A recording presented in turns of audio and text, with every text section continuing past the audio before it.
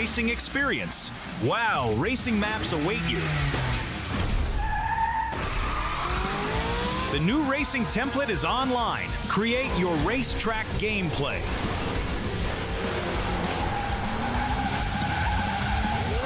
Navigate the forest racetrack. Unleash your racing passion.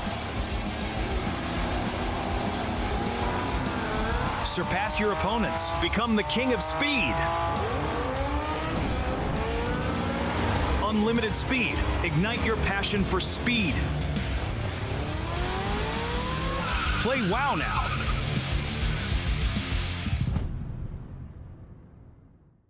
The world converges. The race to be the one begins. The 2025 PUBG Mobile Global Championship will be held in Bangkok, Thailand from November 24 to December 14. The ultimate stage where legends are forged and champions are crowned. Let's dive into this year's updated format. The journey starts with the Gauntlet, a high-stakes 3-day stage where momentum and pressure peak from day one. The top 7 advance directly to the grand finals. Teams ranked 8 through 16 head to the group stage. Also new, Rondo replaces Sandhawk in the map rotation, starting each match day. After the Gauntlet, the PMGC continues with Group Green from November 28th to the 30th and Group Red from December 2nd to the 4th. 32 teams are split into 2 groups of 16. In the group stage, the mission is simple. Finish in the top 3 of your group to secure a spot in the grand finals. Place 4 through 11 and you get one last chance to stay in the fight. Land in the bottom 5 and you're eliminated. Once the groups are over, the final 2 grand final spots are determined in the last chance stage. 16 teams compete over 2 days on December 6th and 7th with no room for error. Only the top 2 keep their dream alive. After the PMGC League concludes, it's time for the final fight. The grand finals, the best of the best. 16 PUBG Mobile teams, including the host country, invite. Prove they are the one. The epic conclusion takes place from December 12th to the 14th. Who will rise on the road to glory, claim the crown, and take the lion's share of $3 million prize pool? Who will write their names in history? The journey to greatness begins here. Welcome to the 2025 PUBG Mobile Global Championship. Vertus Pro çok iyi oynadı. DX zaten I don't think any PMSL champion teams are stronger than us. ممكن اقول لرؤوف طور لعبك لانه حبي احنا جايين ندمرك.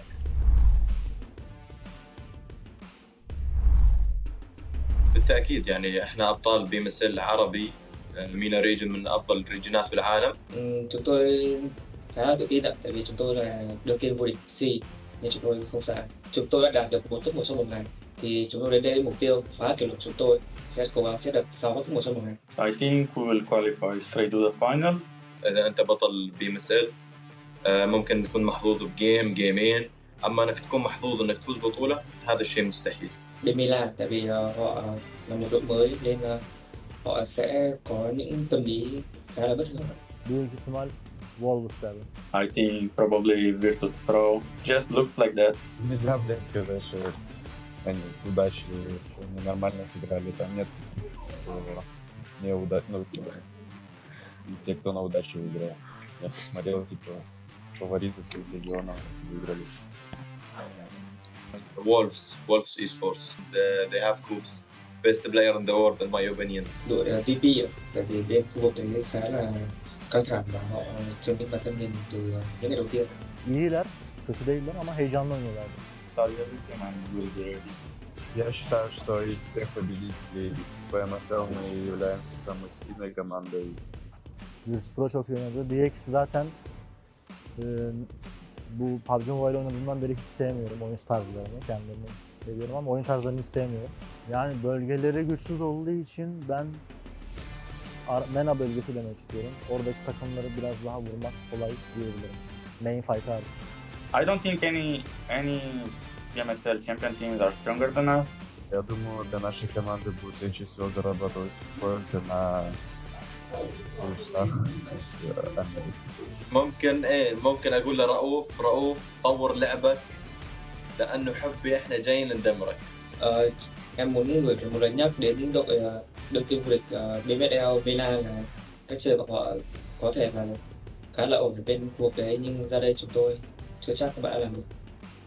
Yes, I think we have a lower experience than the other teams, but I think this benefits us. It's in our advantage. because the teams don't know how we're really going to play.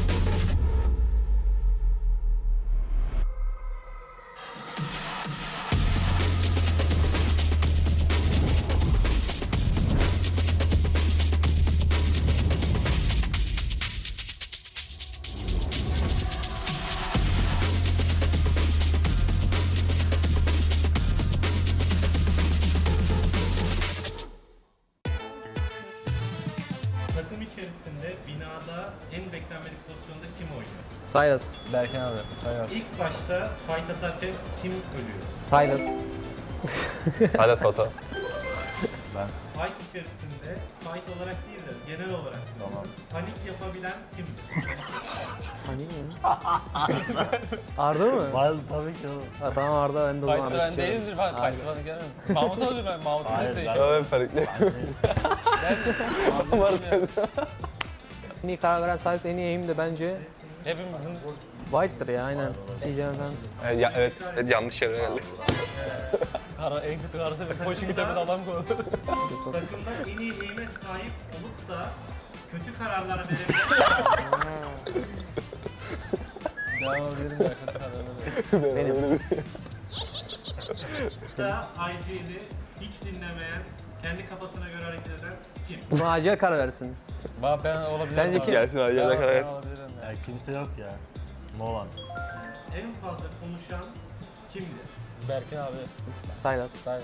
Küçük kardeş statüsünde kim var? White. Ben mi? En küçük sensin oğlum. Takımda diğer oyuncuları en çok kim güldürüyor? White. En fazla şikayetçi olan kim? Loxy. Mahmut. Loxy. Net Loxy bu arada. Yani bir şikayetimiz yok ya. En geç uyanan kim? Wild. En fazla yemek yiyen kim? Ya bu nasıl bir soru yani? Yani işte şöyle. Bizi izlediğiniz için teşekkür ediyoruz. Çok komik bir takımız. Görüşürüz.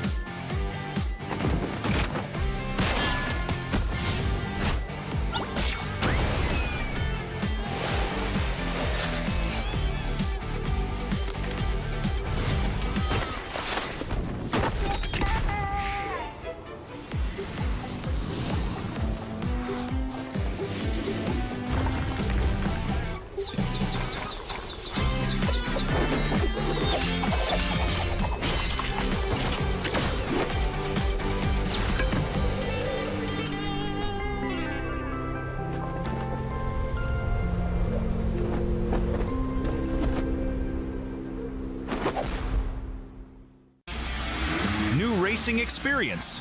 Wow, racing maps await you. The new racing template is online. Create your racetrack gameplay.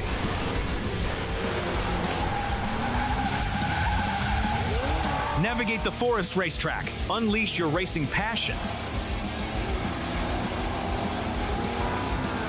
Surpass your opponents. Become the king of speed. Unlimited speed. Ignite your passion for speed. Play WoW now.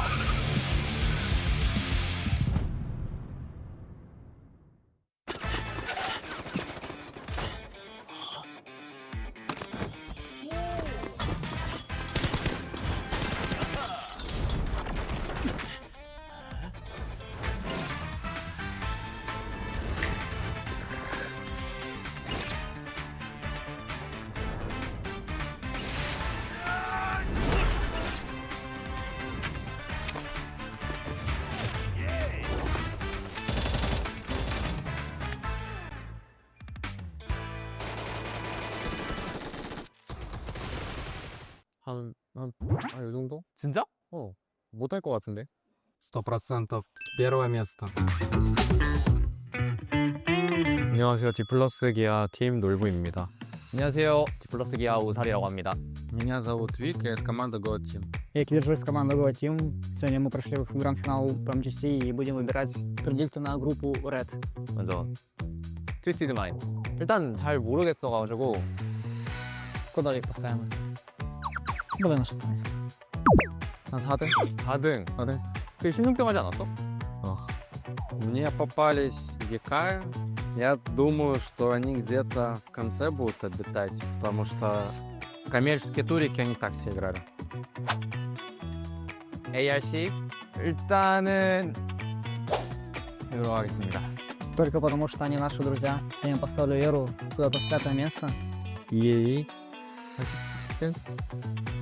Зайцы, учитывая опыт Гаулета, возможно, топ-8. 좀 친근한 팀인데 인플루스 레이지. 이거 좀 과감하게 할게요. Ну, где-то возле Гикеев поставим, наверное. Ребят на их ирачу. 잘 모르겠어서 한 11등? Смотря их игры, мне кажется, все-таки группа для них будет непростой и где-то на 7ом месте. 이번에 그 양곤을 꺾고 올라왔어서 좀 잘할 수도 있지만 또 세계 대회에서는 경험이 중요하다 보니까 조심히 가시면 되겠습니다. 이 정도? 진짜? 못할 것 같은데? 급하 올라오면 어떡해? 올라오면 뭐 올라오는 거지. 오케이. 100% первое место. 몇 등이라 생각해? 3등? 일단 한 2등. 그건 뭐야? 몰라, 2등 아니면 3등 할 수 있을 것 같아. Очень сильный коллектив из Китая, который упал, но поднимется на 2 место. DNX? 일단 건틀렛에서 하는 거 봐서 한 5등? 에? 나 2점 줘야 되는 거 아니야? 2점? 아, 형 2등? 한 2등? 한 2등. 오케이. сильно? Место. Ну, 4 место. ETSH. 새로운 팀인데요, 이게. TR? 14등? Это я вообще не знаю кто. Наверное, где-то тут. 저도 한 이쪽 반열까지 보겠다. 오케이.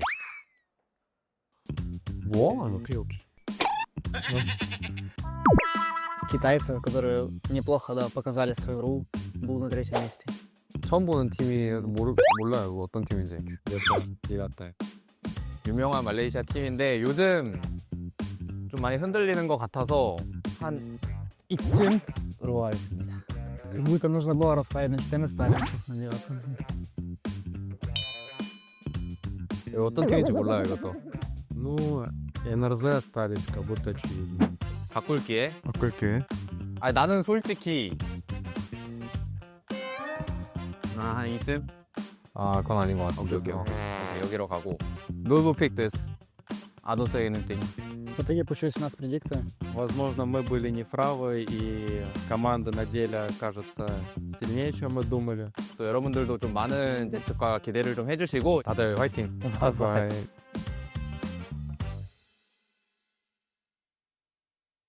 Son 2 maçta rank krizi geçirmiş olabilirim galiba. Alo. Anneciğim ne yapıyorsun? Anneciğim. İyiyim bebeğim. Sen ne yapıyorsun? İyi ben de çok iyiyim valla. Maçları izledin mi? Oo izlemeden olur mu? Ben krizleri geçirdim ben burada. Bana 2'ye çıktınız, ikinci oldunuz, geri 3'e düştünüz, geri 2'ye çıktınız. Ben kriz geçiriyordum yani o sıra. Neyse mutluyum annem. O da diyorum ya, 3 gün formayla takıldım. Vallahi. 3 gün formayla gezdim. İş yerinde görmüyor mu? Resim atıyor ya iş formada. İş yerinde de formayla yani şey yaptın değil mi? Formayla gittin. Evet, evet. İyi sen ne yapıyorsun? İyiyim anneciğim. Özledim seni, sadece seni özlüyorum. Ben de seni özledim valla. Aradım akşam, bakmadın hayırlı olsun demek için. Uyumuşum bir de uyuyakalmışım. Ben de dedim kutlamaya mı gittiler, ne yaptılar? Öyle işte. Tamam anneciğim. Tamam. Seni seviyorum, öpüyorum. Ben de seni seviyorum öptüm hadi. Hadi arkadaşlarına çok çok selam söyle. Aleykümselam. Yok annem canın sağlığı. Bunları da tebrik ettiğimi söyle, ilet hepsine tek tek. Tamam aleykümselam. Onların da selamı var sana. Tamam aleykümselam anneciğim, hadi görüşürüz. Hadi görüşürüz öptüm bay bay.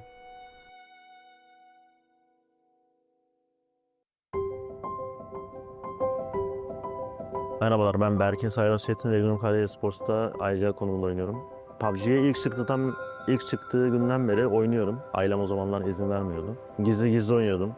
E-spor yoktu o zaman ama başka oyunların e-sporlarını takip ediyordum. Yani bir e-sporcu olmak istiyordum. PUBG Mobile'da buna açık. Who have won the title? RCB picked to the post. It's South Korea. D plus Kia. Benim için geçmişte kaldı ama aklıma geliyor illaki tabii. Bazen geceleri özellikle turnuva bittikten sonraki ilk aylar böyle geceleri editleri açıp falan izlerdim yani bir duygulanırdım. Ama ileriye bakmak lazım yani bir yerden sonra. O yüzden o turnuvaya dair herhangi bir şey hissetmiyorum. İkincilikte sonuçta güzel bir başarı. Ama son maçtaki talihsiz alanlardan sonra nasip değildi. Belki bu sene olabilir yani. Yani bu sene güzel başladık. Yani WC daha iyi bir sonuç getirebilseydik bu sene benim senem diye, yani bizim senemiz diyebilirdim yani. Aslında daha yani çok uzun bir yolum var. Elimden geldiğince çok şey kazanıp kendimi tarihin güzel bir yerine yazmak istiyorum yani. Bu işi en iyi şekilde yapmak istiyorum. Dünyanın belki de en başarılı e-sporcularından biri olmak istiyorum kendi alanımda.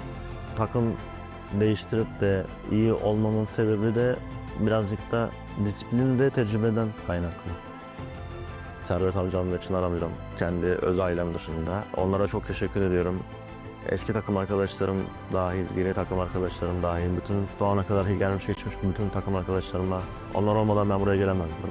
Onların emeği de çok etkiliyor takım oyunu olduğu için. Onlara da buradan çok teşekkür ediyorum. Ve beni destekleyen herkese de çok teşekkür ediyorum.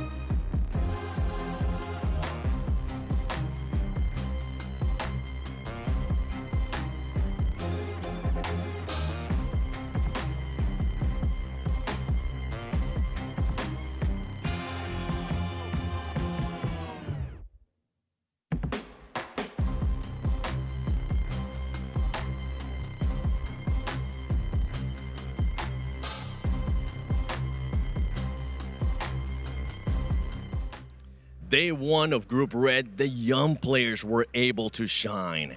Day 2, the veterans climbed to the top. Welcome, ladies and gentlemen, to the PUBG Mobile Global Championship, the final day of Group Red. Today, it's gonna be more intense than ever because 5 teams will end up going home, 3 teams will secure a ticket to the grand finals, and 8 will get one last chance. You got True Rippers, you got Alliance, and Influence Rage, especially trying to make it to the top 3, trying to see if they can make 2 Brazilian teams in the finals. But wait a second, this isn't right. Are they sleeping right now on the final day? Are you kidding me? We got Team Flash, DRX, and Ringnum. This isn't right. Wake up, boys. They're trying to hunt you down. You got to start grinding. You want to be able to finish in the top 3 because this is the final day. The top 3 will get a chance to go to the grand finals. 5 will go home. 8 will go to last chance. Ladies and gentlemen, this is the final day of group stages. It only gets tougher from here, and I can't wait to see what other teams will be going to the grand finals at the end of today.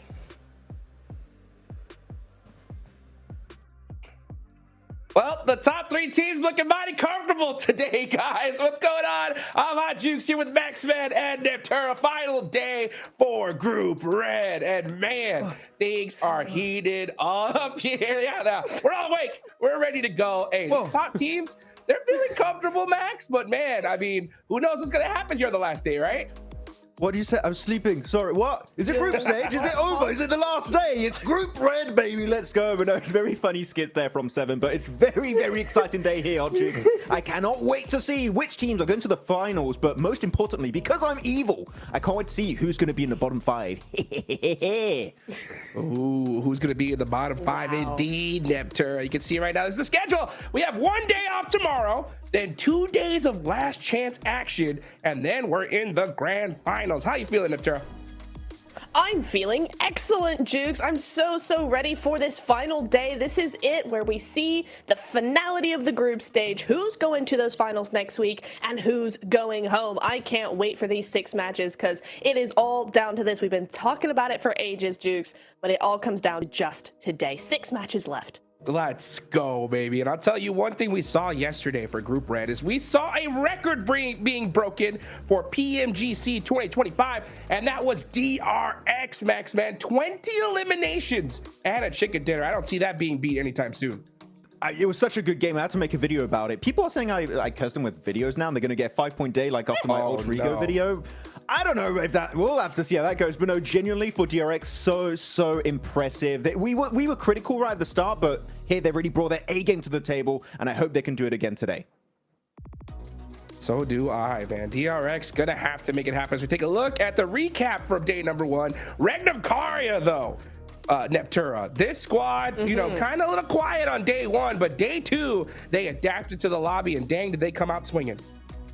They sure did. I think Max really hit the nail on the head there yesterday when he was like, Regnum Karya is back. They've locked in. This is who we were used to seeing, and they are just continuing to put up performance after performance. I mean, we'll see it on the overalls later, right? But over 60 points in 1 day. That's like an average of over 10 points a game, right? Just fantastic work coming in through from them, and hopefully we can see that consistency come through to today as well. It's not just a one-day wonder type deal.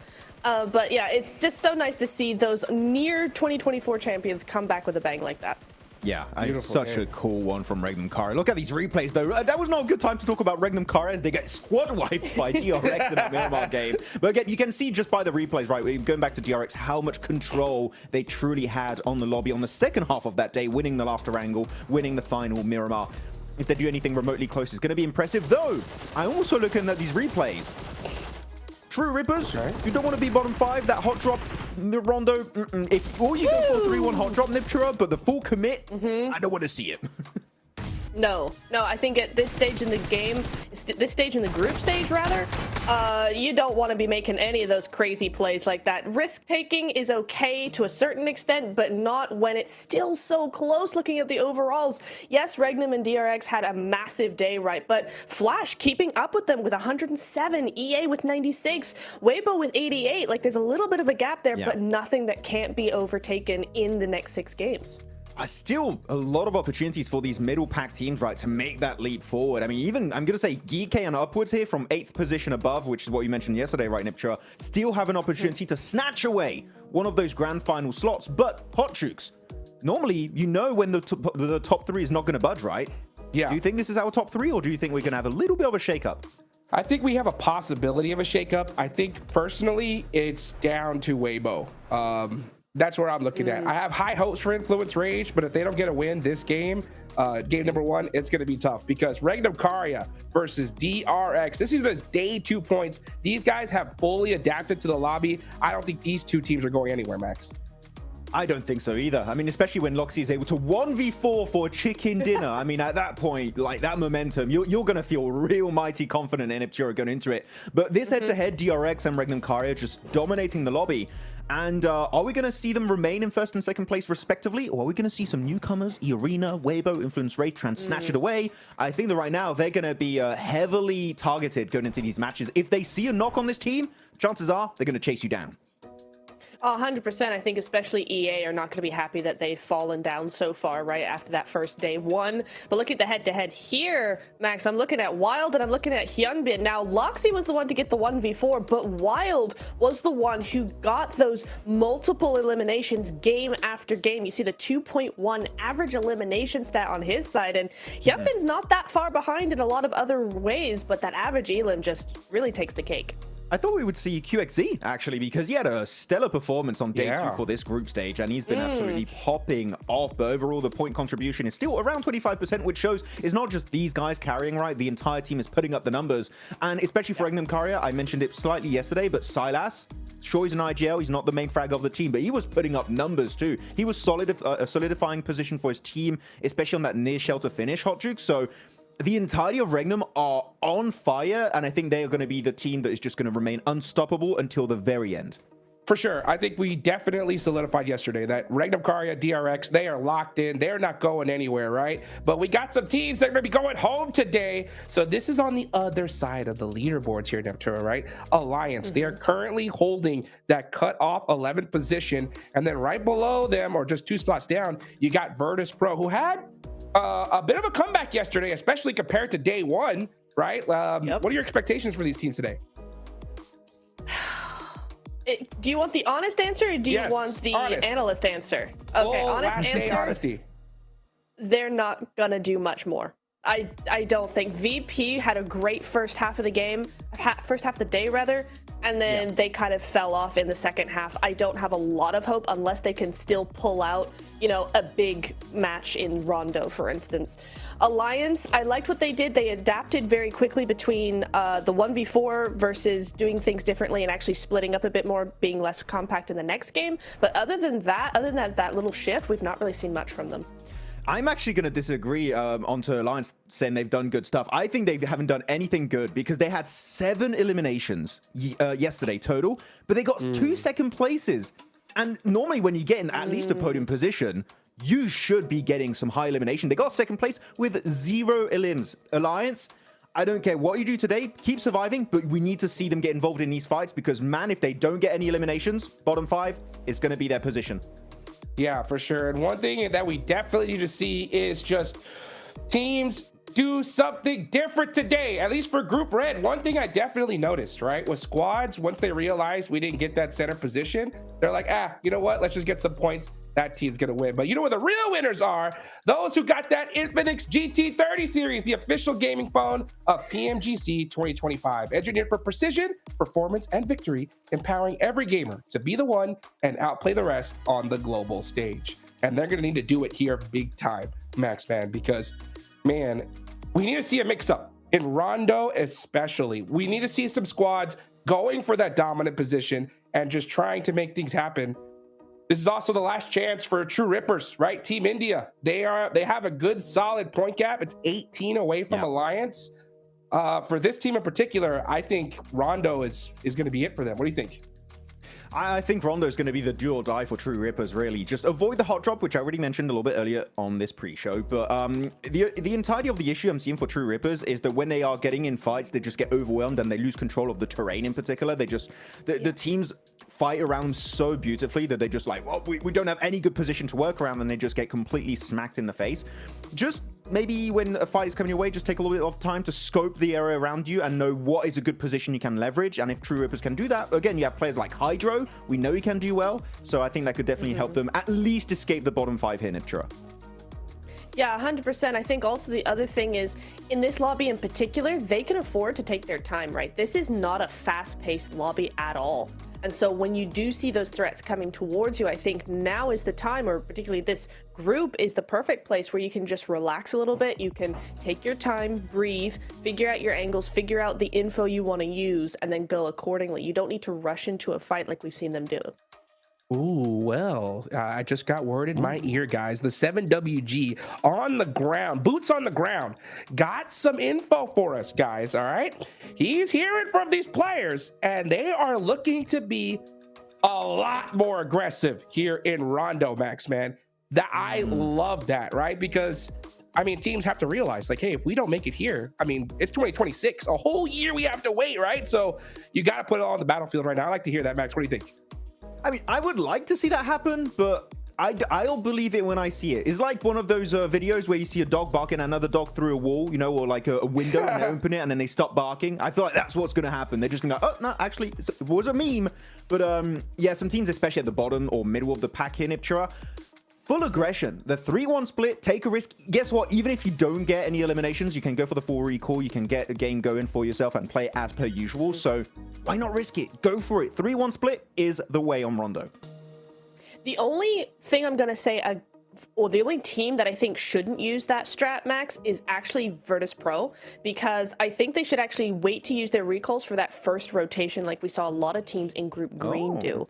Because VP, we saw them do much, much better if they could just survive as a full squad into the later stages of the game, and they keep getting taken out on rotation. So putting 2 and 2 together, maybe they should just actually use those recalls for those rotations in case it fails so they have a backup.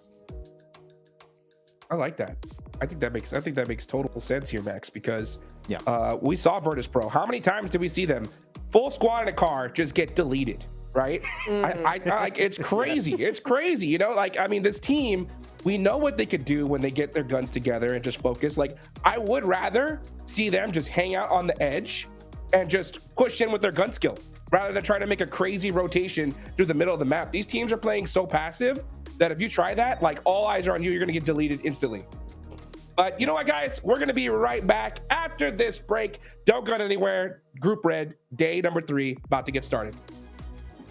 Vertus Pro çok iyi oynadı. DX zaten I don't think any PMSL champion teams are stronger than us. ممكن اقول لرؤوف طور لعبك لانه حبي احنا جايين ندمرك.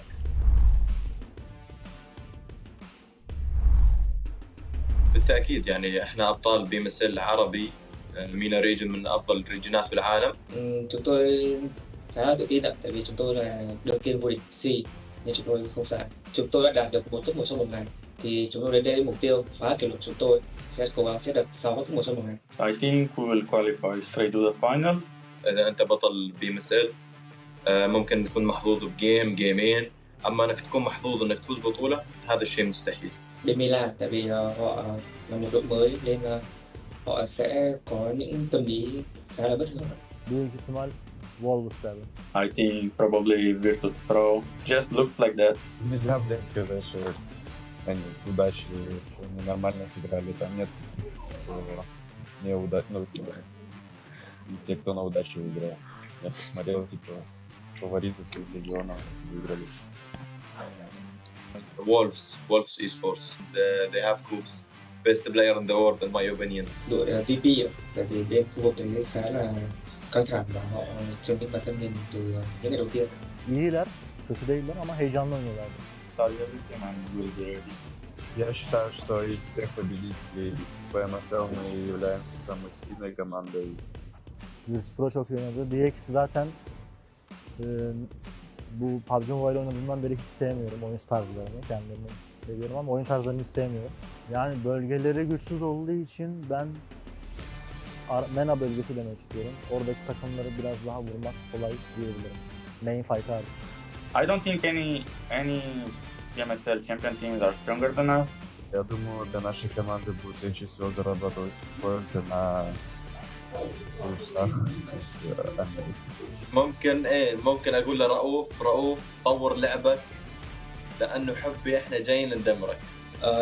Em muốn gửi một lời nhắc đến đội đương kim vô địch BMSL Milan là cách chơi của họ có thể là khá là ổn ở bên khu vực đấy, nhưng ra đây chúng tôi chưa chắc các bạn đã làm được. Yes, I think we have a lower experience than the other teams, but I think this is benefits us. It's in our advantage because the teams don't know how we're really going to play.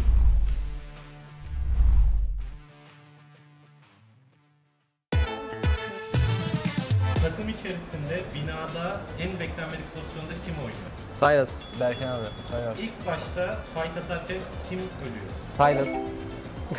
Silas Foto.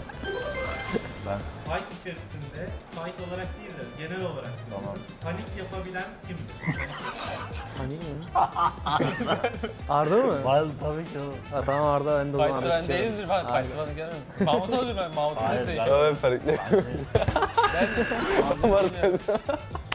En iyi karar veren Silas, en iyi aim de bence Hepimizin White'dır ya, aynen. CJ'den. Evet, yanlış yere geldi.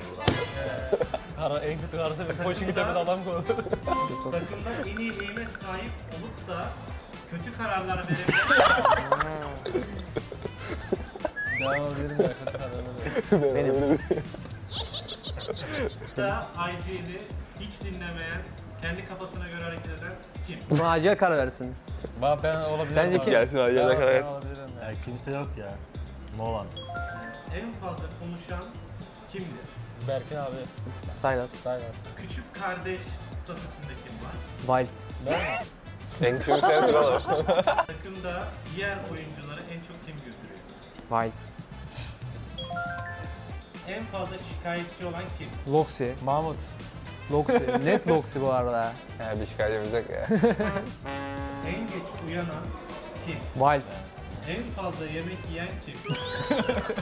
Ya bu nasıl bir soru yani? Yani şöyle. Bizi izlediğiniz için teşekkür ediyoruz. Çok komik bir takımız.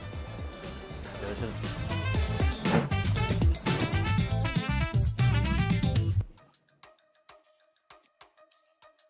And we're back, getting ready for some more Group Red action here. We got just a little bit more time to be able to talk and kind of theorize before we get into match number one, okay? We got the Burmese Ghouls all the way down in 9th place. My question is this, guys, all right? Let's get back the coach hats, okay, Max Man? Yep. We know that 7th place to... I'm gonna go down to, yeah, there we go. All right, Yeah. We got 7th place on down to, I'll say 9th, right? Mathematically, they could make it, all right? Mm-hmm. But what would they need to do in order to make it happen here, Max? Win? Well, I mean, but like how many games? Like, you know what I'm saying? Like, what do you think the strategy would be, right? Like, do they just lay down at this point and just be like, all right, last chance? Or do we risk it and go for it? No, don't risk it for the biscuit yet. I would say right now, play it passive early game, just try and get into the late game, and when you get to that late game, you open up an opportunity to get a big point game, hopefully double digits. You don't have to go YOLO mode, for Narnia mode just yet. You know, you can play it a little bit more chill. Second half of today, though, Hot Jukes, that's when I would be like, okay, now you got to start getting a bit more desperate because you kind of ruin those opportunities early on. Second half, send it. Go for it. Why not? Yeah. Okay. You like that, Enter? What do you think? Yeah, I agree with that. I think kind of just down to 8th place, though, if we're talking about Arcred and Geeky, I think points-wise, they're the only ones who really have a significant chance of still trying to make it for the top 3. I think Burmese Ghouls below are really just kind of...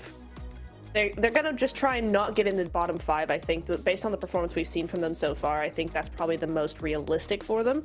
But I do agree with Max where it's like, yeah, the first half is definitely not the time to just go for it. Yeah, because otherwise you're maybe going to get very inconsistent points, which is what scares me. If you take those risks all the time for 6 matches, it's not going to pay off on 6 matches. Otherwise, you would have literally one of the most historical days ever in PUBG Mobile Esport. In a lobby like this, Hodrux, I just don't really see that happening. So play a little bit slow. Though Kevin, he's got 36% point district contribution, so he's been popping off for GK as compared to Nazed actually, Nipchura, that I thought would be kind of the guy. But no, Kevin is doing really good for himself. Yeah, he is actually. And it's very, very close. I mean, if we talk about Tourney K being the hero of Group Red so far, right? That's actually, those stats are very, very similar there. I did like what we saw from GK, to be honest, in yesterday's games, and of quite a few of them, they had some really nice splits. They were controlling a lot of the lobby in that mid phase, so I did like what we saw from them. We just want to see that on a more consistent basis, and I think that's kind of the same story for a lot of the teams in that middle spot, or the middle stage, or the middle bit of the leaderboards, for goodness sake, English. The middle bit. You know, I think that's like that. the middle bit. Yeah, in the middle bit. Yeah, that's what we want to see. The middle bit. I just stopped on that. My brain stopped working. I'm not gonna lie. There we go. Another No. Let's take a look at this head-to-head though. Yeah, I mean, that's what it's all about here, Max Man. Waybo, 1 chicken dinner, tied with Arc Red, right? Good solid points for day 2, but Waybo, dude, day 1 when I saw them win that Erangel match, I was like, okay, this is it. Waybo, they're gonna go to the finals. They had full control of that whole lobby, right? And then day 2. Just what is going on? It was like kind of like the way when we talked about DRX Max, right? Where it was just like something is weird with this team, right? Like when they control the lobby when they want to, and then they do a crazy play. We don't understand the next one. I kind of feel the same with Waybo. What do you think about that? I would agree. I feel like they definitely showed hesitance, especially good on that Erangel game of yesterday, right, Nipchur? I think you might agree, where they had that strong compound and they just gave it to DRX for free. That one generally was a bit of a head scratcher. I was expecting him to just set up a full defense, hold off DRX, maybe get the squad wipe, but didn't quite work out. Yeah, it's an interesting one for sure, because day 1 Waybo was looking so smart, so powerful, so dominating, and then day 2 Waybo was just like, oh, you guys can have the position, it's fine, we don't mind. And it's like, we sleep. A little early to be saying that. You're not safe yet, guys. Come on. So hopefully we'll see a resurgence of day 1, because that Waybo, I would like new favorite team. If they keep doing that, new favorite team instantly. But what if Sook plays double explosive bow? I mean, double the power. No, don't do that. Don't do that, please. Sook, don't do it. I'm meaning it's a joke. Okay, please don't. It's not the meta. Dude, by the way, shout out to Sook though, man. Just changing up the meta just a little bit. I love to see it. Honestly, like M4 shotgun, we see that like constantly, right? To see someone be like, hey, let's bust out some new tech and see how it works, and it does. It has its moments for sure. And it's just sad whenever we see him kind of get in that CQC fight. We're like, oh man, if you would have had a shotgun, you would have won. It's, you know, it's like it's a tough battle, you know, for sure. Actually, not bad strat. Just put a shotgun in your boot, right? You know, if you can, just while you're looting, put in the boot, and when you have to swap, go for a quick little change. I'm just saying, it takes a lot of time to set up and do it, and you really got to think about it. But it's an option if they want to go for it. Why not? And also, we have seen with the PUBG Mobile team, not PUBG Mobile Esport team, the PUBG Mobile team, that they have been looking to slowly over time nerf shotguns, also long-range ARs. That's coming out in update 4.1. That we're not in for the esports client right now, but it will be coming in the future. As the weapon meta evolves, maybe Sook will just go for even weirder weapon combos, which I cannot wait. That's going to be amazing to witness. Yeah, explosive bow and M24. I'm here for it.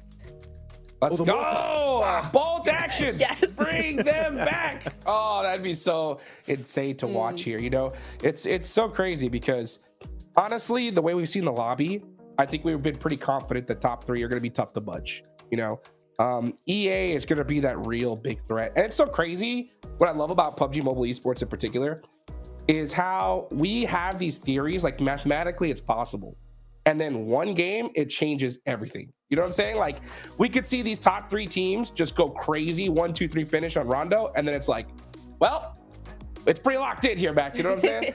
No, exactly. I mean, one big game can change the entire landscape of these leaderboards. And for example, let's take away that 30-point game of DRX.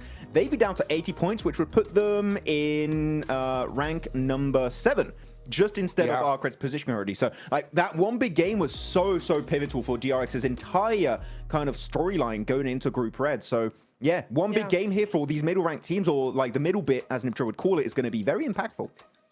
Yeah, it is impactful. Also, the other team that is a great example of that is, remember at the beginning of the day we said Regnum Karja need 24 points. Game number 1 or 2 or whatever it was is 28 points they got. So like they would still be in the middle bit if it wasn't for that massive game in the beginning of the day. The middle bit. The middle bit. The middle bit. That's the place you don't want to be, man. I don't know. I heard your guys' theory earlier about, you know, waiting towards the end.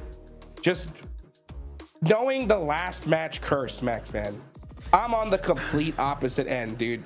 It's a thing. I know it's so frustrating, but it's we got 5 games to go, Hot Jukes. We can talk about it. He's already talking about it. I just don't know how a team could possibly go into this today. Like, and I'm talking about like Arc Red, GK, just thinking like, oh, yeah, let's just play the game as is, see what happens. You know, like for me, I'm like, if I was the coach, I'm screaming at this guys, being like, we need to win Rondo.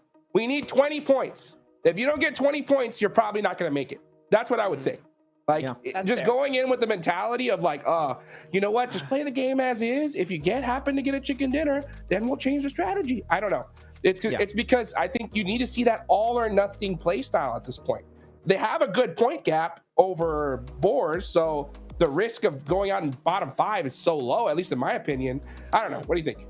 I mean, I'm actually really happy you're talking about Boars because they are a team on my radar as a squad that I think will get a possible big day. And the reason why is I'm looking at Rondo. And my theory is they are one of the best teams when it comes to the recall tower system. They used the recall tower in yesterday's game where Burmese Ghouls won to actually get high ground advantage onto a rooftop, which you do see that happening sometimes, but they were locked in on that angle. They lose some players, they go for the sneaky recall, and they send those 2 players on a roost, and it negates instantly all of the rotation potential of that team in the building. So I want to see more plays like that, where you're using the recall not only as a way to get your players back into the game, but also to gain somewhat of a terrain advantage. And I think Boars did that so well that I would love to see a Boars Rondo win here, Niptra, because that recall system they've used was really, really strong for themselves. It really was, yeah. Now that you mention it, I'm remembering, I'm going, yeah, actually, that was a really good play by them. Also in the Miramars as well, right? We saw some really good control coming out from them in the first Miramar game yesterday. So it gives me some hope that they've not been beaten down by their unfortunate performance so far, right? That they're still going, they're still trying, they're still making moves, trying to adjust to the lobby. And so that gives me hope for day number 3 as well. Yeah. I mean, there's also an extra reason why I want to see Boars do well here is because he has his old Snowix as his old teammates on Team Falcons, and I just want to see that fight because that would be pretty cool. So that's it. That's my point. Yeah, and we know that Boars can beat. Yeah, and we know that Boars can beat big teams as well because in that match 1, right, we had True Rippers go out to Flash. But then immediately Boars were able to get over there and they took out Flash right afterwards, which is a top squad. So it's good to be able to see, you know, a team be able to crush it like that, you know, off the rip on Rondo, but they're going to have to do it again here today, Max. They got to do it once more, bring it back. Hopefully that's going to be the case, but we'll see how it goes. Yep, let's take it to the stage with the 7WG for a quick report.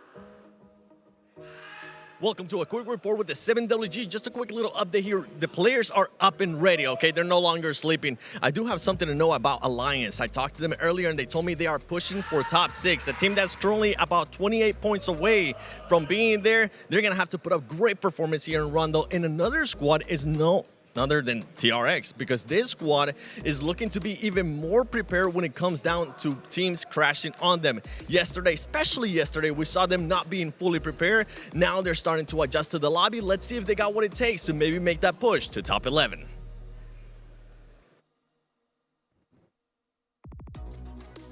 Well, you heard it. They're trying to make it into top 11. The last chance for Team India to be able to make it into at least the last chance stage here, Max, man. How do you feel about them? Yeah. I mean, for me, when I'm looking at Team India or Team India, like plural, because we had Orangutan too that didn't make it in their respective group. For me, it was never about India winning PMGC. For me, it was like maybe them making it to the PMGC finals. That would have been a good achievement. But it's like taking that experience. And when you go back to your region, you're playing back your regional tournaments, no, you kind of spread that kind of experience to the rest of the lobby because you're going to be stepping up your own gameplay. And hopefully that's what I'm expecting next year, man. India could be looking so strong, Niptra, if they're able to really learn from these experiences and step up their gameplay.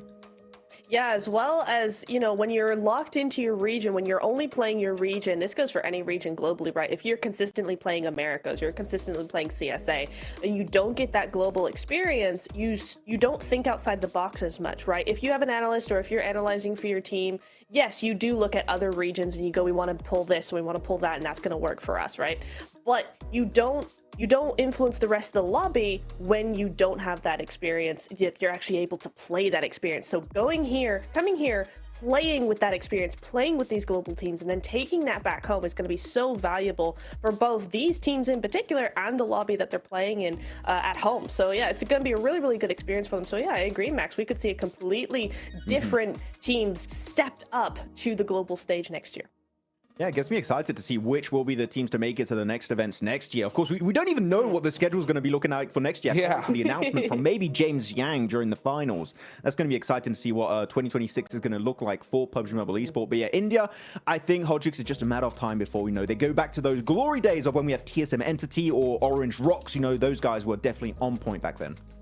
For sure. It's so difficult, right, to be able to play at this stage for the first time. You got the nerves of it all. You got the entire country, right, rooting for you.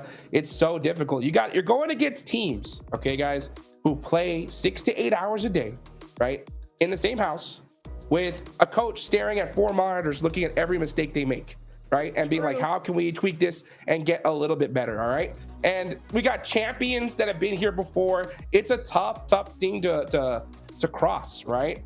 I will make a claim, though, and I want to know if you guys agree with me. If OG was in Group Red, I think they would have made it at least the last chance. What do you think about that? I actually do think Orangutan is a bit stronger when it comes to macro, like rotations, Niptra. So actually, they would be way more suited for this group, and True Rippers maybe would do better in Group Green. Oh, that's an unfortunate run of events, isn't it? That is right? rough, yeah. What do you think about that, Niptra? I wholeheartedly agree.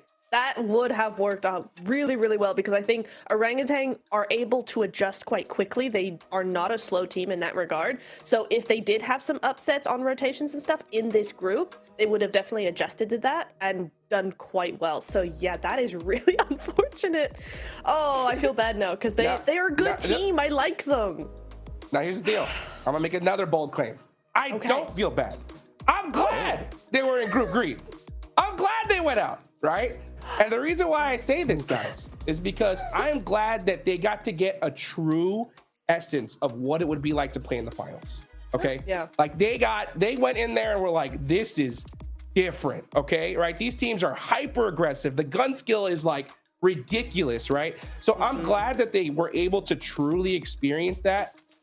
This is what I'm hoping, right? I'm hoping that they go home and just get hungrier, right? They're like, you know what? We're going to stick together as a 4-man. We're not going to do some crazy player swaps, and let's just put the work in because, I think they had some great macro, but at the same time, it's just tweaking that like flick of the switch aggression. If they can just tweak that, I think they could definitely be some big players here. Oh, absolutely. When I was studying them, I was like, this team is one of the strongest newcomer teams I've seen in terms of that macro because they play their macro like a global team. There's none of this regional bias to me. It was like, okay, they know exactly what they're doing. They're really quick with those rotations as well. They know their angles. It's just backing that up with a firepower on a global level is where they fell down for sure. So I definitely agree with that. It's like, yeah, this was such a good team. I think it's definitely one of the strongest teams we've seen come out of the region in a long time. Yeah. So I'm a bit sad they couldn't make it further because I would have loved to continue to watch them play. Yeah, I mean, if we're talking about newcomer regions here, we're talking, of course, about India. We've got to talk about Africa, South Africa, right? Looking at ETSH Esports. Yes. This is a team that have Reverb in particular. If you guys remember and watched PUBG Mobile Esport in Africa, I'm talking 3-4 years ago, Reverb was the guy. He was so good, and he still was really good making it to PMGC. It's quite impressive. And they have the tutelage, right, Hot Jukes, of Koruja, which is very, very nice to have him on the team. So I feel like this is a team that had very low expectations for a major portion of the community. And this is going to be a big learning experience for them. So I'm sure the ETSH, some of the players at least, will see them come back in the future, even if they do not leave the bottom 5. Of course, that's going to be their hopes, right, for today. But even if they don't ETSH, I'm sure the players, they'll be back in some way, shape, or form in the future. Yeah, and I hope we see it, right? Because they've got Karuja, which is one of my favorite coaches in PUBG Mobile Esports. He was the previous coach for Alpha 7 whenever they won the PUBG Mobile World Cup not too long ago, right? So when you have such a storied veteran coach like that, it's going to definitely pay dividends. But when you get to the first time PMGC, no matter how much coaching it is, there's always one thing I say is you can't teach clutch.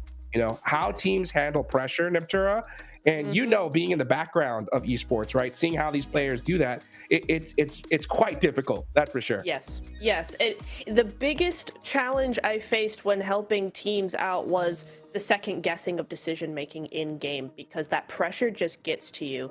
And you just start second guessing everything, particularly like the IGLs, right? They go, we should go here. And I'm like, great, that's a great idea. And it's like, wait, no, maybe we shouldn't because this, that, and the other. And they start overthinking it. Pressure leads you to overthink basically every aspect of the game. And it's such a tough place to be in because that's a natural thing, right? You're just trying to do your best and you end up just overdoing it completely. And that is why I always say, as hard as it is, you just have to relax, and that's why we see so many teams who are at the bottom do really well in the second half of the last day, because that pressure is now off. It's not that they've lost hope, they've just relaxed, because it's like we can't do much more than what we're already doing.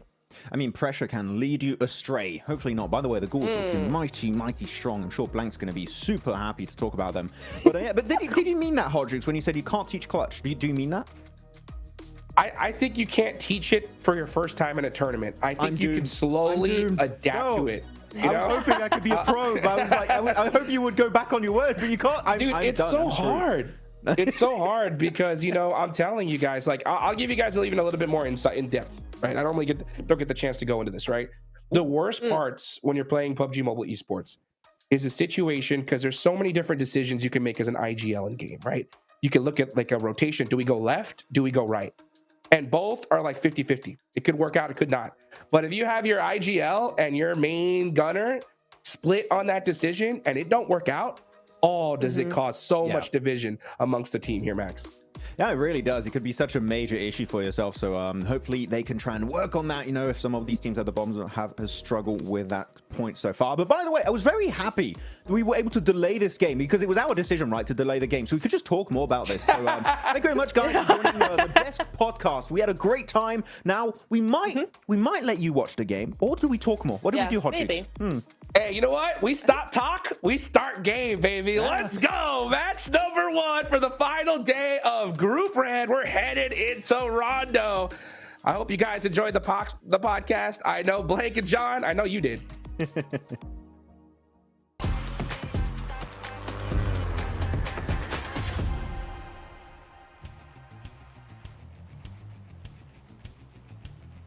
I mean, absolutely. We always love to kick off the day with a little potty C from the guys over on the desk. A brilliant kickoff to proceedings. We're heading on into match number 13 and our last rondo of the group stages. Blank. Our teams are going to get hot. They're going to get dropping, and they are going to get stuck in. It has been a little bit quieter, though, here than over in Group Green. I can't believe you dropped a potty C on the broadcast. I'm not happy about that. Map top performers is Sakura from day one. That one day, that one game that he did really well in. And since then, it's not really moved the needle too much from there. It's fair enough. That's a hard target to hit. Very hard target to hit. He's ahead of anyone else. The only person actually challenging him right now is his teammate, Tony K. But we do get a singular playing path here on our final day. Final day!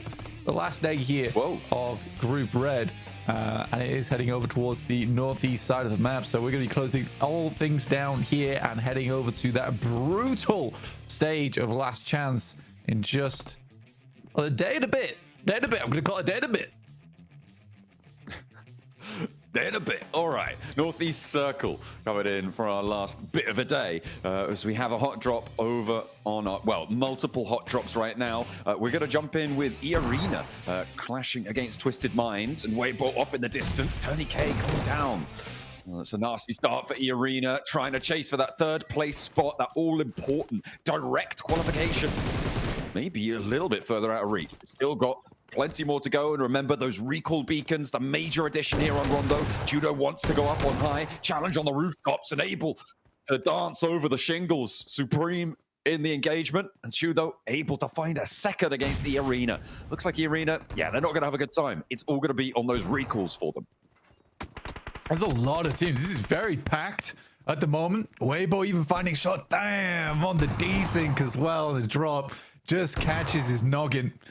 The Twisted Minds are all very happy to pick up the points off the back of that. Basically delivered to them. So it's Waybo versus two players here from Twisted Minds. Dropping in some emergency cover flares. I mean, a little bit hopeful on the knock. Not meant to be. It does provide a little bit of cover to walk up to, though.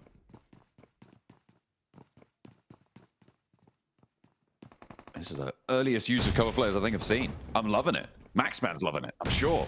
He's a big fan of them. And let's see if Waybo can get a little bit more luck on board than was the case for Arena. Nades over the top from Order, does tag onto Lord. Freak on the low ground here. We'll see how many more they need to find, but Sook, of course he does. There it is, the explosive bow. Lord caught, maybe a little bit unawares by this. Freak making noise on the ground floor, and Sook once more, but is it going to be bow, or is it going to be UMP? We'll have to wait and see. He's got the bow out right now. He's drawing. The quiver is emptying, as he is going to drop out. Another shot, not quite connect on that one. He's going to lay down the law, though, with the rest of them, and Hero steps up with him. Teammates again, and they will find the win on that engagement. A nice little hot drop situation. They find two elims. Twisted Minds will be out of there. Everybody will be totally fine, though, Blank. We're going to get everybody back to their feet, because why not? Oh, Chinese Hawkeye strikes again. So good to see, honestly. He actually got quite a big tag off as well onto the other player with the bow. I mean, it was about to happen eventually. He is one of the most successful players with off-meta weapons. Meantime, ETSH getting some much-needed points, hopefully here. Currently in 15, but I do think that the road looks very dark ahead of them. 27 points. It's a bit rainy as well, actually. Ooh, nice little pre-fire there from Ragnarok. Knows that smoke likely to be the cover that they're going for. The recall beacon that this fight is basically next to might have been overcommitted to here by a few teams, but I think that ETSH, yeah, I think, okay, so Geeky are actually now pulling up on the recall beacon in Jadina City on the south side with Nerzed, so they can get a little bit more aggressive with this one. I don't know if ETSH, yeah, no, they do also have an outpost. I'm seeing Baby actually very, very far north, much closer towards the circle. Might struggle to get toward the recall beacon up there, though. So for ETSH, holding this fight on lock is much more important. Absolutely. This is a case of basically being at a full disadvantage. Luckily, there is a wraparound, but now Geeky moves in. And every single player goes down. It's a good setup there from Geeky. Two angles held, and you know what? They don't check their corners. They do not check their corners. Oh, that's nasty. Fortunately, though, Baby does manage to find his way through. This is all the way up in Heme Town. So what is this, like 4 kilometers away from that fight? He's been on the road for a while. Very looted, actually, so has been stopping off somewhere. But getting the rest of the team back up in Heme Town? I mean, this is a pretty quick rotation off the back of almost getting entirely squad wiped for ETSH. So not terrible, really, at all. And Heme Town unlooted. I guess you could call it a rotation, I suppose. It's pretty good, to be fair. You do completely circumvent all of the teams that are lined across that northeast side. What are VP doing? What's going on? Oh, I think I understand. I understand. No, I understand. They knock on themselves so they can get the recall close towards the circle. That's the only thing that makes sense here to me. They did all knock themselves in Meiran, though, which is in the next circle. Yeah. And the last player's in the blue zone somewhere? No, VP is still... Wait, actually, wait, I don't understand. What has just happened to VP? They do recall. No, they do recall. But where? I actually can't see them on the map. We've got our map feed up. You guys can pull up your map feeds as well at home. Maybe you can help us out because we're trying to spot them. They're normally green on the map feed. You can access the map feed over on the YouTube channel, certainly. But yeah, interesting decision there for Vertus Pro. Not sure what's going on with that one. Either way, we've got plenty of other teams making their way through. And I think the big news here, Blank, is that this rondo is much more action-packed on the hot drops than we've seen from either of the other two rondos on these starting positions. Absolutely. So weird. So weird. There is, like, there's a lot of things that go into that where, you know, you get the recall beacon off wherever they are, but also they got 3 elims, and I think they heard teams like barreling it down towards them, and they were worried to hold that position as 3. So they just, maybe they were low HP as well. Maybe they didn't have much loot on board. They're like, we can't really stay here. I don't know. You know what, Seven? Please talk to them. This is exactly what you're there for. That's what I need after this game. I need knowledge. What do you think you're doing, Vertus Pro? That's the big question that's on everyone's minds right now, because they're now still out of the blue. The analyst desk thinks that they may have been dropping back down to... Okay, we found them. Yeah, the analyst desk was right, because they were saying probably going back down to Tinlong Gardens. I mean, sure. I just think that you're in Mehran. That I don't think there was anyone really too close to you. You just loot up there.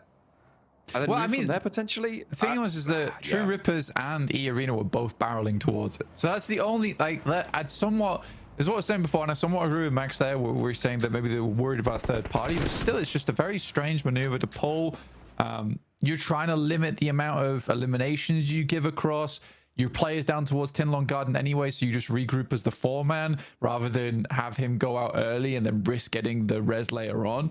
That's the only things I can think of. Again, it's stage 2, so you got plenty of time to make that crossing back in with the circle moving down towards the south. They are quite fortunate in that regard. But yeah, either a brain fart moment or a real big brain blast. You know, the Baja blast brain moment right there. Feel a real Jimmy Neutron with that one. Goodness me. I mean, you don't need 3 of your own teammates and have the vehicle explode by accident, right? Like that's a purposeful decision. So yeah, that's really, really puzzled us. And maybe we should be focusing more on what's going on close to the center of the circle. We've got a couple of teams over on the north side. This is up by Heme Town, where we saw that recall come through from ETSH, but they're not engaging in this fight.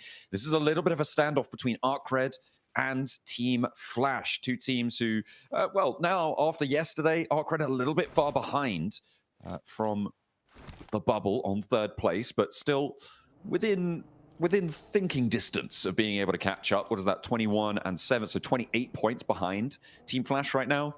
Definitely achievable during a day to make up that gap, but they do need to start off with a big game. And of course, have all the other teams around them do pretty poorly as well. The river that sits down that north side that stretches down from Muhopan down towards Lo Huajing is going to be a difficult crossing for teams in the middle of this circle, Blank. Yeah, I think that, again, it's one of the areas of the map that has a lot of water involved. And this one is particularly nasty where it sort of dips down towards this valley on the riverside. So a lot of teams are going to try and confirm over towards the eastern arena of this map. But even then, that's still some uncomfortable zone to play in. This is what always is tough about Rondo, is that you do get parts of the map which are incredibly open. And that is sort of alleviated by the fact that you can create the craters with the nades, etc. Okay, Reverb. Again, ETSH taking a bit of a lesson from Geeky and playing the corners themselves.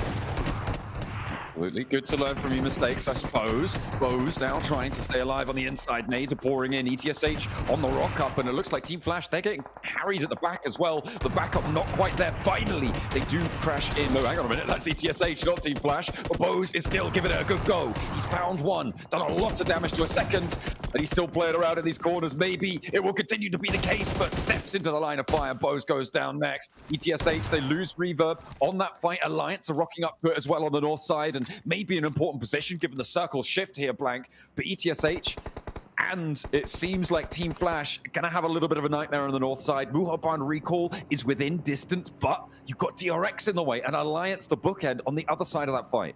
Yeah, DRX are absolutely guarding that position too. For Alliance, that was a fight that I did not think they would lose. You know, that is most of the time when we see Alliance push positions, we see them just fall on their face, and it does look sad. It looks very sad. But that time around, you know, you've got 2 players knocked, 1 player still in the building. That should be an easy cleanup for Alliance. DRX, so yesterday, what a game to finish things off on. 20 elims and the chicken dinner, which did shoot them up into first place despite all the good work that was done yesterday by Regnum Kaya. Regnum Kaya definitely wanting to regain that top spot just for reputation and bragging rights, but for them, they're quite happy just to get into top 3.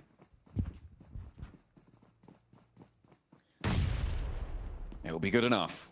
Top 3, I mean, everybody would be happy with that. Unless maybe Regnum Kaya or DRX. They both want that top spot. Alliance now cleaning up the last parts of that fight that we saw there. But ArcRed, we know they're one of the few teams here that really like to third party. And it looks like they're going to do just that. Iftar. Oh, dear.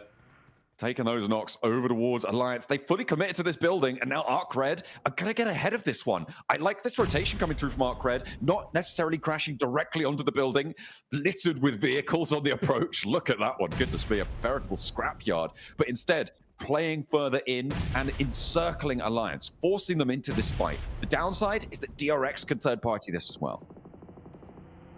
Yeah, but I think DRX still needs to hold out over towards North, and they do. They take down final player from the Flash there, which is good news. Balls are also making their way in, so I think DRX will turn attention. That is such a clean sweep.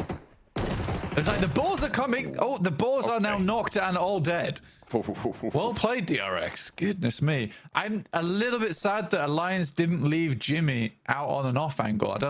In that instance, I would have much rather they got that res off and had that opportunity to take some shots from the sidelines over towards ArcRed. You get an opening knock, and from there your life gets a lot easier. But like you say, now you sort of penned into this one building.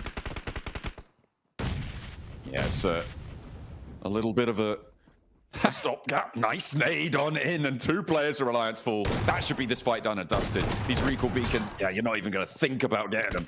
Easy for Bad Boy. Does step out though, and a little bit too bold. Doesn't clear that last player, but DRX might do it for him. Oh dear. Alliance. Now he's checking. I mean, he did check the corner. That's exactly what you need to be doing. Glory, not so lucky. I mean, this whole fight. Wait, GK? No. Look, somehow Snowick's got the res off for Boars. And back up to 4, dropping on top of DRX again. Oh my goodness. This is getting crazy on the north side. Geeke are rocking up into this fight as well. Alliance last player is doing a lot against ArcRed with the assistance of Geeke. And as you just said, Boars are back up at 4 fighting off against DRX. We thought that was going to be a huge points bonus for them. But no, maybe not. They're going to still cling on for dear life. Another nade comes in. Oh, it's Vertus Pro. They're in the circle blank against E-Arena. Yeah, they've made it. They've made it. It was an interesting decision they made earlier, but now they need to deal with E-Arena, who are currently down on 3 players. But these initial nades are fantastic, and now Malloy has a lot to do here as a solo. Real tall order. Malloy gets the first though. That's how you want to start. 3rd of HP gone, and will take the rest from the knock coming through from Tony K. And that is VP down and out. They get 4 points. But they have really captured our minds in the first part of this match. We'll have to reconvene with them later on. I'm sure Seven's going to grab them, pull them aside by the scruff of their neck and say, what do you think you're doing? We'll have to wait for the answers there. Boars back up into the fight against DRX, and seemingly DRX looking to struggle a little bit. With that recall coming on through, they may be able to farm a couple more points, but the Boars turning it around. Now they are. I mean, for DRX, the thing in my mind is a case of, oh, they let it go through so they can farm more points on the lobby. I imagine you never want to let that happen, because now they've got to get further in. A nade over the top from So Easy doesn't quite tag on.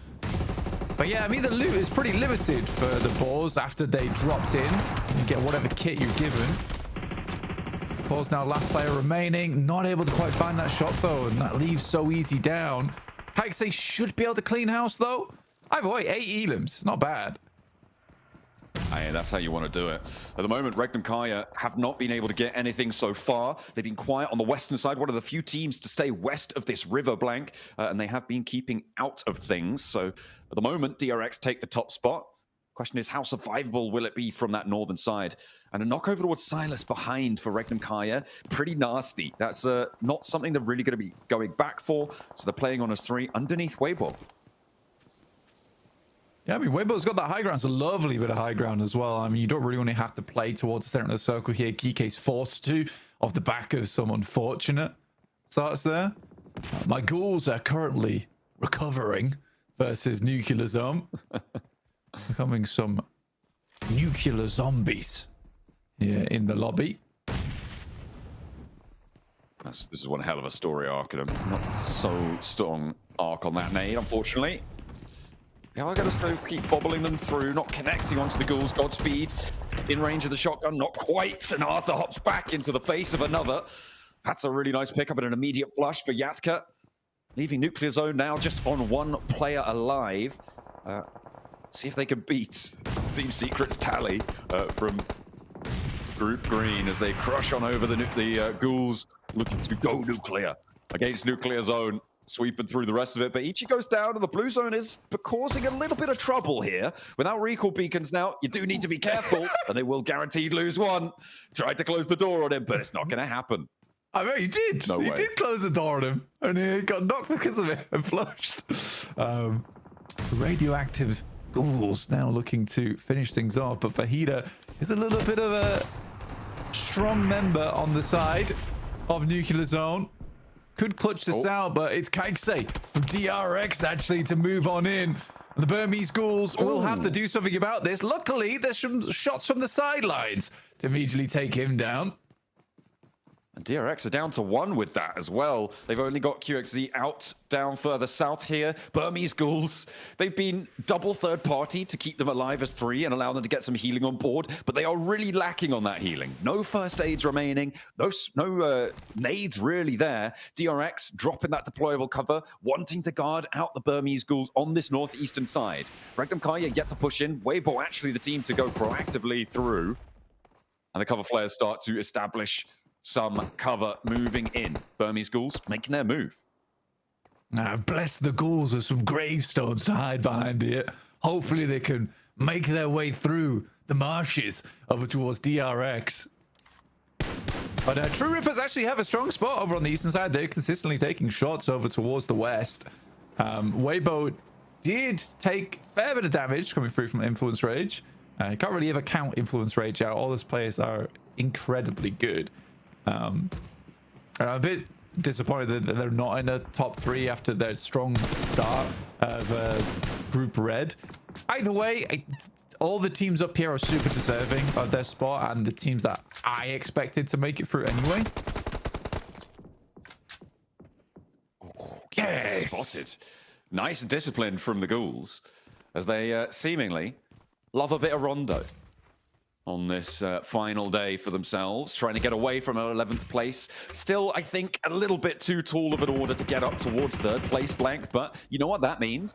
You're going to be able to see them in last chance. And if they get to the grand finals, they're going to be one of our most played teams, I suppose. Unless we get a Gauntlet team also. Okay, I'm not going to continue to do this maths, but still, you'll be happy to see them again. I would, yeah. Definitely a lot to go over there in a short amount of time, which we do not have as we are coming to a close here on Rondo at stage 5. Moving to stage 6 soon. Regnum Kaya officially do outlast DRX, but they don't out-elim them. Currently with 9 total. Good nades from Lord over the top. Does take down 1 from Influence Rage, leaving just Lil Boy up and remaining. I think Lil Boy is definitely not someone you want to back into a corner, though, because he can strike out quite wildly in these final moments. Waybo didn't even really want to touch Influence Rage after they took a few knocks from them. I mean, Waybo are back to full force now, though. And I did see Sook still has that explosive bow. Maxman's really very happy. He's only got the 1, though, so maybe not quite there. I mean, there's the shots coming over through to Twisted Minds, having a tough time. They're going to have to move further east as well. They're regrouping all towards it. They're fully committing to a pretty much full front fight with just this duo from Influence Rage. Can't get rid of them. All you need to do is land 1 nade properly, and that should be them done and dusted, but Twisted Mind's struggling, and Lil Boy steps out for the spray. Waybo are taking shots out towards them as well. They just don't have any room to maneuver. I mean, That's why you can't count out Lil Boy. He is such a good player on the squad. Really holds his nerve as well. But there's the Ghouls taking a shot over towards Sook.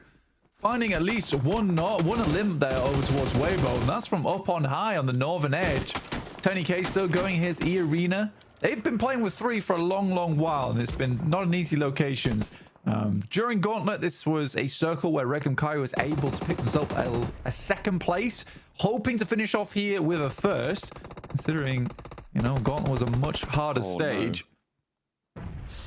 That Molotov started to burn, but their play zone actually got that knock over towards Twisted Minds. They're playing as 4. They couldn't get on through. I mean, you said Regnum Kaya, they came second from this position back in the Gauntlet.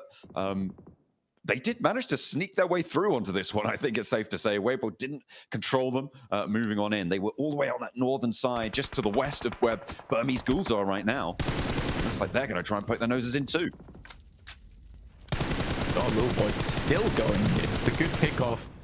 For him, I don't think he was too unhappy with the play zone stealing away in a limb for him, because he's already laddered up in towards placement points. So it's a give and take there. For Lil Boy, Gemma Backpack does finally run out of juice though, so he's going to start taking big damage. Zed Wolf finds short towards Godspeed as they attempt to rotate in. They do get Yatka towards the front line though, at least. Yeah, it looks like, yeah, Unknown gets clipped as well, so Yatka not going to be able to get them back up more than likely. And Regnum Kaya up 2 elims now, Blank. They're chasing down that 120. They want to stay ahead of DRX, and Lil Boy will finally go down to Waybo, who are playing as 3 after losing Sook. In the meantime, Kaya trying to step up, but True Rippers, I mean, on this eastern side, leaving Hydro down on the south, they've got a pretty solid hold onto this one. Yeah, True Rippers played a pretty slow game here. I think they did a good job of controlling over towards the north side, though, to be able to confirm onto this position. And as of 4, they have a massive chance to close out this game. I'm imagining a lot of Indian fans will be very happy with them if they're able to make it happen, which by all means they should. I'd like to see a little bit more of a flex out come stage 7 as teams start to diminish more and more, and you can see Hydro going for this. I really like Hydro as a player. I think he does try and take as many opportunities as possible, and I think he has the chops on him to do it. He's your Hydro homie going on in right now for the True Rippers. The off angle's good. I think when these two teams start to have a tough time on the south side, Regnum Kaya might have a better time of it, but that circle is just it's gleeful for Regnum Kaya right now, right? Moves completely off of that True Rippers position, and the tables are completely turned on this one. Even with 3 players, this is a game now that Regnum Kaya should be looking to close out. Yeah, from this spot, it's great. I mean, if you do look at it, though, it's still pretty uncomfortable for Regnum Kaya. It's like an open location up a hilltop, so you have to be 360 degrees on this. Luckily for them, a lot of the teams on the outer edge are going to start fighting first for position before attempting to fight against Regnum Kaya. Good shot from Jelly over towards Sakura on the cross. Will result in 1 knock, an elim, and Hydro will do the rest. So that leaves 3 teams. True Rippers with 4, and both others with just 3. But look at all the utility that True Rippers have been able to maintain here. Something I didn't consider is that True Rippers are holding this eastern side of the hill against any other team, and now that they are no longer holding it, they themselves can take it. That might make it a little bit harder for Regnum Kaya. Waybo really suffering here on this south side. Just could not transition further north, but still a pretty solid game for them. Getting up to 9 elims here. Blank still very much in the conversation for a 3rd place as Regnum Kaya start to pick up those elim points too. They want to try and rack up as many as possible. Maximum they can get, though, is 9 on this match. K33Z down in the divot. They will find it. The flex out's here, but is the True Rippers lineup too much to handle now? Because they have not wasted time in repositioning here. Nice and proactive. I think they were a little slow, actually. I think they were a little slow to this. And I think they allowed Regnum Kaya to take down Waybo pretty much unimpeded. I think now the big thing is whether they close it out, right? If they close it out, it's absolutely fine. But if they do lose this game, it will be because of that slight delay, slight hesitation. That is a bold peek out coming through from Zed Wolf there on the right-hand side. I mean, they definitely did not want to get stuck into that third party, right? They moved across nice and rapidly, but after that, they just, yeah, you're right, they could have controlled the fight a little bit more. And they don't have that opportunity anymore. Wild immediately finds Hydro on the trade, and they're looking for more. Not really moving, and that nade looks pretty good, Blank. I might find what they're looking for. Not quite getting a knock, not quite getting a flush. There's an answer over towards Wild, but Zedwolf has some of his own. The cover flares start to drop from the sky.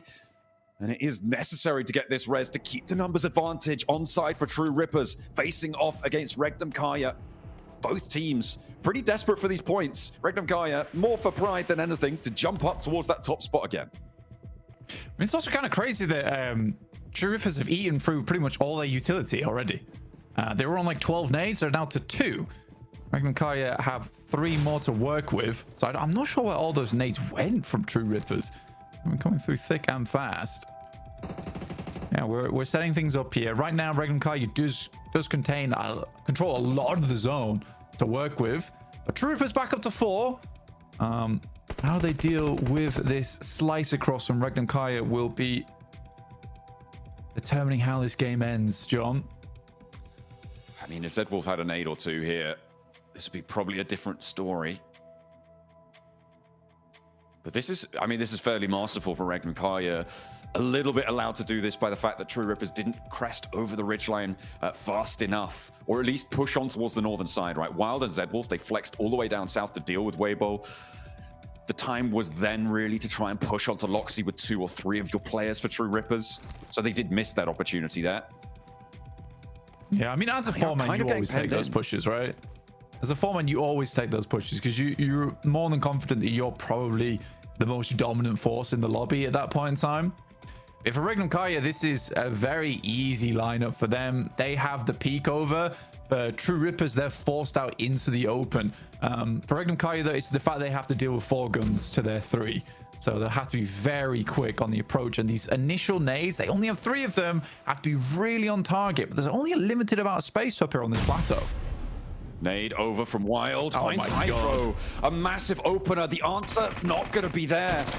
A little bit off target, unfortunately. Jelly's trying to flank around and find Loxy, allow them to get a little bit further forward. Another nade expended, and it's not going to find the value. Wilds does again. Burns Hydro's health bar down, and I don't think you're going to commit for this res. Maybe you look for it, but the blue zone is pushing. Another nade in, and Jelly and Loxy's fight on the northern side is popping off. You can see that fight in the picture-in-picture down below. Jelly not finding the angle they were looking for, and his position now is known. Hydro back to his feet. True Rippers, they're not going down without a fight, but we'll see if they're able to find it. Wild moving forward. Loxy still in combat. They're moving together, and there's no more nades left for Regnum Kaya. True Rippers have the divots, may be able to make some inroads here. Harsh the forward position. True Rippers do back off. That res, though, really slowed them down, and it's a hard decision to make whether you play on as 3 there and go for the 3v3 or go for the res, but it does delay them and pushes them further and further up towards this wall, which isolates these angles for Regnum Kaya. Wolf as well up on the high ground. 1 player found, but Wild's low. Maybe looking for a trade. 2 for 1 right now, but it's an even 2v2. Loxy on the low ground versus Jelly. Zedwolf goes low as well. Up against Harsh. He's going low, but he wins that trade by the skin of his teeth. Stays alive. Loxy's down though. A Jelly in a 1v1. Oh, Regnum Kaya just about stay alive. True Rippers took them right to the wire, but they close it down. A 9-point chicken dinner. The True Rippers gave them the fright of their life, and I think they had a total of 2 HP at the end of that fight, Blank. But nonetheless, that will be enough. The True Rippers could not get through the blockade from Regnum Kaya. Yeah, very, very well played from Regnum Kaya. But again, it is that situation where you lose that player in the end game. I think that the aggressive and the correct play would be to go on as 3 and try and get a little bit more momentum over towards that front side. Even better than that was 5 minutes ago when Regnum Kaya was fighting against Waybo. Push up towards the ridge, control that high ground. Don't allow Regnum Kaya to get that lineup across there. It's an annoying one because I think True Rippers do have the aggression required. They do have the gun skill. I mean, they were going fairly toe-to-toe there with Regnum Kaya, right? But they just don't push quite quick enough. Yeah, that north side not taken. The opportunity not quite there for them yet. Regnum Kaya, though, top of the tables again.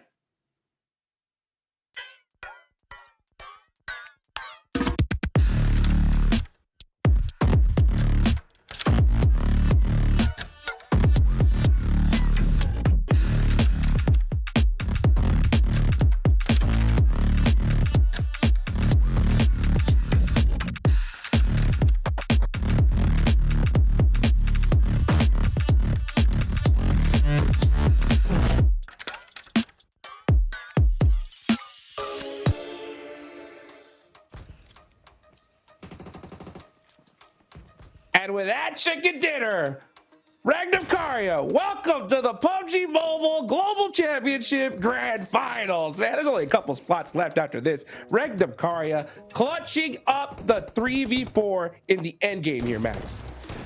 Well, yeah, I think there's only 2 ranks left going into the finals here. Yeah. With a performance like this, Regnum Karia nail in the coffin, it seems like it. True Rippers, you know, good play onto the Eastern Edge, playing it slow, calm, cool, collected. Maybe a bit slow on the approach of this fight, but I mean, come on. Z-Wolf, the spray with the UMP was down to 4 bullets onto the M4. Oh. This guy was a menace here on Rondo Neptura, and really, again, showing up why he is a perfect pickup for Regnum Karia. Isn't he just really, really good stuff coming in from Regnum? And as you said, both of you, right, that we only have 2 spots left for the grand finals. There is no way this team goes out of this top 3 spot now, right? Not the huge, you know, numbers we're used to seeing maybe from some of the other games, some of the other wins we've had from them, but 9 eliminations, that's a 19-point game on the boards. And I think they're just kind of going to run away with it a little bit here. They are. Oh yeah, it's there's no way no one's catching them. I mean, they've got this lobby locked down here, Max. Yeah, it's a done deal, in my opinion, when it comes to Regnum Karia. No, really solid game. And keep in mind, by the way, we had this exact circle during the Gauntlet stage. It was won by Thunder Talk, but Regnum Karia, they're like, no, not again. We ain't missing out on a free win right now, and they played it really well. I especially liked how they made sure to hold the angle and stop Waybo from pushing in onto them. They were so controlling of that ridgeline Niptura, and that setup in the mid to late game transition was literally what won them this entire match on Rondo. Yeah, it was really nice as well to see that there was no hesitancy once they got those initial knocks onto Waybo, right, to just go ahead, push it, spread out in a really controlled sort of way, very calm, very collected. I think as we said in the, while we were watching it, right, super calm, super... Ah, no! What? Okay, like, Nitra, I know you wanted to talk about it. Why? Yes, just, okay, I want to see them in finals just so that I can talk. VP, I just want to talk. I just want to talk, that's it. Definitely not anything else. Let me tell you something. What are you doing? You were already in zone. I'm so confused by that play. Like, it makes sense. I thought they were going to, maybe do that for the solo that was still out in the blue and then just try and recall him, bring him back into the circle. Great, 10,000 IQ play. Not to go back, you're regressing. Go forward in the game, don't go back, and then they come in, they're like, oh, we've made it to zone, into EA's arms. Okay, just give the points over, it's fine. VP, no. You know, we need help. YouTube chat, I invoke you. Tell us, put us your best theory in the comments, because I am lost. I have no idea what the game plan was. As we go through the finishing moments, they can see how hyped Regnum Karia were. And of course, as we already said, Hot Jukes, pretty much locking in their position for the grand finals. 19 points is definitely going to do that for you, but Waybo getting 14 points, they were in the middle of the pack, and DRX were in second place. They also get 10 points, most of them on boars, if I'm not mistaken, after the recall. So DRX, big farming up north. Oh yeah, I think DRX are settling down in that second place position as well, putting up some points. Honestly though, the big mover and shaker for me, it's got to be Waybo. This game here, I think, really sets them up for that possible top 3 finish, especially because we know how well they could do it Aaron Gale and Niptura. Yeah, I agree. I would have liked to see maybe a little bit more proactiveness when it came to maybe sweeping the edges and clearing out more space for themselves in this game. But for a first game of the day, it's a really solid start. 14 points on the board, you know, when the leaderboards are still so close, that I think it's a really good setup for a confident next game when we get onto Erangel. You got also 2 very important points here. Is that True Rippers get 9 points, which is great, but E-Arena get 9 points. Team Flash, 1 point.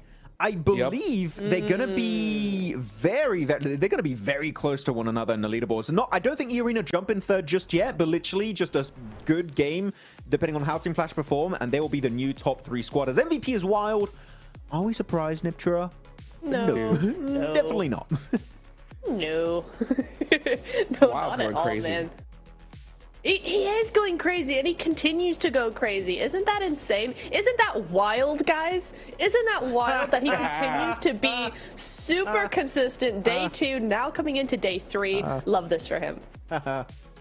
Wild. That was good. It's true. Yeah. It is true. It's pretty, hey, that end game was pretty wild. That's a fact there. You know what, guys? I want to know what you guys think. All right. Was True Rippers just late on that third party? or did they just believe in a fair fight and that's why they stayed back? What do you think, Max? I wouldn't say late. I think the timing was good. It's just no willingness to commit once they did make that push. They slowed down significantly. But here we go. Leaderboards. No movement from 9th position and above. It's stale.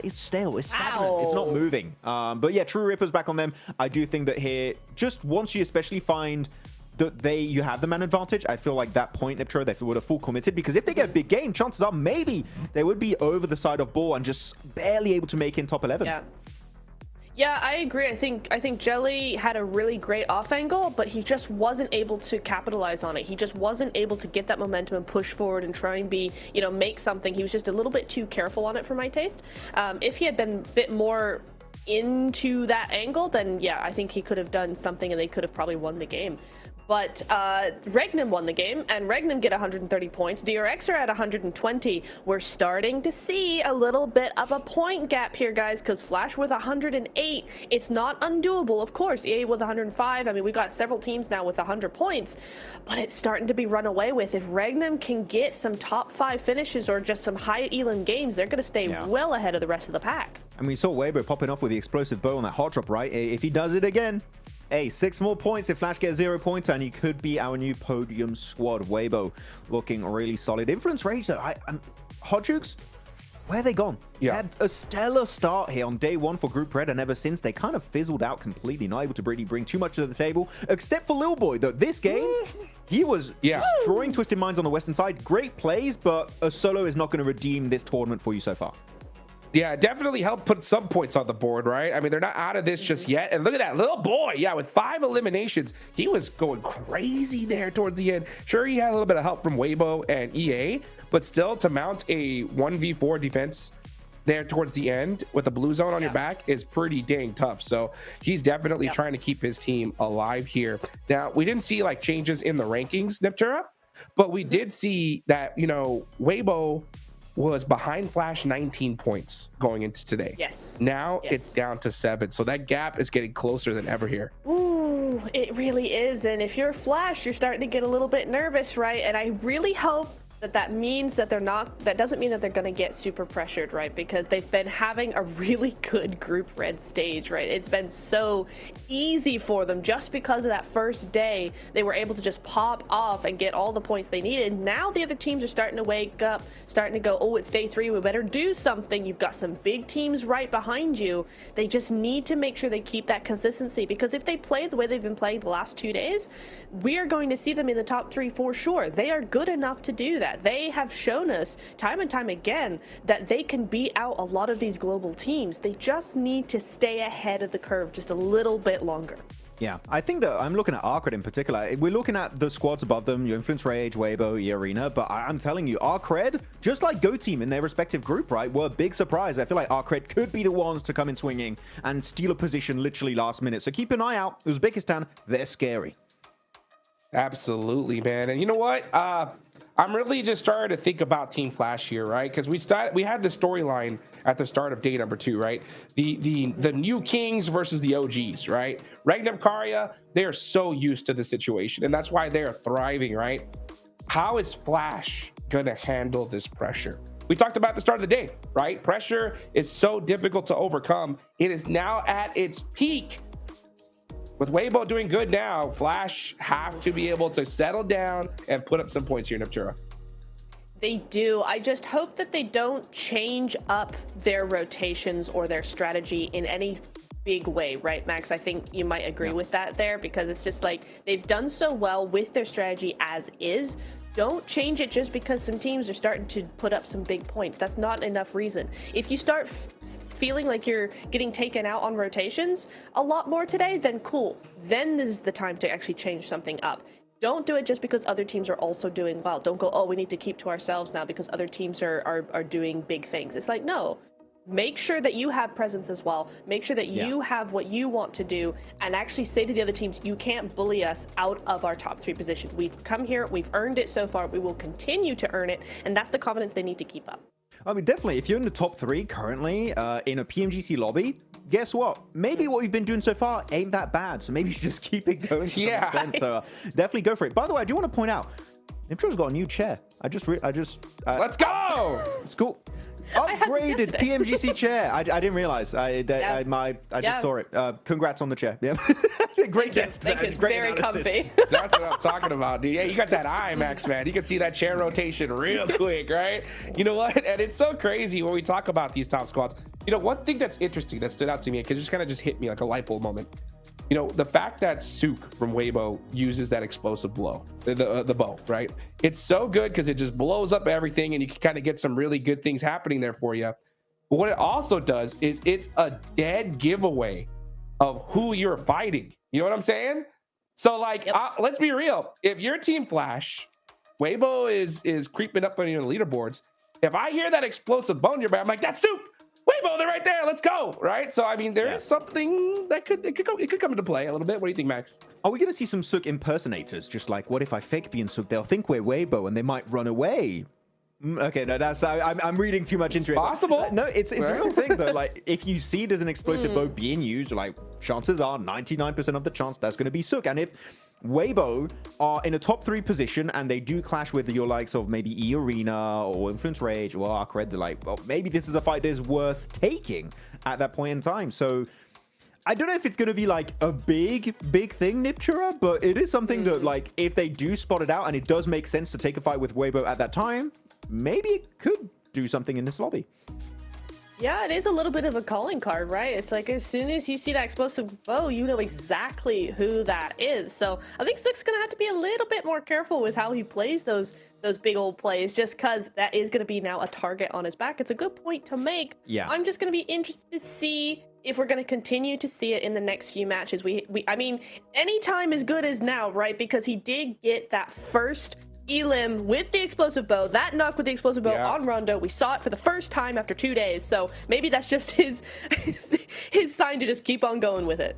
I think so, because you know what? It plays in 2 different ways, right? There is that way of where it could be a disadvantage because you kind of let people know who you are, but it also could be an advantage because it lets people know who you are. You know what I'm saying? Like sometimes, like you can be a team like, oh, it's Waybo, and then that could make them second guess themselves. It's happened plenty times before where you realize the squad who it is, and all of a sudden you get so nervous, you panic, and it makes things so difficult here, Max, man. So, man, it's just something to consider for sure. Waybo and Aaron Gale is going to be the biggest thing here. We need to see that day 1 Waybo for sure if they want to make it to the grand finals. Oh, definitely. I feel like it's just a matter of time. Waybo, they're not going to fumble. They're going to get second place. As we know, Sook loves second place. If he can be in first place, he's like, hell nah, I want second place. That's how I do it in PL. That's how I do it at PMWC. And he's going to keep doing it every time, Niptura. Though, we're talking about players like Sook and stuff. I'm really wondering, the day we get, if we get the Mortar in PUBG Mobile Esport, if it comes to comp, who would be the Mortar guy? There's got to be someone like Sook, Doc. They're good with it. Phallic? I don't know. There's a few options.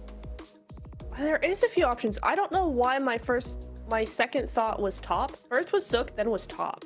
If he can't shoot you with a Mini 14, just snipe you with a mortar shell. You're right, yeah. You gotta have one. You gotta have one player for sure. Right? Especially if you get like a Milta finish and you realize that like OP Dip is in play.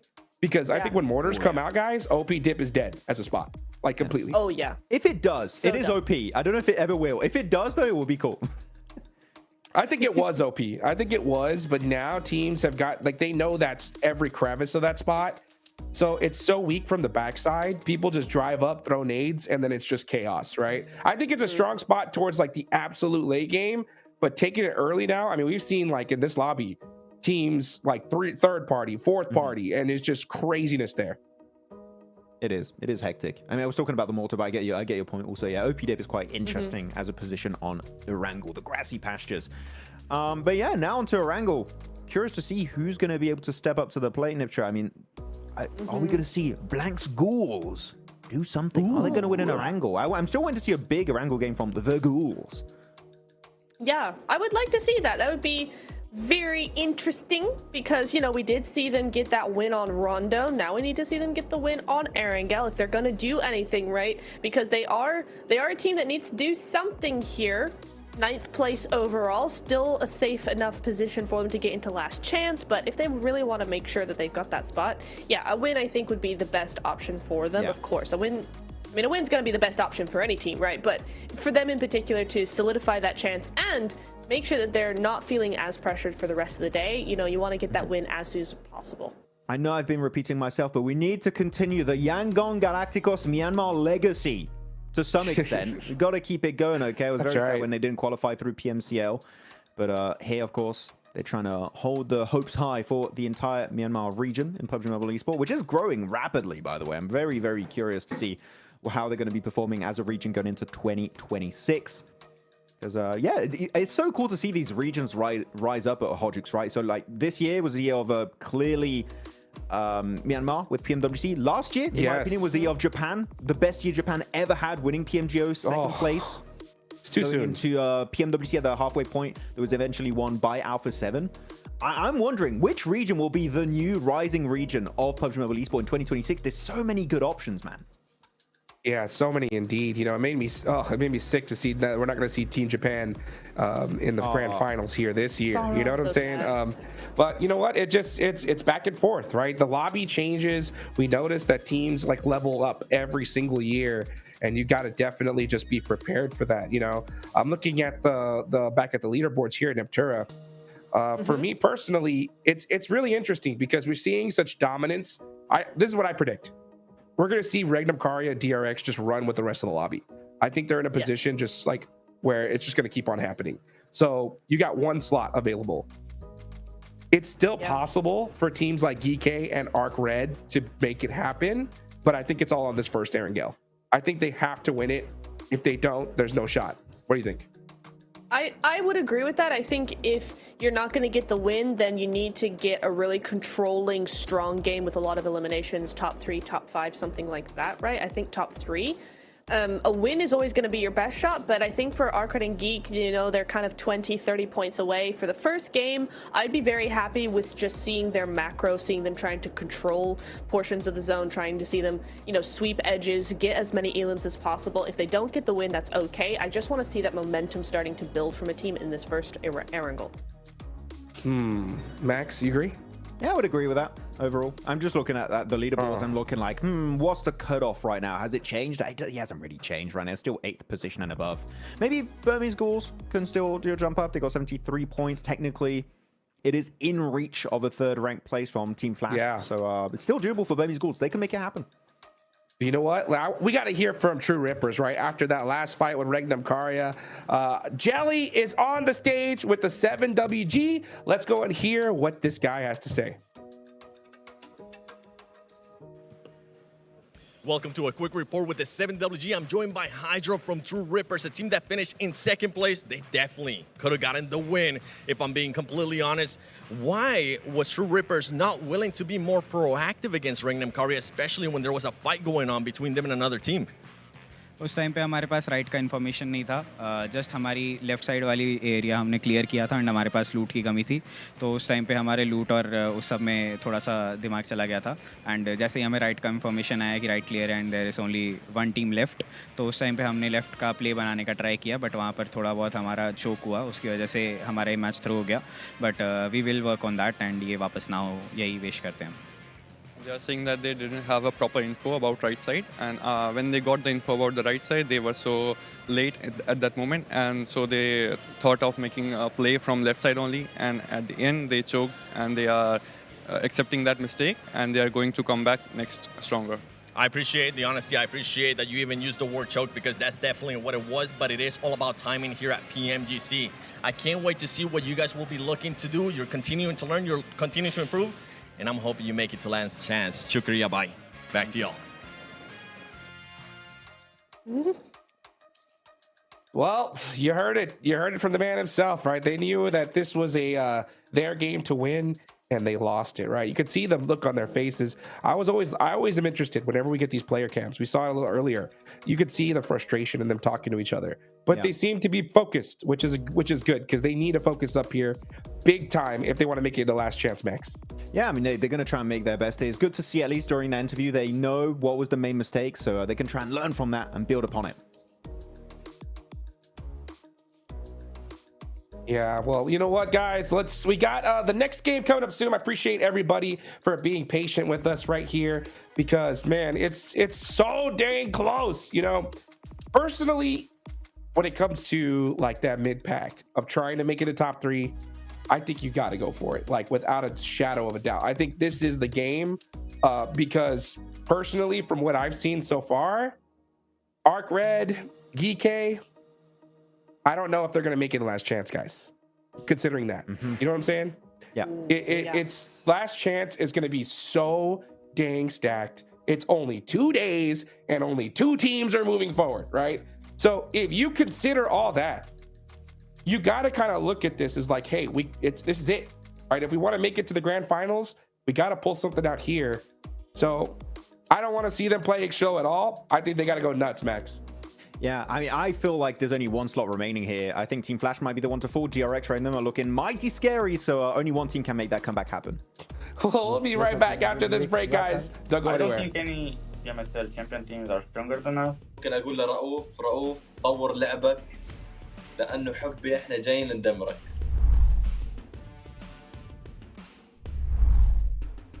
بالتاكيد يعني احنا ابطال BMSL عربي. MENA region من افضل الريجنات في العالم. Chúng tôi khá là tự tin ạ, tại vì chúng tôi là đương kim vô địch C nên chúng tôi không sợ. Chúng tôi đã đạt được 4 top 1 trong một ngày, thì chúng tôi đến đây mục tiêu phá kỷ lục chúng tôi sẽ cố gắng sẽ được 6 top 1 trong một ngày. I think we will qualify straight to the final. إذا أنت بطل BMSL ممكن تكون محظوظ بجيم جيمين، أما إنك تكون محظوظ إنك تفوز بطولة هذا الشيء مستحيل. Bên Milan tại vì họ là một đội mới nên họ sẽ có những tâm lý khá là bất thường. Büyük ihtimal Wolves derdi. I think probably Vertus Pro just looked like that. Нельзя, блядь, сказать, что они удачи, что они нормально сыграли. Там нет неудачных, ну, те, кто на удачу выиграл. Я посмотрел, типа, фавориты своих регионов выиграли. Wolves Esports. They have coups. Best player in the world in my opinion. Đội VP ạ, tại vì bên khu vực đấy khá là căng thẳng và họ chứng minh bản thân mình từ những ngày đầu tiên. İyiler, kötü değiller ama heyecanlı oynuyorlar.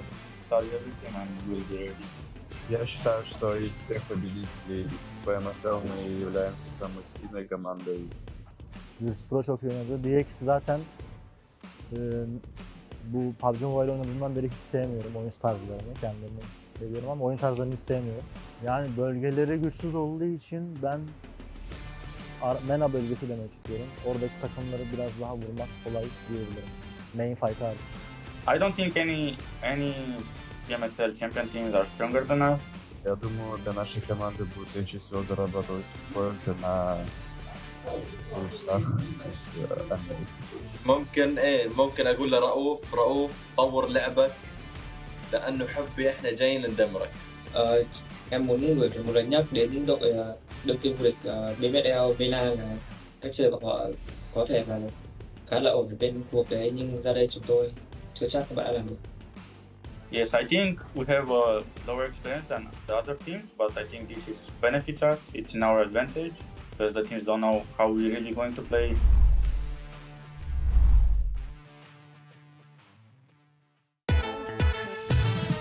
Takım içerisinde binada en beklenmedik pozisyonda kim oynuyor? Silas. Berkin abi. Silas. İlk başta fight atarken kim ölüyor? Silas. Silas Foto. Ben. Fight içerisinde fight olarak değil de genel olarak panik yapabilen kim? Panik mi? Arda mı? Wild tabii ki o. Ha, tamam Arda, ben de onu Fight'ı ben değildir ben. Fight'ı bana gelmem. Mahmut'u öldür ben. Mahmut'u öldür. Evet, farklı. En iyi karar veren Silas, en iyi aim de bence Hepimizin White'dır ya, aynen. CJ'den. Evet, yanlış yere geldi. en kötü kararı bir koşu gidemedi adam koydu. Takımda en iyi aim'e sahip olup da kötü kararlar verebilen Devam edelim ya, kötü kararları. Benim. da IG'li, hiç dinlemeyen, kendi kafasına göre hareket eden kim? Buna acil karar versin. Ben olabilirim. Sence kim? Gelsin abi, yerine kadar gelsin. Ya kimse yok ya. No one. En fazla konuşan kimdir? Berkin abi. Silas. Küçük kardeş statüsünde kim var? Wild. Ben mi? En küçük sensin oğlum. Takımda diğer oyuncuları en çok kim güldürüyor? Wild. En fazla şikayetçi olan kim? Loxi. Mahmut. Loxi. Net Loxi bu arada. Yani bir şikayetimiz yok ya. En geç uyanan kim? Wild. En fazla yemek yiyen kim? Aynen bu nasıl bir soru yani? Yani bu şöyle. soru- Bizi izlediğiniz için teşekkür ediyoruz. Çok komik bir takımız. Görüşürüz.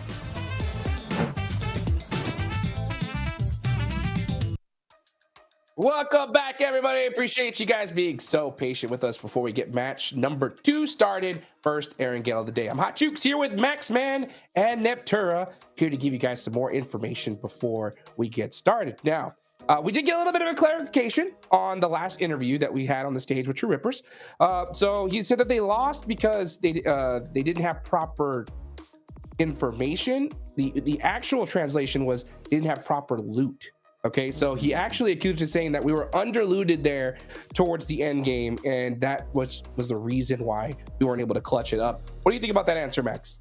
I don't know why the first saying that comes to mind is only a poor craftsman blames his tools. But that was no. Unfortunately, bad loot happens, right? But I don't think, looking at the actual game there, I don't think loot was like the thing to like, they don't have enough loot. That didn't sound to me like the main core issue here, Niptra. I think they just didn't show true willingness to commit to the fight with Regnum Karya. So, I think that's a bit of a scapegoat answer coming out in an interview. I mean, we could definitely see, right, that they didn't have any nades, and nades would have 100% helped. Some utility would have helped in that fight.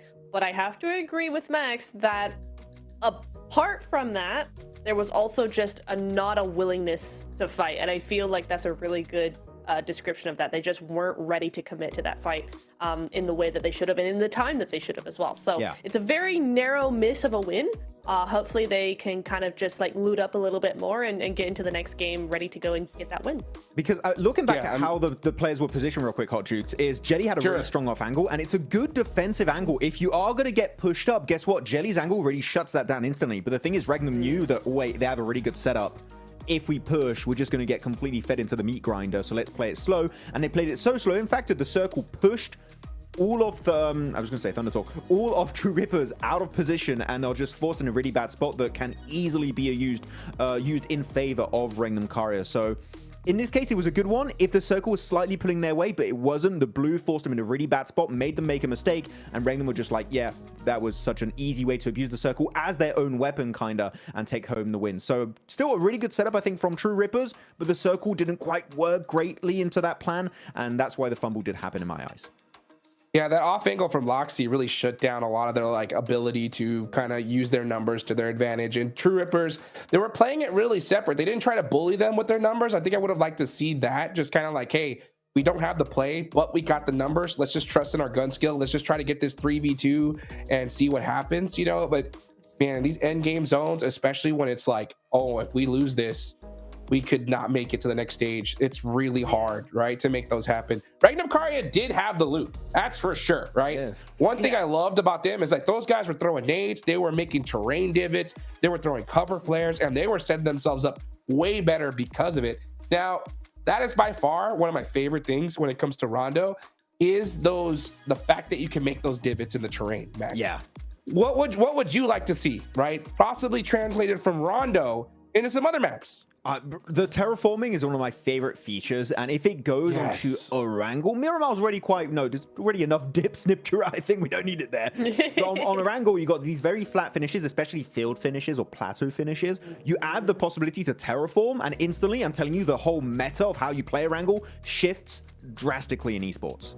Yes. Yeah, I think 100% that's accurate because, you know, you're going to have teams move into positions that before that change are 100% not a good position, right? You just don't go there, and you have teams avoiding those positions. Now, if you add terraforming in there, if you add that possibility of using your utility to actually get those holes in the ground for your cover, now you're taking you're getting teams taking far less optimal positions and making them optimal. It's going to really change how teams view the map and how teams view those rotations. I mean, look, for example, I don't know if you guys agree, Hot Jukes and Niptura with me, but if we don't have the terraforming feature on that Rondo game we just had, I think the game ends literally 3-4 minutes earlier because that dip kept Regnum and also some players of True Rippers alive for way longer they really should have been able to do. Absolutely. And, you know, that's also a big factor, right? The fact that a lot of these players don't have a lot of hours used to those, that terraforming, right? So maybe that made True Rippers second guess themselves on the push. I know it definitely would have made me, Neptura. But you know what? We're getting into the first Erangel of the day. Neptura, where's the zone going? Military? Ooh, zone is gonna go. No, I'm feeling Georgia Pole. I'm feeling crates. I'm feeling a little bit of Everest. Ooh, Baxman, what do you think? Yes. Stolba, because funny. Please. I love it. Well, I want to see it on over to the west side. Blank and John Allen, where do you want the zone to go?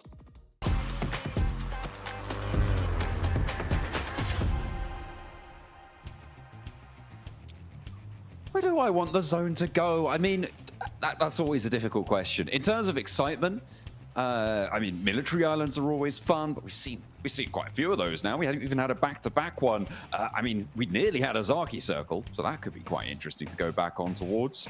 The Ilya Lipovka circle. I feel like we've been treated to some decent circle situations, but no Yaz fields. We did have a little bit. No, that was out on the western fields by hospital. Yeah, Yaz fields. Let's go. Let's be mean. Yaz fields. Mountain finish. Funny. Very good. Yes. Top performance here on the map, though. Silas, Wild, and Zedwolf. Loxy not being in there is kind of strange, despite most of the insane clutches we've seen on Erangel have come through from Loxy on Regnum Kaya. But easily head and shoulders above the rest right now is this team. Up towards Severny, playing path is very central this game, so real easy to spread out across the map. We'll wait and see where this circle does end up, though, and see if we do get one of those funny circles. Real ha-ha good times. Oh, yeah. I mean, you know what? Sometimes it is about those ha-ha good times. If we're going up north, it does put a lot of water into this zone blank. It's likely we're going to see some fast rotates coming on through from our teams down towards the south, getting up towards those shooting range hills, skirting around Stalbert as well. For Waybo, that's maybe good news here, maybe not, depending on who they come into contact with. Disappointed the nuclear zone have moved away from Mil to Power.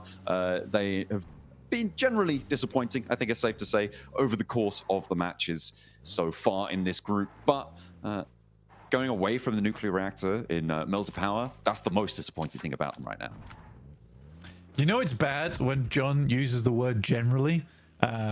That's everything, right? It's not no particular thing. It's just everything is not great right now. I would agree. I would agree, John. I actually would agree.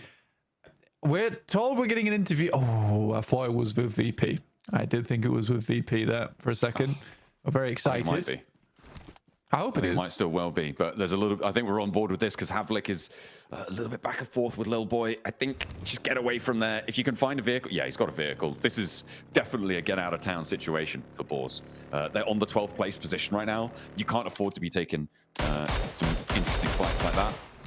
Don't overcommit when you know there's weaponry inbound. But I believe the interview we have is with a player from VP Blank. Oh, so we get to finally figure out what happened. Why? Please tell us. So curious. But we're going to head over to the stage now with Seven to deduce exactly what did go wrong on that rondo, or what was meant to go incredibly right. Yeah, we'll see. And over to the guys on the stage.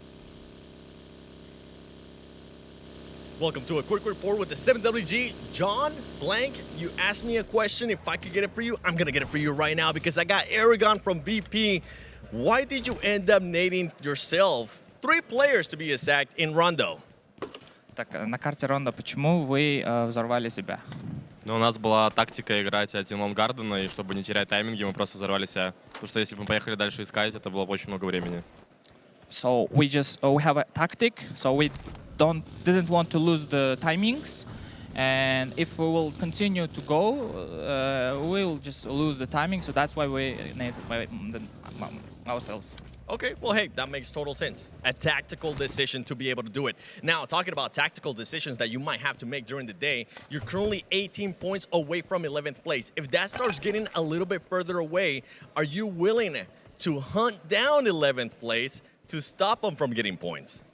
Так, сейчас ваша команда на 18 поинтов от 11 места.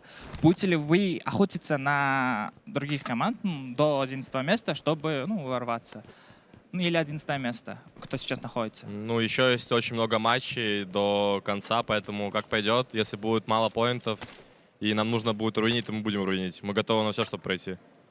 We have a lot of matches now, and we will see what happens. But if we're gonna lose, we're gonna fail, we'll just try to ruin them and get less chance, yes, sort of for less chance. This is why I like this team, because I know they'll pull through. Spasiba, Eragon. Back to y'all. Thank you. All right. Well, I mean, that's good to know, but it highlights, I think, a little bit of a weakness potentially in VP, right? If they don't have the ability to adapt to having to go to a different place on Rondo, that's not great. I think that's not the sort of thing that you can really be relying on. Sure, it's a new map, so your strat book maybe isn't padded out in the same way as on Miramar and Erangel, but I mean, yeah, in my mind, it's not that. It's not a real confidence booster in their performance. John, hello. Yes? Hello. I was waiting for you to get that one out. God damn. I know. Hey, look.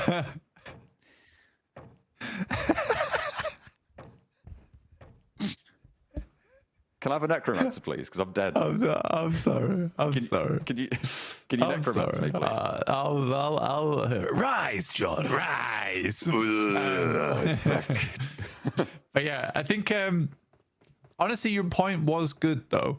And I think that it is important to think about a little bit, because I think for VP, I think the key word for me there was the timings were wrong. So it sounds like to me that VP has like a very rigorous playbook. That's not always the best thing. And I think you're right. If you can't play outside of the norm, then you don't get into those late game situations where you're able to pick up a chicken dinner that comes off from an odd rotation or an interesting start to your game. I mean, there's situations where you're able to cut out two teams from the Western side off of some fortuitous fights. At that point, you need to start controlling a lot of area. But for VP, that sounds more like they just continue with their original plan, which I think needs to change. And it does explain a lot of why VP looks so great towards these end games. Because if everything has gone right up until the 24th minute, then they'll let off the leash a little bit and they can play a little bit more freeform. And that's where they can close out the game strong. But I think, you know, hoping that your plan goes correctly all the way up towards the end is the wrong idea, because it's the age-old sentiment of, you know, fail to plan to fail. But if you prepare a plan and don't prepare for that plan to fail, you're equally going to lose out. So yeah, I think VP needs to have a little bit more freedom to make plays in that mid game. Yeah, you can't be relying on just the single strat, because sometimes it's just not going to be realistic. And I mean, we saw them say, oh, we really wanted to stick to our strat, we thought it was really good. Well, they didn't do that well in Rondo. They didn't get very far at all, so maybe needs further rethinking there on that front. Let's hop over to the North Shooting Range Hills, though, because teams now have started to group up. Blank, we're on Geeke, on those Shooting Range Hills. They've got Nuclear Zone, who started all the way up north, very close to them, and further north than that, you've got DRX out to the west side of Severny, as it looks like we've only got a few teams yet to cross the river, but Influence Rage and E-Arena, two teams that we praised during day one and to an extent during day two as always surviving into those later stages of the game, playing edge out on that west side. Yeah, 100%. No, you're so right there. And between DRX as well as E-Arena, I think that they are some of our best edge teams so far, because I think there is this real, to me at least, I don't know if you'd agree, but I think that there is that real dichotomy between E-Arena, DRX, and then Waybo and Regnum Kaya. It's like your two top central teams and your two top edge teams. And I think that they're sort of playing the best out of our squads. And then you got Flash, and Flash is a weird one, Because I think they play a little bit of both. Yeah. Well, being adaptable in a lobby like this where, as we've said, a lot slower, although today things may be on for a little bit of a change if Rondo's anything to go by, a higher elimination count there than we've seen from them in the previous 2 days. So maybe a little bit more dynamism in this one, but being adaptable certainly has served Team Flash well so far. And right now, they hold the mantle of 3rd place with Reckon Kaya and DRX starting to really stretch their legs here in towards the lead and getting into the sort of territory where they're guaranteeing themselves into those top spots, into those top 3. The bubble in the previous group was 131, I believe. Regnum Kai are very close to that already. Anywhere over 140, good news. Anywhere over 150, you can already start planning your trip. It's what you're going to see over in Bangkok, because it's very likely that you're going to be heading there. Yeah, absolutely. It's happy days if you hit 150. But for Regnum Kai, yeah, currently down towards the south side. They did make that crossing a little bit earlier. They're going for a 2-2 split again. One of the few teams actually we're seeing take these splits early. I think Waybo was trying to go for it before. Unfortunately for them, some of those splits just have not worked out, or if they've not had the firepower to rebuff some of the squads. Don't really know how True Rippers were able just to remove this, honestly, but they did. The Flash was like, we don't want anything to do with that anymore. That's what I was owing. I mean, like, interesting. I guess you don't want to stand off there. You just want to regroup with, you know, teams are going to be smashing further forwards north, but you want to hold it out. And not really wanting to fully commit to that side. You say, you know what's not worth it even holding it. But True Rippers, they're just not going to let them go. Oh, they're like a dog with a bone on this one. Blank Bose does get rest. Hydro and Jelly sail on in, but they realize that the time has ticked away a little bit on that opportunity. And back to their petrol station they go, or gas station for our American viewers. You're welcome, Hot Jukes. You're welcome, Seven. I know it's difficult and confusing when people say petrol to you, but yeah, I've clarified that. And True Rippers, they're going to be filling up the tanks. Yeah, get ready to go. I mean, for the Flash, honestly, for them, I suppose it makes a little bit more sense. If I can get my map feed to remain live. Oh my god, dude.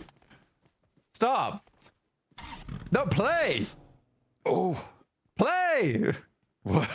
Are you okay? God, my map feed just won't play right. It keeps like falling by about 5 seconds. It's being lazy as all hell.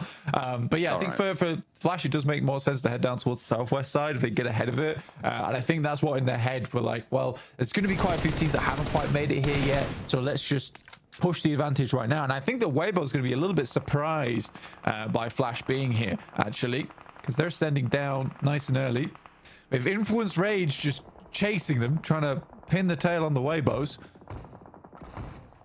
They are maybe able to find a shot through. Alliance chiming in towards Stook, and Waybo didn't have the greatest presence in those final circles. They did decently, and they are pretty close towards that boundary, and they want to hold on to it as well. Hero now the last to stand, losing his teammates. Order very, very close to going down as well. ETSH wants to find more. They're getting the knocks. They're getting those flushes. Hero still with a last stand, and he holds off for one more. But his teammates are bleeding, and Order still not going to be up in an action. Needs to get across fast. ETSH, they crash a lot of their players in, and they're left only as one as well. Yeah, I mean, for ETSH, a little bit of an awkward push there. Order's definitely going down. Hero does the right thing just to try and hold the fort down. Try and make this one work. Quick spray. Won't quite find it, and Jimmy will finish off Order. One thing I will say is I think Order's been a little unimpressive this tournament so far. Oh my god, Feeder, what a shot. Unfortunately, there is shots from the sidelines from Joker. Immediately shuts them down, so they had the refrag there, so everything's fine. Yeah, I think Order's been a little bit unimpressive. I'm sad to see. I really like that guy. I think he's a strong player, but here it's sort of felt like Ketch from Ulf. Yeah, I mean, he has his off tournaments, and he has his tournaments where you're like, oh my, this guy's godly. So yeah, I'm a little confused. It's I mean, it swings and roundabouts for a lot of players. I mean, we've seen rises and dips from quite a few powerful players over the course of PUBG Mobile's history. It is just the way of things. Sometimes you have an off year, sometimes you have an off week. and you can't really afford for that to be at PMGC if you want to keep things going. But for Waybo, they're still up in 5th place. They're still 4 points behind 3rd place. They're direct qualification spots, so it's not like they're dragging their feet on that front for now. But we are comparing them to past performance, which maybe is unfair, maybe not. It is a bit of a confusing lobby after all on this group. Things have changed. When you add Rondo into the mix, it gets all the weirder. The Boars, they are moving in from that western side right now, close to the arena. They're also fighting around a bubble of their own, but this time it's around that 11th, 12th place bubble. Ooh, circle heads down towards the southeast here. The Burmese Ghouls do grab themselves a location on the eastern side, but for how long will that stay in play? For Lions as well, they need to move back out from that south side, push over towards the north here. But for Regnum Kaya, they're going to get a move on. Influence Rage will be in front of them. Waybo still hanging on with their one player in Hero. Krona from Nuclear Zone, I think that time is coming to an end. It would seem so. Stage 4. Maybe a little earlier than he'd like to go down, but not much choice. Team Flash fending off against the Boars here, and the nade comes on through from the outside there, and a nade over towards Team Flash actually catches wind as he was trying to get in and amongst the Boars themselves. And it looks like the Boars are starting to take control of this fight, but Regnum Kaya moving in. Got Waybo as well on the south side, but only a solo. ETSH only a solo as well. And the Boars absolutely have this one in hand. The crawl back though for win is there. And True Rippers as well, chiming in. So a dangerous fight to be taking. This should be the Boars sweeping through, though. They've taken down the majority of Team Flash, and they only have one more to go. Everybody crawling out to the outside, and actually the Boars try and step on the in. Tops immediately into the fight, and he's going to put him back down, and that is the end of Team Flash. It's good play from True Rippers as well. I really like this. You know, this time I like the slow approach. You see that Regnum Kaya is also pushing in, so you don't want to go for this engagement, but you slowly pull yourself further down towards the south side. You gain more control over towards this area, and you can get a shoe in because eventually Regnum Kaya is going to have to push something, and True Rippers is going to be ready when that does come through. So this actually was a nice play from True Rippers. I respected the discipline on that. Arcred just have a really nice spot to play out the rest of their game. Some teams would maybe rather be down towards the south side so they can play out those ridges when it comes to the late game. But that does require the circle to push south as well. So it's definitely not a fun one here, John. There's a lot of ifs and buts when we come through to stage 5 and 6. Yeah, there's a couple of questions that desire an answer. Or at least we desire them to be answered. Sure, plenty of players are dreading what that might be. As at the moment, we're on board with VP, looking to guard out that influence range position. I think under the bridge at the moment, I mean, it's not terrible of a spot, but not favorable for the time being. If it shifts over that direction, it starts to go up in value slightly. E-Arena under pressure, True Rippers. I mean, they're really getting stuck in. To be fair to them today, they have not been bowed out. They will not be cowed, and they will look for these fights, it seems. Willing to get stuck in, but a little bit slow sometimes on pouncing on those opportunities. So the thought is there. The execution just a little bit faster, and maybe they'll be able to jump up into 11th. I mean, it's not looking terrible, right, for True Rippers. I mean, 49 points. There's still a lot of chance today to get up towards 11th, which is 64. So they're only 15 points behind now. I think it's definitely possible for True Rippers. I think they are learning quite quickly, and even if that last match, like, that's a big adjustment right there. Even then, on that engagement of how they played it out, they pushed down. They were like, we need to take advantage of this moment. Then they saw it was getting a little bit hectic. They didn't want to get third party by Regnum Kaya, so they pulled back. So I think the overall decision making process there was really quite good from True Rippers. And that could have gone horribly wrong for them if they actually crashed onto where Boars is currently playing. So yeah, I was quite pleased with how that panned out. Because, you know, looking into the future, I saw very, very bad events happening. I mean, this gas station's working out well for them for the time being. DRX trying to move up to it. We'll see if they're easily pushed off. Jelly on the outside of this one. This is a really bold decision to be on the outside there. I feel like you just want to go on back in, and you can see that DRX are like there's a guy on the outside. Let's just try and swipe him. Go for those vehicle plays. And not quite connecting on that first run around. We'll see if they go for a second. Nade over in from Hydro.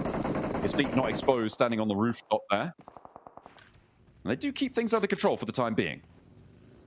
Nice shot from Keo over towards that side of things. Looks like VP again. They're trying to eliminate themselves to help with their timings. It makes sense to me. At this point of the game, one player should have been knocked. That's in their playbook, so they'll do it themselves. That's opener looking to be found here by Hyunbin. Hydro has that lineup.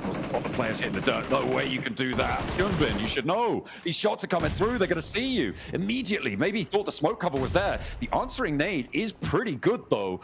And Hydro will get knocked. Now it's just Keo on the off angle, and his cover's moving away from him. Jelly's knocked on the flip side as well. On the swivel, hits the deck, stays alive, looks for the flush as well, and Soez goes down too. Now it's just up the kite safe for DRX on the approach. Can't stand up. There's Harp, there's Keo, and they handle DRX on the approach. Held their nerve in the face of it. Hydro goes down, but DRX are taken out. Regnum Kaya look at a rise above.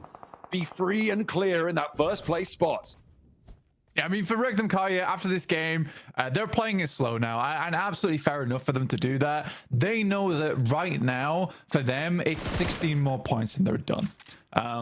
There isn't massive prize pool difference between first and third place, but getting over towards 150 points off the back of this game, they've basically finished by match 2.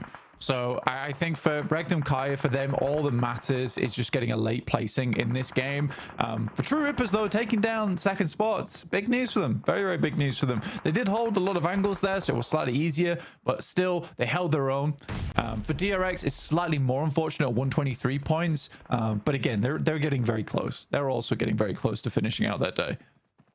It felt like a little bit of mistiming there by DRX with Hyunbin going for the lie down. He should have known that that angle was completely visible. The smoke blooms just a moment after he went for that play as well. So I wonder if that was what was happening there. Unfortunate for DRX losing that one out, but really good stuff, as you say. For True Rippers, very, very happy with that fight for them. A little bit messy in the middle of it, but they kept things together. Not sure what Harsh is doing still back there, but their options were very limited. We're on board now with the Burmese Ghouls over towards the river, and actually Vertus Pro doing a lot of work against them. Blank. Looks like they've got the counter spell coming on through. Your necromancy might be coming to an end on this game. Oh, don't count them out yet. It's just still playing down towards the low ground, and the nades could be good. That one looks fairly on target. It's a lot of damage done. Needs a bit more chip on that side of things. Aragon is very lucky. He will get 70% of his HP back. I think the nades should be running dry soon. What the hell? Burmese Ghouls still have some back in pocket. I mean, Itchy's still got one more. DBS now pulled out for maximum effect. Ooh, a lot of damage from Vertus Pro's nades. Godspeed has to dodge the bullets and be effective with his own. Itchy lines them up, but Vertus Pro answer. And in a 4v2, that's not the sort of trade you can go for. They get the flushes, and that is the Burmese Ghouls down. But Alliance have the lineup. They are 2-2 split right now, and they've watched all of this unfold. Aragon to fall, and there's a lot of damage sidling its way on over to the Vertus Pro camp. They're looking for the reses, looking to keep this one going, but Cluck wants to stop it, wants to stop these reses. Looks like they're not going to have too much luck, though. And the fold back might need to come through. Yeah, I think for Alliance, they did as much as they needed to do there, which was to move up, finish off that fight, hurt Vertus Pro a little bit, and then move back down again. Hero does go out as Alliance are able to hold on. This is probably the best Alliance game we've seen in quite some time now of the 7 elims so far, with a really controlling presence. I talked about this earlier, John, that ridge down towards the southeast side that currently we're seeing Alliance play around. Very valuable, but requires Circle to come down here. It in fact did. So now Alliance can get a good game off this. Basically, they just need to hold on to that angle, looking over towards Vertus Pro as they slowly move their way down. But for quite a while, that's going to be the only threat to them for quite some time. So I think for Alliance, this game can be played out pretty carefully towards the season side.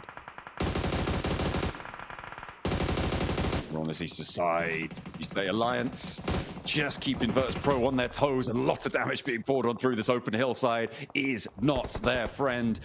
And it looks like, yeah, Arc Red are going to chime in from that northern side. They've spotted blood in the water blooming around Vertus Pro, and they are like sharks to it immediately. Glory 22, he's not even stopping on the hillside. He's like, okay, I want to know what's going on here.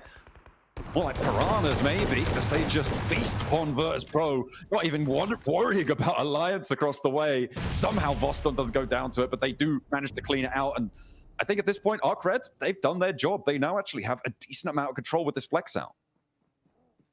Yeah, pushing down this side was pretty good from them. And I mean, Alliance were slightly more preoccupied with Vertus Pro, and it means that with Arc Red being able to get towards this spot with no knocks going their way, yeah, they actually are able to get a lot done from this spot. Jimmy on a wide off angle, trying to find some of these players coming through from Arc Red. Jelly also getting towards an end game as a solo. Quite important for at least ETSH and True Rippers here. For Boars, I am kind of worried for them. This is like the first time we've seen them in a proper end game. But they are in 12th place, John. It's further than I expected them to go. All right, well, fantastic stuff. I mean, it's further than I expected from them. I mean, I'm not going to back down from the comments I made about Boars at the start of this group, right? They are a team that I'm really not expecting a lot from here. So to make it to last chance would be a massive victory in my book for the squad to be able to keep things going. And right now, they are on that cusp. And with a good game here, as you say, they could be jumping up to join that top 11 spot, push Twisted Minds out of things. But they do have to convert here. With 6 elims, they're a little bit on the outside, and they've got Regnum Kari to worry about on that south edge. With Silas already stepping his way into the zone. I mean, Silas moving down towards the south side. Alliance are really preoccupied with Arc Red, so they even spot this push. Finally, Olio is able to look over this way. But for Regnum Kari, they've got to deal with Boars as well. That was ambitious. Very, very ambitious coming through from Regnum Kari. Yeah, that's a bit of a mad regroup there, but again, as you said, most of their day and most of their group is pretty much under the belt. It's tucked away and secured. They do want to go further, but they've already managed to ladder up and get a fourth. I was about to say third place, but that was actually Silas who went down just there and get a fourth place. So pretty decent stuff, getting 4 points. What was it, 5 elims as well? So a total of 9 on the match. That's pretty much done and dusted. They're very happy with that. Even after a mad regroup, the Boars starting to suffer on the hillside. They are now down to just one player, Exo, remaining, and he's not going to be getting Havlik back up.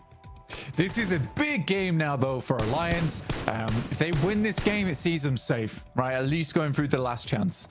It'll push them quite far up the leaderboard towards the middle, and it'll be a lot of other teams battling out for those last chance spots. So I think for Alliance, it's a really big game for them. Unfortunately, we've seen this team really mess up a lot of endgames in the past.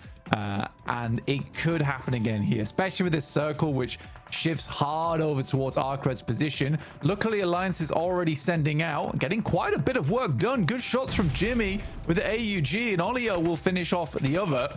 Just Havlik now left alive. 12 elims for Alliance. This is looking to be a very big game for them, and they are desperate to follow through on this.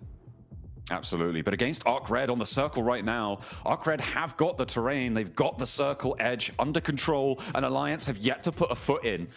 Look at the high ground for Glory. He's going to have angles over to Jimmy, towards Olio. It is a really difficult push here. It's going to rely on the gun skill for Alliance, and to be fair, that's something we've seen from them, Blank. They have been competent in those fights. But it's all important now, as you say, looking to try and secure their spot. It was a 3-way 98-point tiebreaker on the bubble back in Group Green. It was a little bit higher than we were expecting it to be as well, but for Alliance, I don't think they're going to be able to make it up towards 98 points this match, but they can get damn close. And to be honest, although Alliance hasn't been explosive in terms of performance, they've still been putting up consistent points throughout all 2 days. And even today, shots over towards Easy for Bad Boy, but no knock found, which is the big deal here. Glory also is always a worrying aspect. He has some of the slickest off angles we've seen so far from any team. And he could really be a thorn in the side. Currently, the algorithm's giving it by 10% over towards Arcred. But it is going back and forth. I mean, it's getting closer by the second. Oh, Cluck not going down there is huge news. Glory desperately wants that nade to find it. So much needed, and he will be able to connect. Cluck going down there is disastrous. Holding that position would have been brilliant. That's why I was so excited for them to be able to stay up and alive there, because it's unlikely you can go for that res and immediately Arcred pounce. They're moving around. The piranhas of the lobby moving through, and it's all coming crashing down for Alliance. Immediately 2 more knocks found, and it is not to be denied. The piranhas swarm, and Iftar, the last to stand against them, looks to try and find one, get a point on board, but from the high ground, it's shut down. It is Arcred. Alliance just cannot play endgames. It's sad to say, but it is the damn truth. They cannot play an endgame to save their lives. Closing games out is just not a possibility. For Arcred, this does push them quite far up the tables, though. And I'd be excited to see what the desk have to say about it, because I wasn't quite following exactly how far they were going up the tables there, but I do think that it puts them in striking distance, at least. Yeah, absolutely. It's still a good game for Alliance, right? On that match, they were able to earn a lot of points and get deeper into the middle of the tables, which is where you want to be for those last chance prospects. For Arcred as well, see where that ends up sitting them. It's getting nice and close still around that 3rd place bubble, but really, at this point, it seems like maybe only one position is malleable in those top 3, with DRX, with Rek and Kaya starting to lock down those top 2. Yeah, DRX position is pretty solid. I think it's the only one that you could really take a pickaxe to. For Rectum Kaya, it is impossible to catch them up now. But some of the other teams, they are still absolutely pushing for that 3rd place.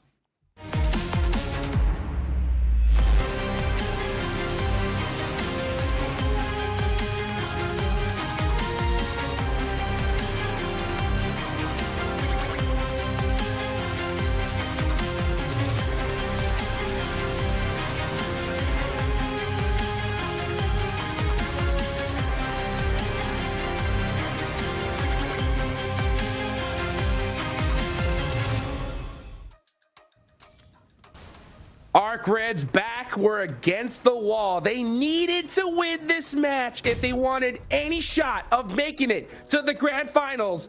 And boy, do they do it right towards the end here. Alliance put up some serious points as well. What a way to start off Airgale, Max. What a perfect setup to every single team around Alliance and Arcred in the leaderboard. Hot Jukes just taken out relatively early this match, which just opens up a huge opportunity for these teams. And you know what? They strike while the iron is hot. What a great game, and perfectly timed to Niptra to see coming out from both Alliance and Arcred. And Arcred in particular creating a little bit of a man advantage. And guess what? The moment they have that 4v3 scenario, full send to make sure that chicken dinner is not going to slip between your fingers.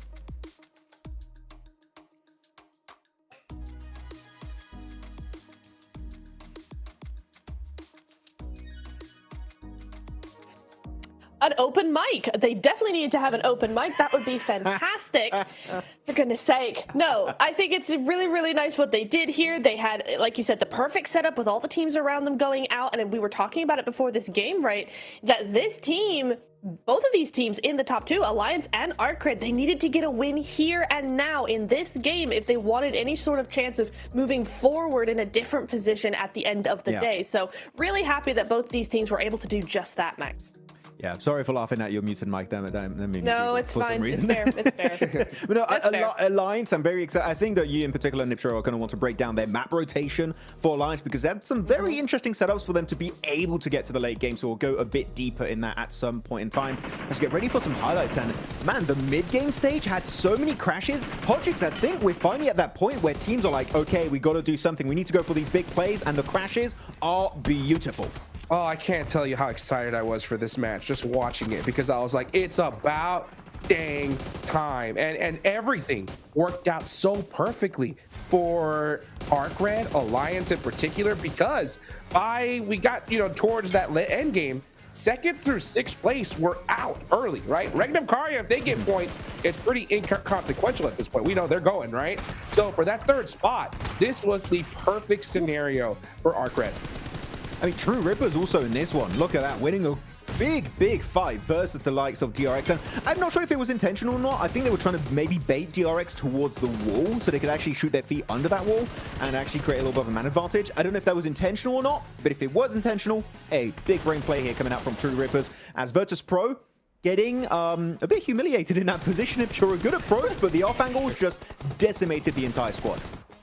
Yeah, they got off-angled to smithereens, I think is really appropriate to say here. And it was unfortunate. They tried to do something with it, but again, we're just not seeing that confidence in their plays. We're not seeing that full sweep that we need to see, especially in that zone. But we are going to go over to these team rotations. I love this graphic so much. And you can see here that the Boars and Alliance, both of those teams had to go into the zone, right? The biggest rotations coming in from them. But you see here Alliance, look at that spread over Garden, right? Really controlling that south side, making sure teams can't really cross that bridge until Alliance have had their share of it, right? Until they're done with it. But they move across the bridge, taking advantage of the fights that were happening on the north side, right? Taking advantage of those fights to actually move in, not to get elims, but just to move their own position forward. So you see them make that full rotation across the bridge. And then here is what I love to see. This next zone shift, you see two go over towards VP's position, controlling that area. Arcred do the same thing, to be honest, and well played there, right? But I just love how we are seeing Alliance really being able to move around there, and 20 points is going to be their reward for that. I mean, the setup player for Alliance was Jimmy. He was going next to the riverside, and he was making sure that he had an angle on both Vertus Pro, and after that it was Arcred, and he was really stopping a full-on clash from happening in the first place. So really, if we had to go for one MVP, maybe not stats-wise here, Hot Jukes, but at least positionally speaking, it would have to be Jimmy, because, oh my goodness, that guy was a godsend for Alliance. Dude, Jimmy's been going nuts all day today. Even in Rondo, right? Towards the end, we saw him putting up some serious points. So this is a huge charge from Alliance. I'm just saying, if somehow, some way, this squad, Neptura, is able to make it into the top 3, it will be the comeback of the century, like without a doubt. Oh, it has to be, right? Because it's the final day. It's you're down in the middle, in the mid bit, right? In the middle bit of the lobby, and then you come in with all those points. I mean, this is exactly the springboard they need to make that, Max. But that would be such a storyline. I would love that. Sorry, I'm a little bit cringy because Flash got 0 points. Yup. I don't like seeing Flash getting 0 points. They might be slipping out of the top 3 after that performance. Here we go, though. Arcade Glory gonna be our glorious MVP for this match, with a total of 3 eliminations. But yeah, the negative, Team Flash losing steam, losing momentum, that confidence, that presence in the late game scenarios is just not there for the squad. Win might have to rename to losing, because right now he's not taking the dubs. Let's take a look at the leaderboards here, and oh my goodness, that 3rd place position is now looking scarier than ever. Arc Red are not that far away, only 6 points away now. Flash just haven't been able to put up anything here. And now, I mean, even Alliance, they go from 11th all the way to 8th, Max. This is getting crazy. I mean, they're lucky that the arena only got 1 point, is all I'm going to say for Team Flash. They got a little bit lucky in that scenario. But yeah, looking at that, Arcred able to jump up finally, escaping these middle ranks and able to slowly begin the ascent. Here just behind Waybo, 3 points away.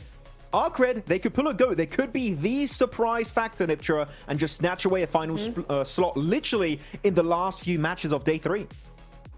I mean, I'm really scared for Flash. When you think about, we have 4 matches left. I mean, Arcred starting this momentum so early on in the day, so decisively as well. Like, it wasn't just the zone was handed to them or anything like that. Yeah, they held a compound for a long time, but as soon as they had to push, they pushed. They pushed in style. They had the big split over the rest of the circle. They were moving for that control. They were trying to move other teams around as well. So for Arcred, there's a lot of mentality there that I see in them, that it's like they are confident in that push. And so this game is very scary for Flash. Also strong performance from Alliance, as we already said, right? Able to jump up 2 ranks from 10th position up to 8th. And Boars escaping the red zone at the bottom of the rankings. Boars definitely going to be over the moon about this performance. So really, really happy with them. Havlik actually being a top performer. We know this guy's an absolute OG in his region. And Havlik kind of, we know, can bring some big numbers on any kind of stage, especially the global stage. As Olio, though,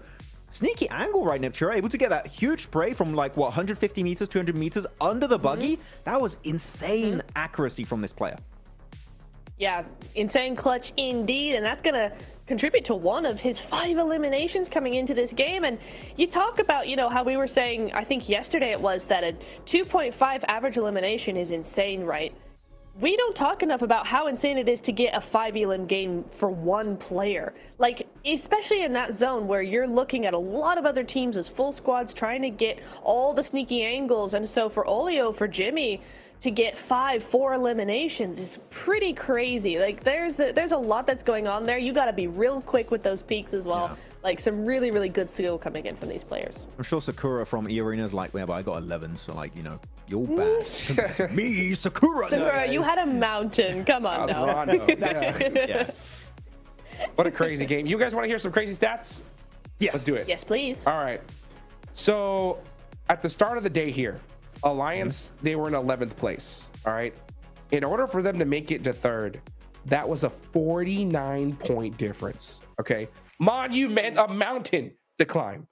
After these first 2 games, they have closed that gap down to 23 with 4 matches left to go.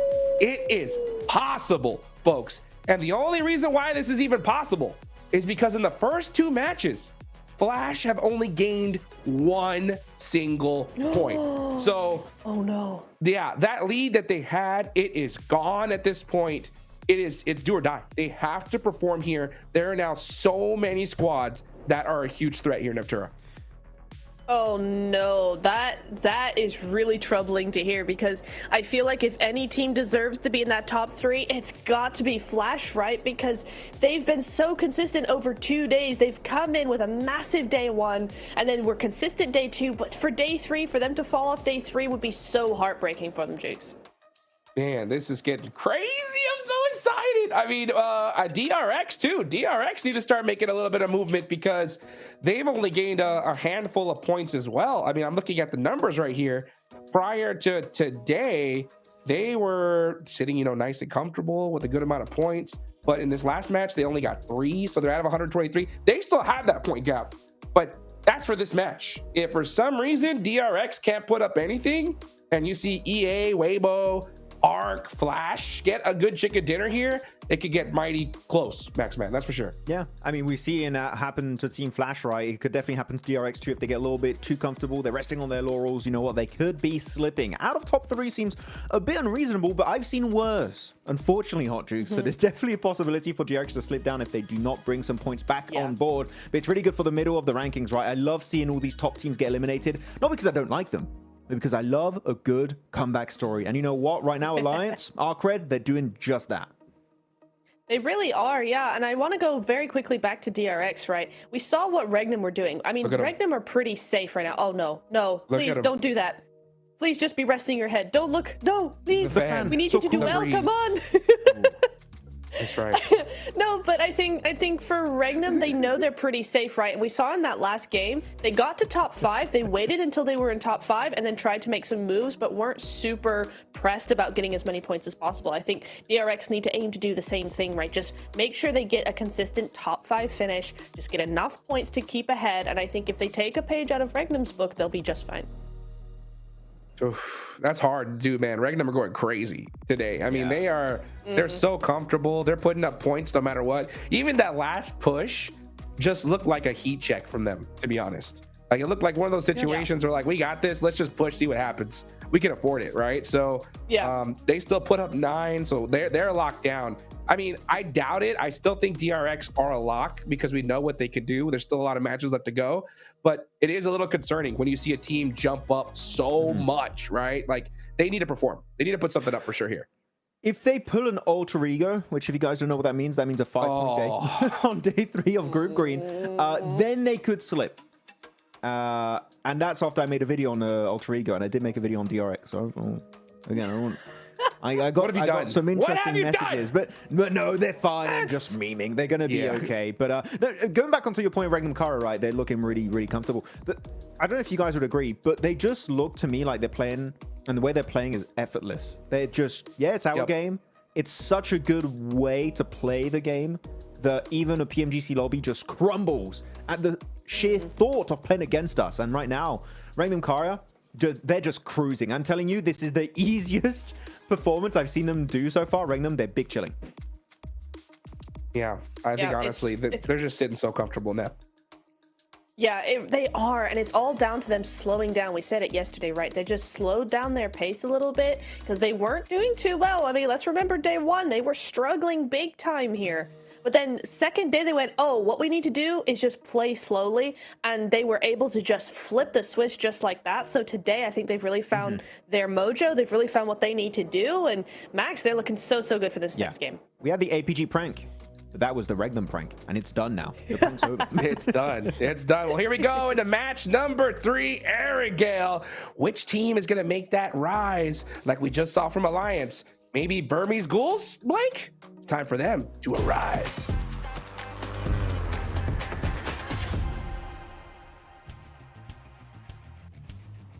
Whoa. He's stealing your bit there, Blank. That can't be right. That can't be right. We'll have to talk to someone about that one. That's not on. We'll head into this game though with that setting of it being so close around the third place bubble, because that is what teams are going to be paying attention to. Yeah, I mean, for Burmese Ghouls, they need to rise again here in this game if they want to get something done. I am a little bit concerned though, and my necromancy powers aren't quite coming through. Help them out too much here at the moment, but again, there's definitely much more important teams that I'm invested in at the moment. I think for Regnum Karya, we can probably stop talking about them altogether at this point in time, John, considering they are currently in first place, and with the amount of points they've been able to get, and I think Erangel is just such a strong map for them overall anyway, it's likely that they should be able to get through towards top 3 now with no problem at all. We're looking at DRX to finish out the race, finish the job, and our third place team to make themselves known. That is the question, isn't it? Right, DRX are primed, the princes of the lobby right now, to jump up into that second place. They could take first place away from Regnum Karya. Oh, goodness me. But this is where you want to try and test for a third place team. We are going Millie off a north plane path as well, which means nobody is dropping there and will start there early on. It's about moving fast. It's about moving now. For our teams looking to try and control those points around the bubbles, it's all or nothing, and to the skies they go. This might actually work for... No, it's not. They're all the way up near Severdy, up near shooting range for nuclear zone. That is a long flight. It is a very, very long flight to go for, unfortunately for them. But we'll see how they make it happen. We have no teams in Sosnovka, John, which is crazy to me. Absolutely crazy.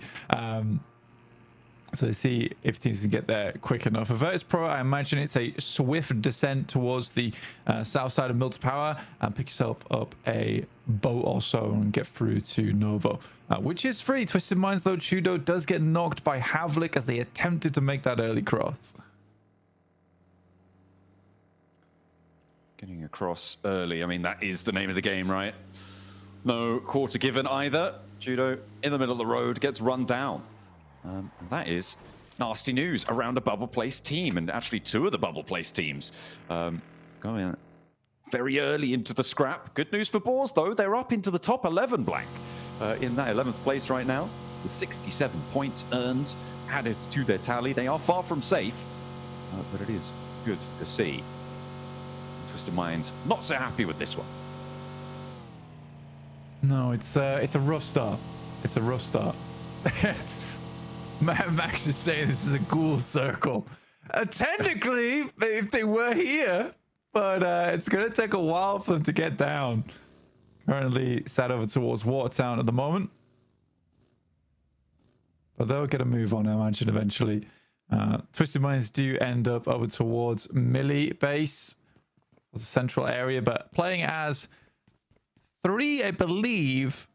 Sometimes you can get caught off guard here with like a small sliver of HP, but I am curious. Yeah. I think Twisted Minds are actually split. I don't know how. I think only one of them is in Millie base right now. The rest are still on this northern shore north of DRX, who are now trying to cross this western bridge.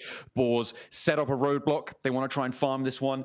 This is the position that we saw Regnum Karya do incredibly well from in that previous military circle that we had. They won't be there this time, though, Blank. Boars are trying to take up that mantle, but it's probably more profitable generally to be going further inland, right? Get in and across fast and see what you can find. Silas grabbing a jet ski and actually just going to head straight on over the water. Not going to wait for his teammates. They are already, it looks like they're already swimming. Yeah, getting across nice and early. Ooh, hovercraft. Making no pauses there. I mean, from the small dinghy into a hovercraft is quite the upgrade, John, isn't it? Oh, yeah. I imagine they spotted it across the water. He jetted out, and now he's going to be able to pick up the rest of his team. And you're right, those hovercrafts, really powerful for these crossings. We've seen them develop moving forwards. Another team going for the crossing right now. It's Alliance. We're going to be heading on with Jimmy with an interview as well. 7WG was able to catch up with them after their match. They're in 8th place, 85 points. Let's see what they had to say. Welcome to a quick report with the 7WG. I'm joined by Jimmy from Alliance. They just put up a great performance. Let me just break it down real quick. Day 1, you put up 39 points. Day 2, you put up 19 points. This match, you were able to put up more points than you did in Day 2. What happened in Day 2? Okay, kalau kita tengok hari pertama korang dapat 39, hari kedua 19 dan hari ketiga ni baru beberapa game poin korang lebih banyak daripada semalam. So boleh ceritakan apa yang terjadi pada hari kedua semalam? Apa yang terjadi, mungkin kita orang terburu-buru lah untuk pergi ke dalam circle and ambil decision fight, and itu saja. Mungkin saya buat keputusan yang terburu-buru, and hari ni kita orang dah reset dah. Yeah, I mean, I think as a IGL, I make a lot of like rush decision, like such an example, like we too rush to get into the circle, and I think that's one of the problems that we encountered in the day 2. But yeah, as usual, we already reset, and yeah, we're just gonna focus on today. Okay, well, the reset definitely helped out. You're currently 19 points away from 11th. Now you got a cushion sitting in 8th place. What are you looking to do for the rest matches today to make sure you stay within the top 11 or maybe push to top 3? Okay, sekarang kalau diikutkan cuma 19 poin berbeza dengan nombor 11 dan sekarang korang adalah sedikit gap yang boleh dikatakan seronok jugalah. Sekarang korang dekat top 8. So apa plan korang? Adakah korang nak maintain ataupun mungkin aim untuk top 3 ataupun just duduk dalam kalangan top 11 tu? Untuk sebenarnya untuk main goal kita orang nak top 3 and kita orang masih ada lagi 4 match. So nothing impossible. So kita orang nak top 3 and kita orang will do it much more better untuk this day untuk kita orang dapatkan top 3. Okay, of course. I mean, the aim is still top 3. I mean, there's still 4 games, and I think it's achievable. And I'm very confident that we're gonna try to climb to the top. And yeah, we're just gonna do much better. According I to like me. the reset. I like the confidence. Terima kasih, and also Salamat Hari Jadi, Melvin. Back to you all. Let's see what Malaysia can do today. All right, keep that confidence going. Keep that power trucking. See what they can do for Alliance's side for Malaysia. The Twisted Minds, they did manage to get Lord across, and the Boars are trying to hunt him down, do even more damage to them. Lord around the generators now, trying to stay alive, and does have a first aid, so can get back to health. Lord pulling the pin on an aid as well. I don't think Snowix is aware of this one either. We'll spot it now as he's just tippling out. Yeah, reposition there is good. Snowix puts the pin back in his own nade, and Lord will be allowed to heal, but he just doesn't have his teammates with him, Blank. The other two, they're still on that northern shore. Well, let's just bring it back a little bit. Right now, Lord has currently been in a 1v4 and has effectively finished out the 1v3. Now there's only Snowix to deal with. So Lord has actually made a play of a lifetime right here in Millibase without the rest of his team. So yeah, I think this is insanely cool coming through from Twisted Minds, or at least Lord. And this would be an insane anchor point for the rest of the team to regroup on. The shift goes over to Millibase as well, and you're right, if they can get there, it might be pretty profitable, but we'll have to wait and see, because Snowix is still alive, and I think they're looking to disengage from one another. Lord doesn't want to bite off more than he can chew, but he has been plenty violent on the inside there against the Boars, and I mean, we missed a lot of it behind that interview, but able to stand tall and actually take back that 11th place spot from the Boars, who took it from them on a neck-and-neck tiebreaker right now on 67 points. There is a back-and-forth conversation to be had, but you can't count the teams beneath them out either. Vertus Pro and True Rippers both wanting to jump up there as well. I'm paying a lot of attention now to this east side bridge. As we're on board with Team Flash, there's about 4 or 5 teams now looking to cross here. Flash waiting, looking over towards ETSH. Flash still holding on to third place at the moment, 109. Arena far out in the blue, currently still trying to push in towards the circle. They're around hospital at the moment, so it's a long journey. Same for Waybo, but Waybo's just coming out from the blue now, around shelter. None of these shots hitting for the Flash over towards ETSH, which does make their cross now a little bit more difficult, though they are assisted by Arcred, who are hand in hand right now with the Flash. Well, for the time being, at least. Looking to try and keep things going against ETSH, and both of them, Arcred and Team Flash, looking for that third place spot. Both teams competing for that area of the table. ETSH very much not. They'd be happy with anything really at this stage, and we'll see what they can find. And for a little bit of a run across, this is the last player, I believe, for ETSH to actually regroup and might be able to get away with this. Twisted Minds do regroup as we hop back over to the military base. Snoix on his own, no recall beacons here in Erangel, and Twisted Minds with 3 actually making it through in a way that maybe nobody expected. I mean, for Twisted Minds, it is a crazy performance from them. I mean, all down to Lord, personally. In that 1v3, the fact he's able to hold off the Boars is just a monumental task. But well done to him. Vertus Pro did make their way down towards that south side. Arcred, one player goes down to the play zone here on the outside, but mostly to the bullets coming through from the Flash. Yeah, that's going to be the major damage dealer here in stage 2. And this is good news as well for Team Flash, again, defending their spot on the tables. It's just unfortunate. There are so many teams who are looking to try and push up towards them. Fortunately, though, a lot of them actually also stuck in this traffic jam blank. We've got Arena, who can't even see on the map right now. A big south shift on this circle as well, by the way, keeps that south coast in. Yeah, Team Flash, Arena, Waybo, Arcred, all trapped in the traffic jam from the northern side. So maybe for Arcred, this is really good, or Team Flash, this is really good if they're able to control this east bridge. Yeah, it's going both ways right now. Both teams kind of concerned with getting across here. Waybo are off in the distance, currently taking some good shots though, and getting some points on board for their troubles somehow, some way. It's very, very packed in over on this eastern side. Very hard south shift down towards Sosnovka too. So VP feeling quite confident with the way that one pans out. Alliance looking to do more, as they said in their interview, and see themselves a little bit safer towards that top side. Currently 85 points. You know, it's not out of the world of possibility right now to still get into top 3 if you're a team like Alliance on 85, but it will be a difficult run for them. And as we know, they don't really have that staying power towards the end of the games, and I think you need that if you want to make that final push at the end of the day. Geeky, it is a wild run out, and it goes terribly.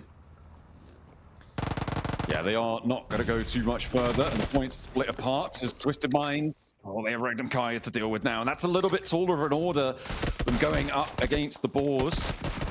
If you are able to go for a 1v4, but Lord does want to finish the job and will be able to do it. A technical 1v4 here going through from Twisted Minds as Lord is able to get that final elim on the last Boars player. Goodness me. Okay. Finally done and dusted. Twisted Minds, though, down to 1. Balls out. Regnum Kaya just sailing in. It seems that they're not done quite yet, Sean, which I find surprising. I feel like for Regnum Kaya, at some point, you just kind of want to be like, let's save some of our energy for the grand finals. But no, they are looking to get as much experience as they can in these games. I think that they easily have the highest survival time out of any squad inside of this lobby, which means the highest amount of practice out of any squad inside of this lobby so far. Influence Rage on a very...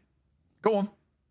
I was going to say, and they'd be playing through the whole Gauntlet as well, so even more under the belt, and against some of the teams that, if you haven't played in that Gauntlet, you won't have faced up against. Yeah, no, and again, it's nice to see, especially getting as much experience versus DRX as well as the Flash potentially. It is something good, and like you say, also for last chance, like depending on which teams make it through there, you also have experience against them as well. And it's so many more hours of footage to go over before you go towards the grand finals. I think that's something that is like underestimated quite a few times for teams, is the amount of footage that you get from playing out these matches. For some of these teams, they're getting less than an hour's footage sometimes after day 2, just because of the amount of time they spend dead. So I think for Regnum Kari, this is really good, because you do have quite a bit of time now to really go back over the VODs before you head over towards those grand finals. Yeah, absolutely. Getting yourself that research time, that research period, very important. But for a lot of our teams, it's all about just getting there in the first place. I feel like, I mean, Influence Rage, we're on board with them right now. This was a team who was back and forth, in and out of those top spots, and now they're very much at the back of the queue for it, with Alliance almost in a position to overtake them as well. They are the team that is furthest behind of the Chasers, but if you can take down Waybo on the approach, that is great news for Influence Rage. Nuclear Zone as well, looking to find a spot as Krona. No, not going to be able to do so. Hero spots him up the top there, wonders what he's doing, but actually the rest of the team are here for a little bit of retribution. Hero borne down upon him. Yeah, he's not getting away with that one. You can crawl upstairs all you like, mate. Your health bar's nearly zero.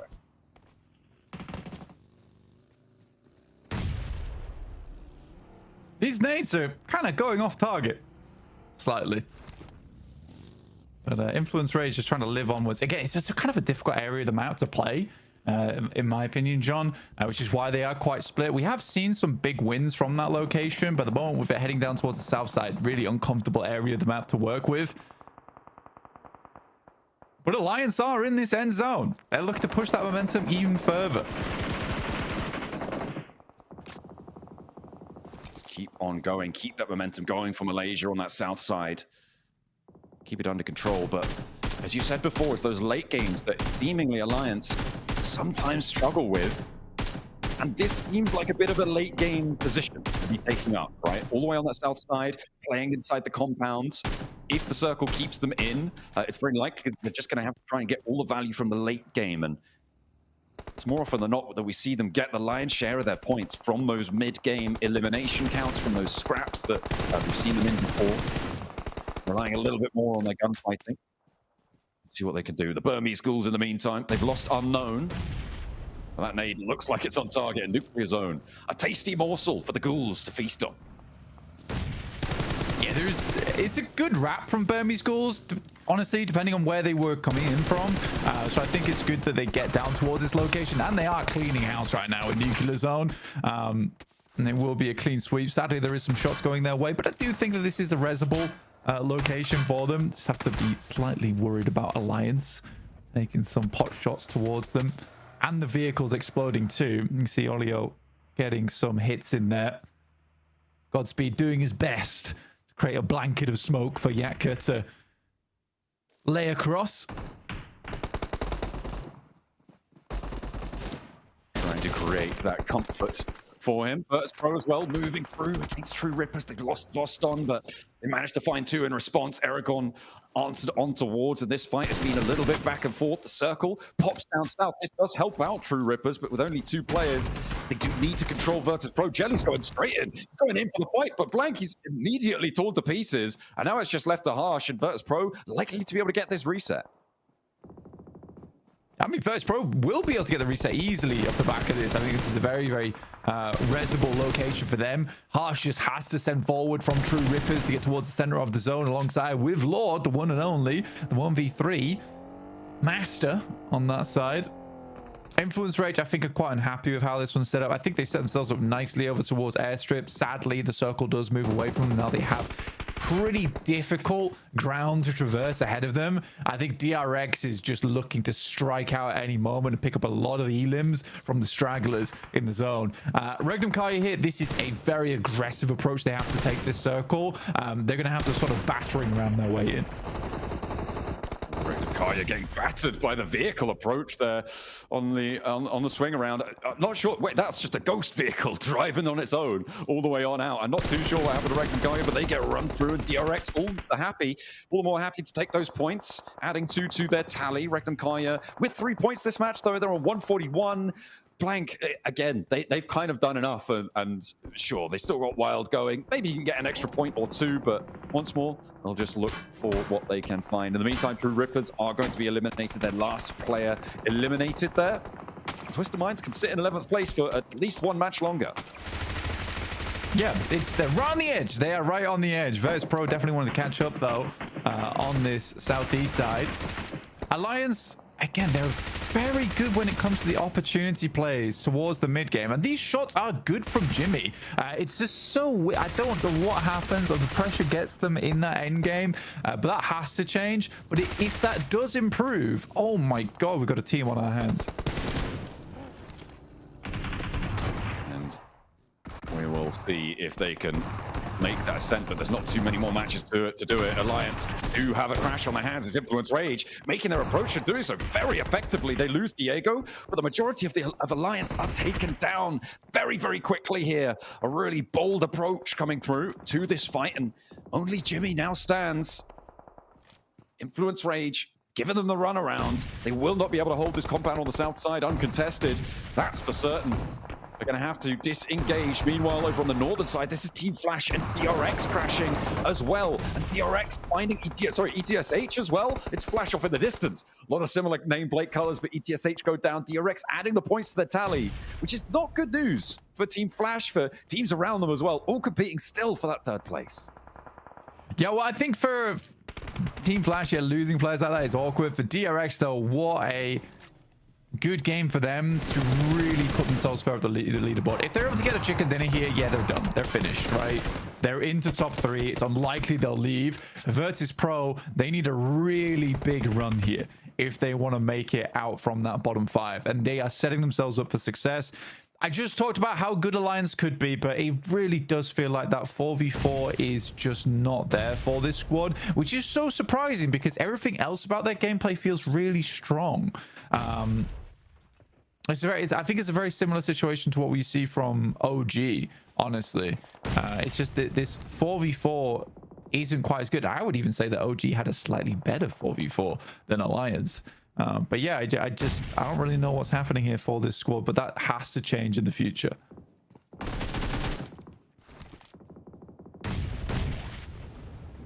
Players still alive though for Alliance. They got this match, solidifying themselves. Remember that 98-point 3-way tiebreaker bubble on 11th place. They're getting pretty close to that now. With still 3 more matches to play after this, including another Erangel. It should be okay. So Influence Rage, but Influence Rage wanted to jump up a lot further. E-Arena, I mean, a lot of these teams in that 3rd place competition have had a tough game here. E-Arena will be going down here as well. Arcred, Waybo, E-Arena, all out and eliminated. The fact that Team Flash are still alive is massive for them. And they're alive as 2 in a not terrible position. If Influence Rage lose a player here, all of a sudden their southwest spot is looking pretty great for a top 4. Yeah, I think so. I think Influence Rage looking just to clear out the rest of Alliance and then potentially push over towards the roadside. The roadside is going to be the most difficult spot. Max brings up a really great point as well, is that the hovercraft here that DRX, I think they have on board, is going to be huge in this zone because it is quite open, and having that massive bit of cover, which is essentially a wall towards the end game, is really useful. Not only that, it's a wall that you can maneuver.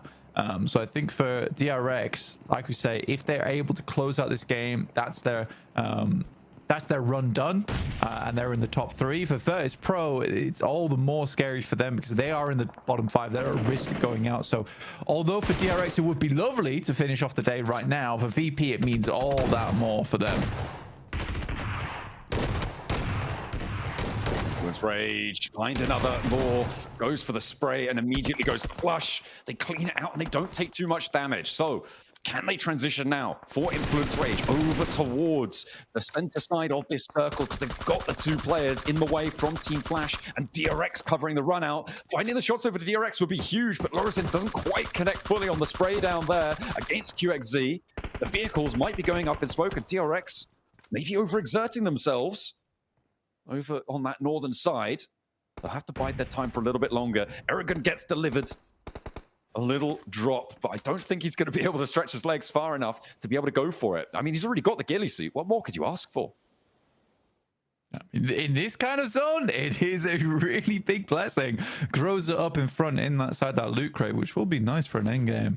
Honestly, extremely potent weapon. I imagine he'd immediately switch it. Oh no, I think he's, yeah, maybe he's just happy to have the 3x on the M4 for the long range. I guess with the shotgun as well, you sort of do want to hold on to that because the Groza does kick a lot. It might be something, especially with this circuit, it might be something he switches towards later on when players get closer to him. How does Influence Rage do this? This is a really tough approach.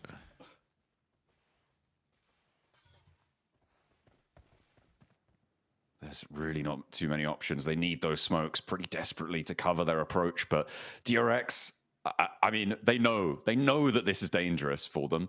And they're all too willing to take those points, right? Jump up over that 130-point boundary, up towards the 140s, get themselves a lot safer. There's still potential for them to take that top spot away from Regnum Kaya, even if Regnum Kaya super unlikely to be going down below third place. First place bragging rights, you know, it is good to see. And Influence Rage really under pressure now. The zone's starting to move away from them, all the way on the out. And TRX the only 4-player squad. They made the transition over to the water tower, but actually it's going to go undamaged for the time being, but they still have to go further. And the blue zone's not going to stop. No, it won't. I think for Influence Rage, they just got to rely on other teams taking shots towards one another, but these are some slick shots from So Easy. Really accurate too. Lord is trying to get a little bit of an investment off the back of that. Flash wins actually taking a lot of those elims away. And as a 2-man, if they can get up towards the top 3, John, it is very, very good for the top 3. I mean, getting those points as well, that's really huge stuff. A 3-way 108-point tie right now sits in 4th, 5th, and 6th. They are on, what, 111 and then a couple more, so 113 right now. 5 points ahead. That's not comfortable, but the placement points that they're going to earn here is good news. They've already got at least 5. The nades from Vertus Pro, they look pretty good, but they're not quite getting the job done entirely. Still not quite connecting. That one will find the knock on towards win. Aragon still has another, and the answering nades are not quite there. Vertus Pro removing Team Flash from proceedings. DRX getting involved. The spray down towards Aragon, but finally the flushes come through. They lock down in towards a 5 elim 3rd place. So a good result, but they're not out of the woods just yet. In the meantime, though, DRX, they're looking to control Vertus Pro. Shut this whole thing down here, right now. They want that top spot back. Regnum Kaya have challenges, but our top 2, blank, they are pretty much guaranteed here. Regnum Kaya and DRX are going to be in Bangkok. Yeah, it's a good finish there for Vertus Pro, but you are right. For DRX as well as Regnum Kaya, we secure our top 2 spots in Game 3, which is fairly insane, honestly. So very well played to them. And that's even after the fact that Hyunbin's got a bit of a headache going on right now. In fact, a fair few of them do. All got the cool and soothes on the head, and they certainly need that soothing prowess because it ended up in a very nice win. It was a soothing win. The leaderboards as well. Oh, there you go. I mean, the top 3 is the 3rd place spot of them. Is still the 3rd place spot is still very much hotly contested right now. There's still the same 4 teams going for it. Influence Rage as well, jumping up a little bit closer. The 11th place all to play for the second half of the day. It's going to be exciting. Stay tuned.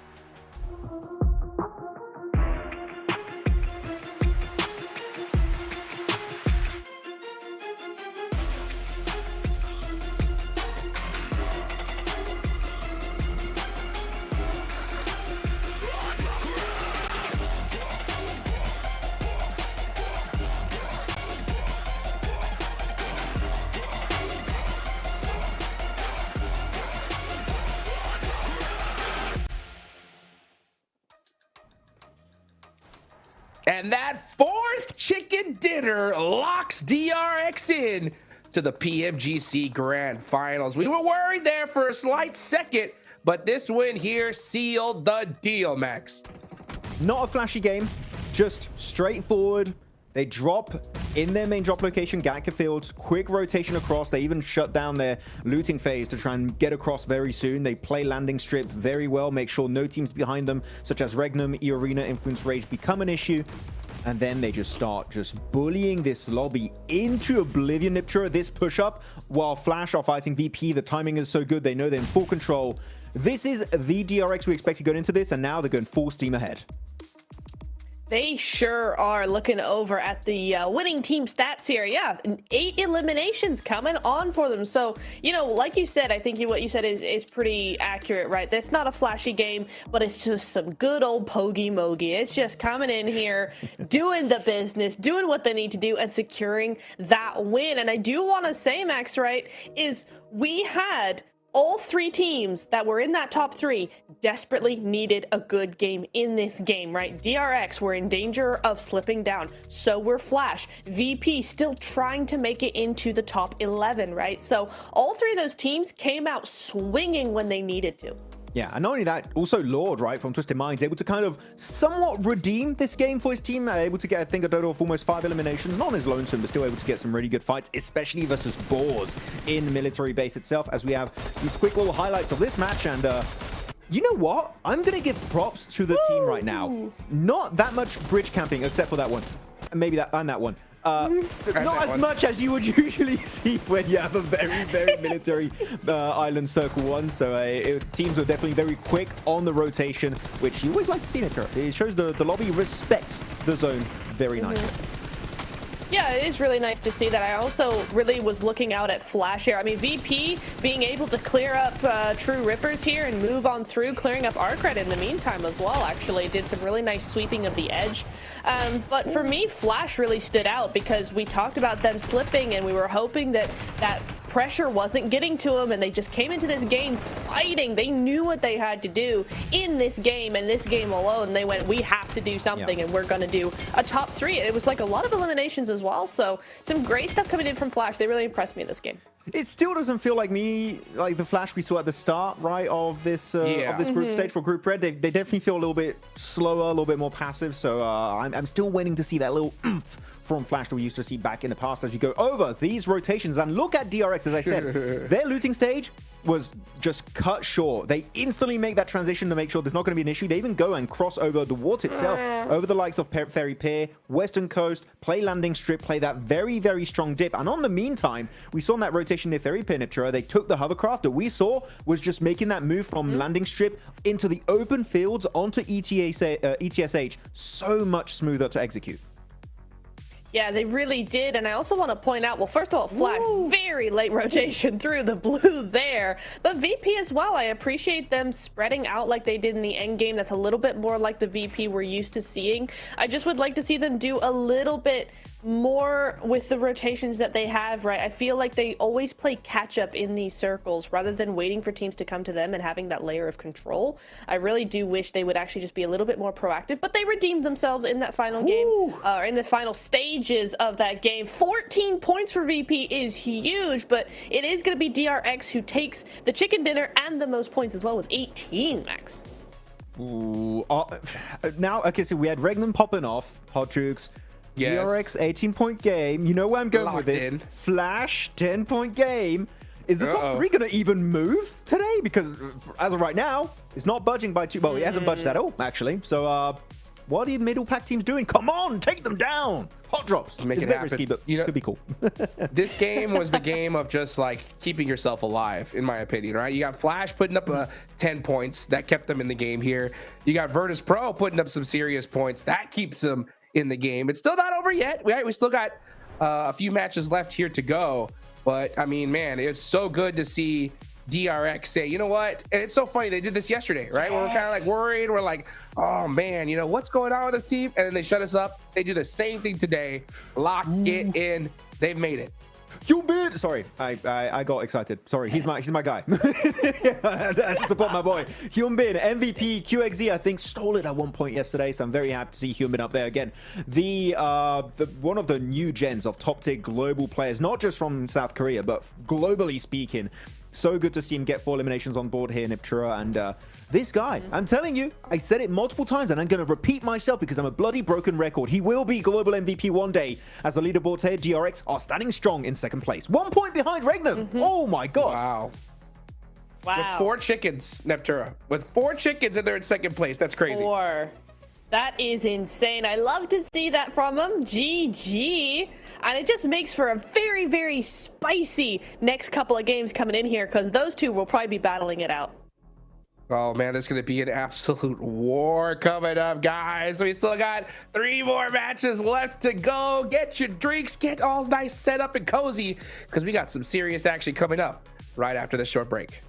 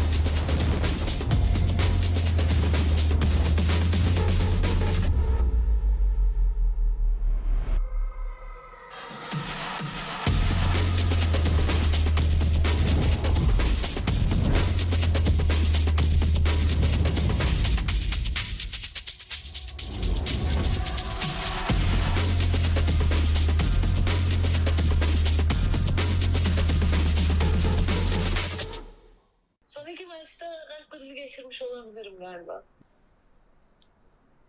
Alo. Anneciğim ne yapıyorsun? Anneciğim. İyiyim bebeğim. Sen ne yapıyorsun? İyi, ben de çok iyiyim valla. Maçları izledin mi? Oo, izlemeden olur mu? Ben krizleri geçirdim ben burada. Bana 2'ye çıktınız, ikinci oldunuz, geri 3'e düştünüz, geri 2'ye çıktınız. Ben kriz geçiriyordum yani o sıra. Neyse mutluyum annem. O da diyorum ya, 3 gün formayla takıldım. Valla. 3 gün formayla gezdim. İş yerinde görmüyor mu? Resim atıyor ya iş durmadan. İş yerinde de formayla yani şey yaptın değil mi? Formayla gittin. Evet, evet. İyi, sen ne yapıyorsun? İyiyim anneciğim. Özledim seni, sadece seni özledim. Ben de seni özledim valla. Aradım akşam, bakmadın hayırlı olsun demek için. Uyumuşum, bir de uyuyakalmışım. Ben de dedim kutlamaya mı gittiler, ne yaptılar? Öyle işte. Tamam anneciğim.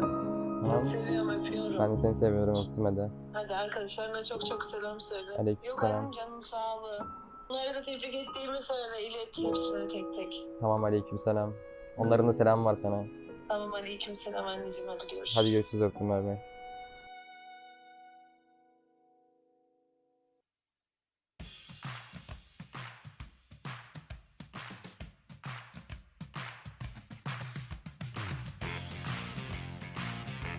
We're at the halfway mark of the final day from Group Red, and I'm standing next to none other than the IGL for Influence Rage, currently sitting in 7th place with 101 points.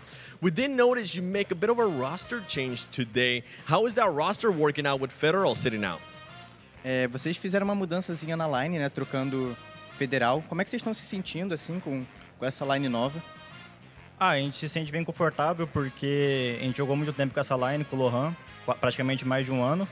Então, praticamente o sentimento é o mesmo, a mesma função também deles. Então a gente tá bem tranquilo. So yeah, we have the same feeling because we've been playing with Lohan for more than 1 year. So we are very familiarized with the team, with the roster. So yeah, we are pretty comfortable. Okay, you're currently 17 points away from 3rd place and a healthy amount to 11th place, meaning that you are able to take risk. What is the team going to be doing in the next 3 matches to make sure you secure a top 3 finish? Então, vocês estão a 17 pontos ali do top 3 e estão com uma distância bastante grande ali do 11º. Então vocês podem tomar um pouco mais de risco, né? Então como é que vai ser o approach de vocês nesses próximos jogos? Acredito que a gente vai fazer nosso jogo, ver o que a gente combinou, o que vai dar certo. E é isso, acho que é só jogar nosso jogo mesmo que a gente vai conseguir essa vaga. We're just gonna play in our play style, so we're gonna maintain our stuff, and yeah, we are pretty confident. With that said, I mean, going especially into the last 2 matches in Miramar, when teams realized that they have nothing to lose, which team do you think might try to target you in those last 2 matches? Então, nessas últimas 2 partidas de Miramar, vai ter muito time aí que vai vir pro tudo ou nada. Você acha que algum time específico pode querer focar vocês, alguma coisa assim? Eu não consigo prever nada agora, mas a gente vai estar preparado. A gente está trabalhando para isso. E se vier, a gente vai estar preparado. So yeah, I'm not really thinking about like a certain team, but anyone who wants to fight us, they can try to get us.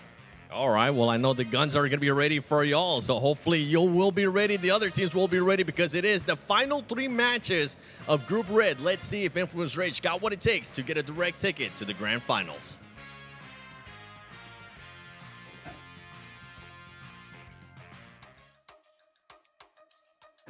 Well, we're going to have to wait and see here. I got to be honest, I don't like those answers at all, man, because if you're going to play your regular game, that you're putting yourself such at risk when it comes at least to top 3 here, because let's be real, Flash win 1 game, it's over. It's a wrap at this point. So if you are Influence Rage, I love the fact that, hey, you bring Lorenzen back in the fray. That's a huge roster swap at such a pivotal time here, Max.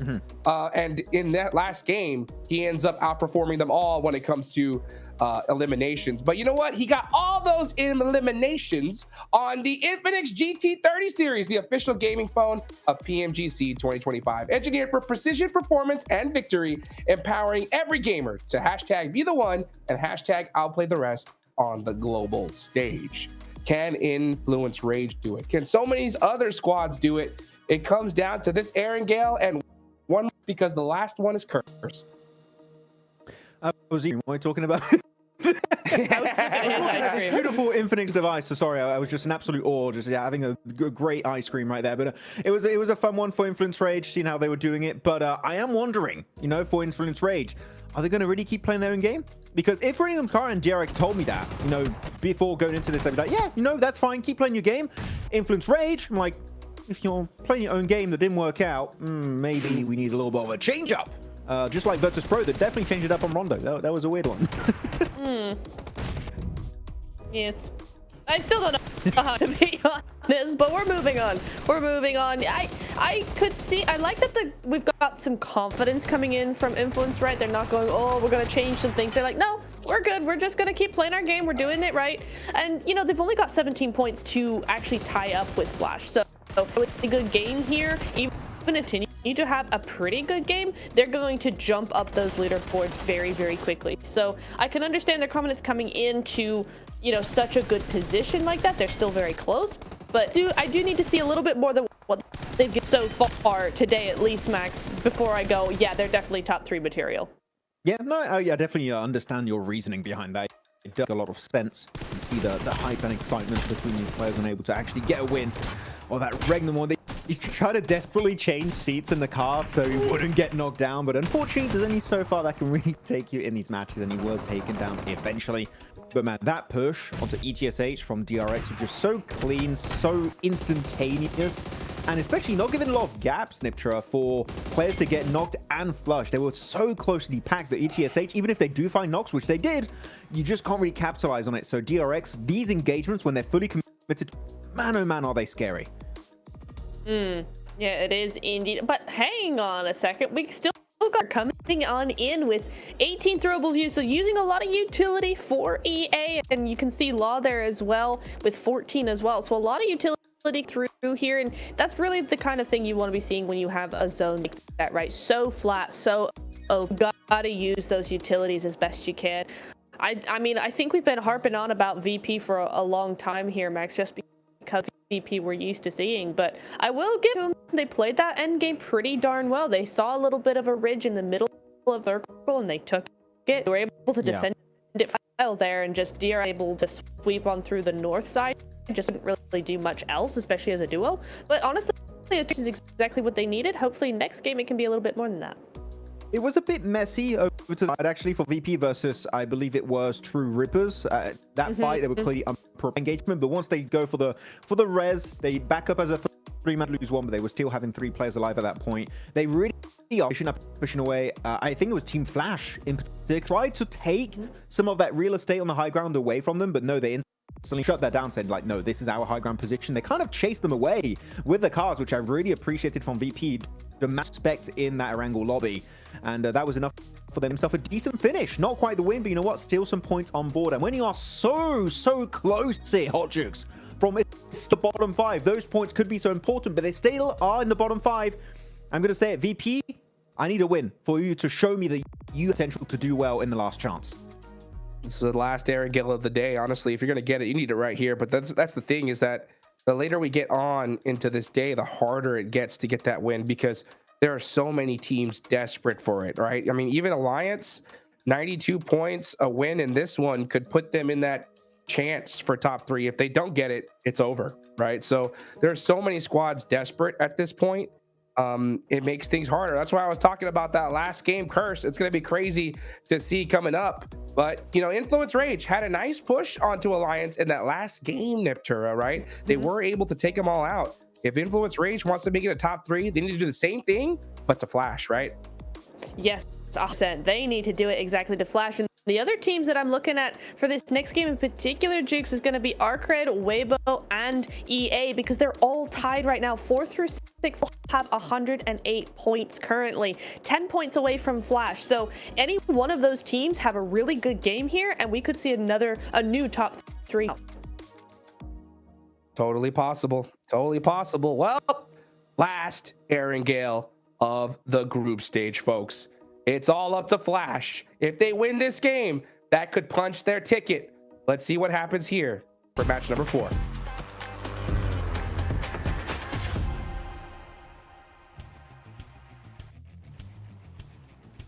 it is getting really, really close for those teams on that third spot that is still up for grabs on these tables. Blank, as Duke said, it is maybe Team Flash's time to punch a ticket, but even with a chicken dinner, if they have a poor Miramar set after that, teams behind can still catch them. It's very much a possibility, John. Very much a possibility. I think that it is slowly and surely becoming more and more concrete towards the top of the tables. A few, I wouldn't even say a few, I'd say right now is where you need to make that breakout performance, right? And to do it on this playing path is so unfun. It's a really awkward start for a lot of our teams, a lot of our squads, a lot of squads forced to head down towards Sosnovka. We know there are a couple of squads that don't really like going down here in the first place, but Burmese Ghouls get a good start off the back of this one. Geek is going to play a Novo and then rotate back over on that eastern bridge. But yeah, this really does cut a lot of teams close together.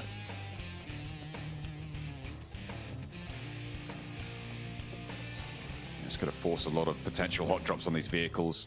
On this south side, I'm seeing Influence Rage and Irina both out near Primorsk. I mean, we've seen Irina. Oh, my goodness me. Blank. Whatever I was talking about doesn't matter because we got another back-to-back military circle in the PMGC. What is it with these lobbies? This is absolutely crazy that we've seen this not only, it was the other group as well, wasn't it? It was in Group Green that this happened. And now it's happening in Group Red. The team's having a nightmare. And it's a Southside Circle. And Blank, the Ghouls are on the island. It is actually ridiculous. And it is a Ghoul Circle. For real this time. It actually is. They got to drop here. This is their time to rise. Rise up, my Ghouls. And win this game, potentially.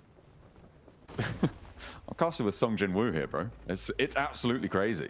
He is having a crazy time. And I mean, right now, the Ghouls should be popping off. The balls are moving fast. The teams over on the mainland going to look to transition as well. Are we going to see that same roadblock on the east, or a team's going to change it up? Because, of course, the plane path was a lot more north-facing on our last Sosnovka military circle.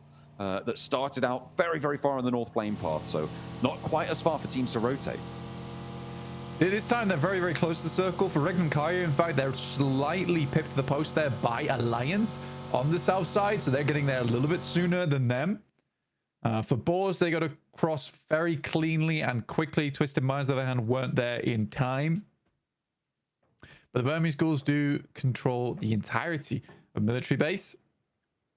Very pleased with this one. Looks like the Boars are going to try and set up a little bit of a roadblock there over on the western bridge for any teams trying to get through. So that does include Influence Rage, who are chasing 118 points right now with that game from early from Arcred that placed them just 10 points behind. Same with Waybo, same with Irina. We got a three-way tie here on the leaderboards. Yeah, it's not pleasant. An Influence Rage, only 7 points behind that, and only 10 points ahead for third place. I say only. That is still quite a margin. But as the desk was saying, it might be an opportunity to jump up and challenge on that spot. With an only 10-point difference, that is very much a chicken dinner away for any of those teams. And it is not comfortable at all. It is really back and forth. And this is the sort of circle that you hate to see, right, when you're in this scenario, because all of them got caught in the traffic jam before. Every single one of those teams got caught in the traffic jam on the east side bridge that were all chasing for that third place. So not much movement. Max wanted to see movement. Maybe he's not going to see any more here either if they all get stuck in again. It's so tough. I mean, having this be your last Erangel of the day too. Oh my goodness me. The shots out from the back of the glider towards Milky Way. Inside the hovercraft is going to put a bit of a dent in the time of this. Good shots from Aragon from VP will take down Corona at least. Oh, and the hovercraft has exploded. That's a big deal. That's a very big deal. That was the major transitional vehicle for Vertus Pro, and not being able to have that under control. I mean, you're right. It is a big, big deal, right? Because otherwise they would have been able to wrap around to the south, try and move their way up, but they don't have that tool anymore, so they've got to figure something else out. That's actually one of the cooler plays today, is taking that glider and just being a nuisance over towards the hovercraft. I mean, denying that really does cause problems now for Nuclear Zone, for Vertus Pro, sorry. It almost feels cruel from Nuclear Zone, honestly, because they've still got to get their way into the circle now. And posting up those Nova up north is not going to be easy with Geek being there. That's real aerial combat coming on through. 2 gliders, in fact, in convoy. A little bit of a replay. Okay. So Voston spotted this on the takeoff and did get a knock. Why they lost their player, but they're still not going to be dissuaded. They were going to be 3 gliders going across. Regnum Kaya going across the battlefield right now. They lose Loxy, however, against Twisted Minds. They trade 1 for 1. Lord is out of the mix. Sorry, it's 2 for 1 as Regnum Kaya wanted to keep that top spot still under control. They held this compound before. They couldn't do it in the last match. This time around, maybe they'll be able to find it. If this fight continues, Blank Influence Rage could use this opportunity to come across a third party. So could the Burmese Ghouls, and they do just that. They give the assist to Regnum Kaya, and Twisted Minds fall 11th place. Tenuous. Bit of a grudge there, it seemed, between Regnum Kaya and Twisted Minds. Take them down fairly quickly, though. Good push in. And a clean sweep from Regnum Kaya, which is great to see. They're still not done, which is hilarious to me. The fact that Regnum Kaya consistently are putting up these points here is fantastic news. True Rippers making a slow approach right now, John. Nice and quiet, but do get themselves into a good position. That Eastern Bridge is completely clear at the moment. I think everybody tried to learn their lesson at the same time, which is unfortunate because there's a lot bigger of a traffic jam on the west side now for Influence Rage, for Arc Red. They're all now kind of stuck into it. Regnum Kaya not extending back on over. They don't have 4 players this time, Blank, which was a major factor in their ability to hold this bridge previously on a similar situation. And that could severely diminish the power of their position. With Influence Rage now holding the stop, though, it may be a 2-team hold, unless Influence Rage want to go for the crash. Arc Red, they're marauding around on the north side of the shoreline with ETSH kind of stopping them for now, getting closer towards this bridge. Arc Red do take some shots for themselves, but yeah, again, everyone keeps going to the western bridge. No one's really challenging out for the Eastern Bridge, despite no one being there. Everyone's taking these weird approaches to get out of dodge. I mean, Vertus Pro tried to take a hovercraft. There was multiple gliders in pursuit. But no one's really like, hey, why don't we just drive? That'd be good, right? Everyone's playing wacky races right now to get across the Sosnovka, and most of our teams have actually been able to do it. Twisted Minds technically did also do it, but they are now down.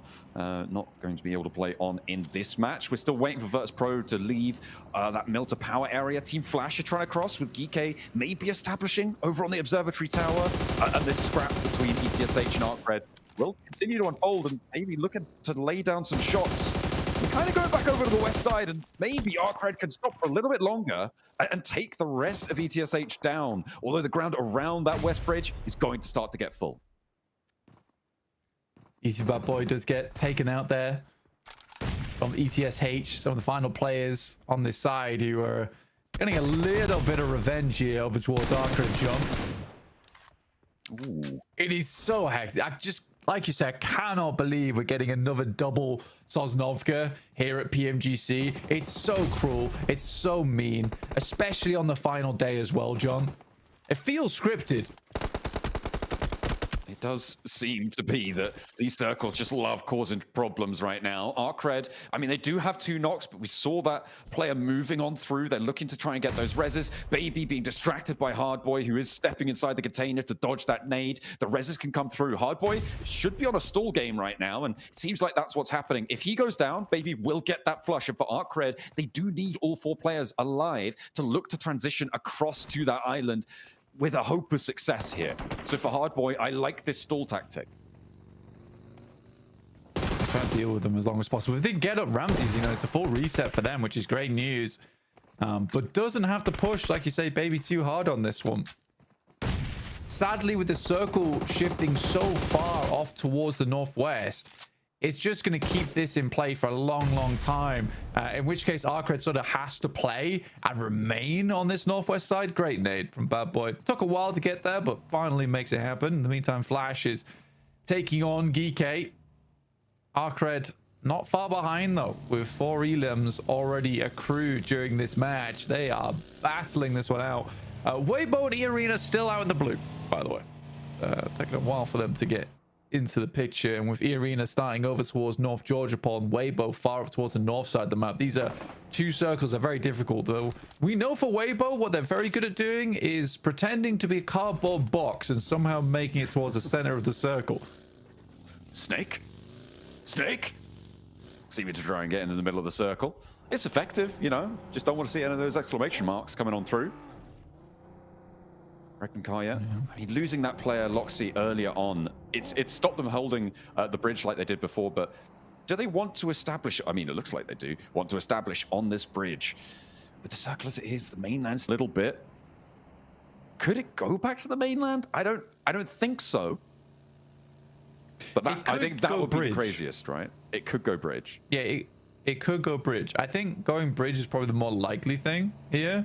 Which would be gross and disgusting, but it would require another hard northeast shift, northwest shift, sorry, at the second one in the row, which is still quite unlikely, and instead does send them back up towards that south side. So that's going to take a little bit more time for Arcred. Then again, it does keep the bridge in, so they can continue to hold here, which is bad news for E-Arena. I think E-Arena would have much rather this moved away over towards the eastern side. Instead, because it holds in, they know they've got a fight coming.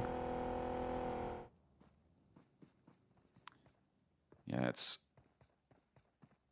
going to be a tough time moving into this northern side. It is a little bit close to that bridge. Easy for Bad Boy. Ooh, takes a lot of damage, but I mean, he's got the bandages. Should be able to heal that one up. E-Arena stood behind them. Arcred and E-Arena, again, 2 of those teams chasing right now for that 3rd place. With Team Flash already across, they're going to challenge out against Geekay. They managed to get the run through straight away out and into the points as well. They're up to 3 now, Blank. They lost Zeus earlier on. And on the Shackle, the northern side, I mean, they might just be able to hold this one out, but their power to impact this circle is going to be severely diminished by playing this area. They want to scout further. You can see them moving players out wide to get a little bit closer to it, but that is really tricky stuff. Yeah, very much so. You're always gonna have difficulty on this kind of circle, on this kind of position. It's never fun, and it's never confirmed either, John, on this sort of circle. You really do have difficulties putting up those consistent points. I think all the more reason to be so impressed by these squads towards the top side of the lobby throughout some very weird zones, some very weird gameplay going through from all our squads. To be able to be here in that top 6, that's a difficult task to make work. Very tricky stuff. I mean, these top 6, I mean, the top 7 really. 3rd down to 7 really is that bracket that we're looking at to push on in. Right now, 2 of them are trapped out in the blue zone. E-Arena on a wide wraparound, moving over to the east bridge. They couldn't get through Arcred, or rather didn't want to try. And they will get through uncontested. They want to play edge on this circle, Blank. They'd absolutely love to be there in the edge position, but so far, they haven't even gotten close to it. They do need to go a little bit further. You can see the bridge off in the distance there. Well, they need to make it pass, because Waybo have a similar idea. Go out to the eastern bridge. And now Arcred, they're bridge guarding nobody. But maybe they're being stopped from crossing, because Rectum Kyra are on the hold once more. For Arcred, that was their choice, right? They had to hold that. I think it was the right decision to go for. For E-Arena, I'm glad that they didn't even attempt it. Waybo already got across on the eastern bridge, and that's, again, good planning from Waybo. In terms of understanding that this eastern side has been clear for so long, for so many games. But for E-Arena, it's slightly more dangerous because we're getting to stage 4 now. Shifts all the way over towards the west again, keeping Regnum Karya in and forcing Arcred now to move. I think that with the limited time that E-Arena had and Waybo had, they made the right choice. You know, there was no point even trying to sniff out the danger over towards Lighthouse. It was just the decision had to be made there and then of, we've got to go east. Yeah, it's It's just a do or die kind of situation. And you've got to make that tough sort of call if you go for it. ArcRed going to try and make their crossing against Regnum Kaya on the 3-player hold. Zedwolf up top, Wild down low. Silas off in the sidelines in their compound. And ArcRed, I mean, they should be wary, right, of this position. They've seen this circle. They're going to know that there is going to be presence felt here. I wouldn't be too surprised to see them try and drop down on this one, although Silas is on the hunt for that. That's why he stayed out wide. He'll be feeding that information back over. And Zedwolf may start to feel uncomfortable on this high ground. Will be spottable by potentially DRX if they get close enough, and he's completely open, pretty unresable if he gets knocked.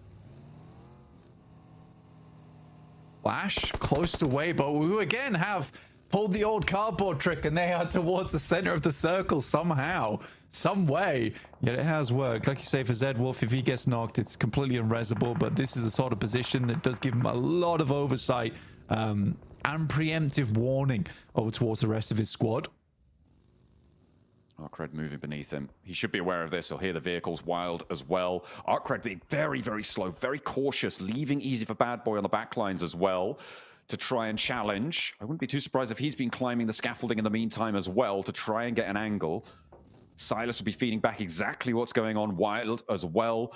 Zedwolf on the swivel. No, he's okay. So he is down towards those walkways. So not playing up and on high. In the meantime, Vertus Pro and Arena clashing again. Arena still on the chase, but having a tough time of things on this south side, Blank. They managed to sneak their way all the way down there and losing players. Then they start to come through from Wild as we hop back over towards the bridge. And the crossing for ArcRed being held out still. But they're in the zone and they don't need to move too much further. He is spotted on a drop down, and that's Zedwolf finding Ramses, and another Hardboy goes down too. Arena is starting to fall. Blank, these chasing teams are being punished. It's unfortunate. It really is unfortunate, and it's just the way this circle works. For E-Arena, though, I think they took the most dangerous path into the circle. I think it was very unwise, and I think it just shows that Waybo does a lot more homework here in terms of their initial rotations. I think some of their other parts of gameplay is slightly lacking right now, or is a little bit messy. I'd say it's more clumsy than lacking. But when it comes to these rotations and understanding the lobby and the rotates, they are second to none here. Yeah, it's nice to see that people are keeping their wits about them. On that front, ArcRed. They're turning this fight around against Regnum Kaya, who now only have one player alive. Oh, last player from True Rippers goes down over towards the Millie base exit, as the circle will close fairly soon. Wild getting knocked over on that north side. I mean, the transition for ArcRed onto the mainland. Well, I say the mainland, the now mainland onto Sosnovka. That's gone very well for them, and I think it's mostly to do with the fact that Regnum Kaya were only playing as 3 and maybe holding a little bit too much ground. And Waybo now in with a massive opportunity up on the high ground to the east side. And they have so much ground under control, Blank. The chase for them, definitely possible here, but Team Flash are sequestered down to the south side, and they're going to make it hard to get rid of them. Clinging on like limpets. It's a really big chance here for Waybo. ArcRed Glory has been a really big member for the team on that side.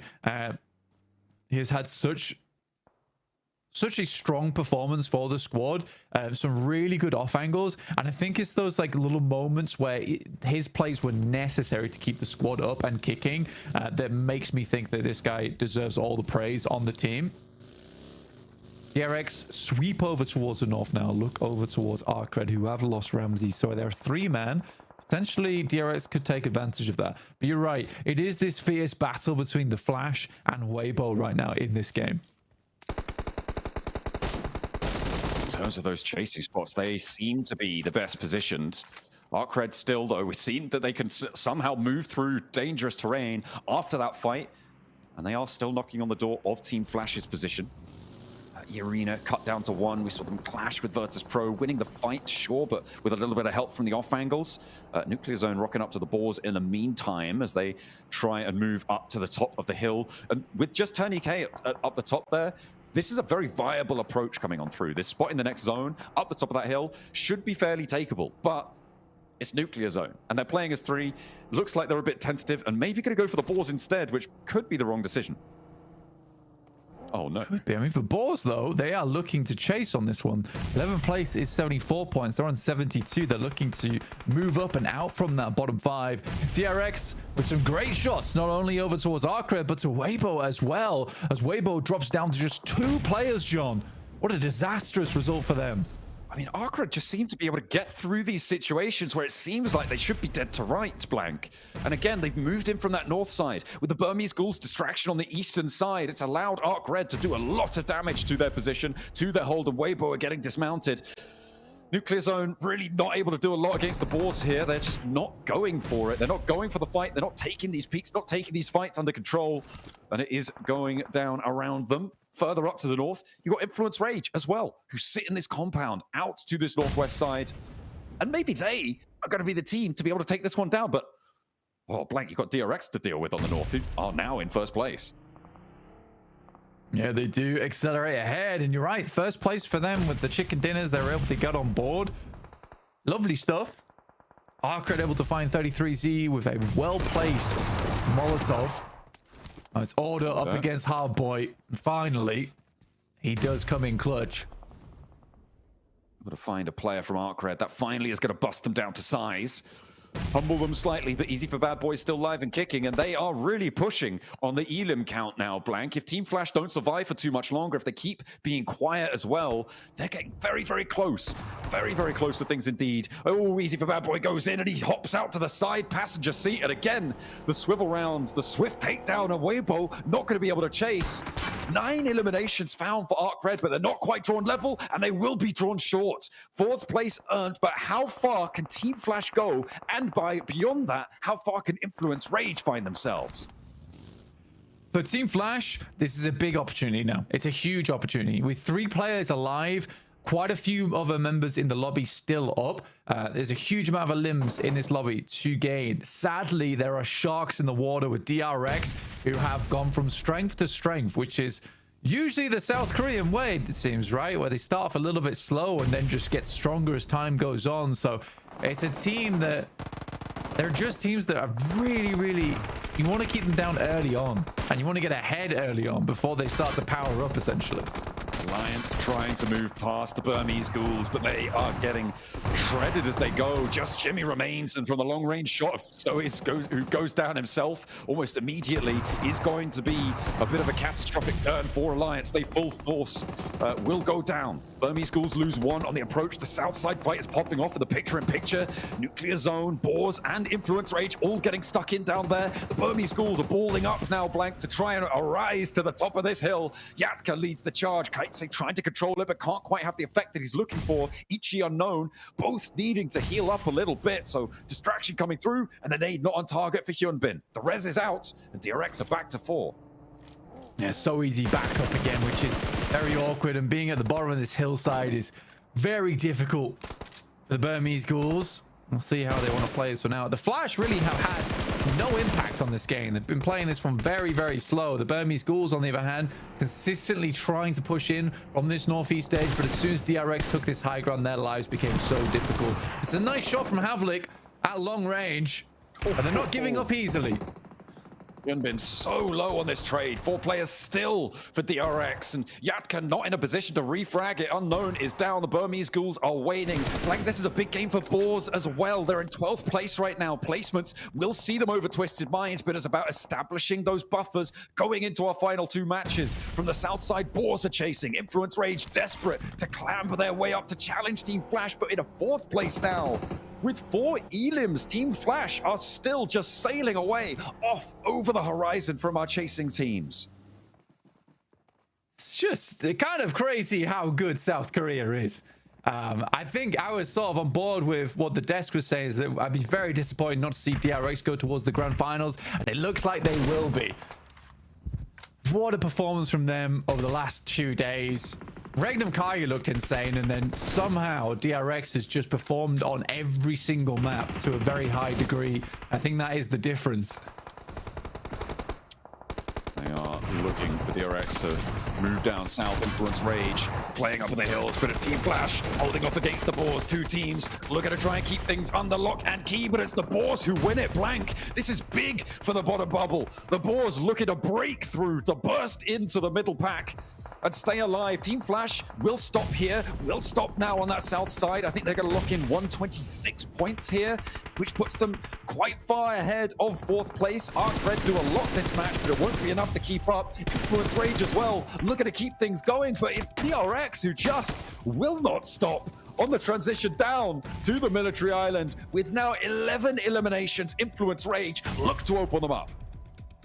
Sadly, Hyunbin will go down as the forward vanguard for the squad, and Influence Rage will waste no time in pushing over towards them. Diego up front, 2 players in the vehicle, trying to go for the drive-by, get a little bit of damage done.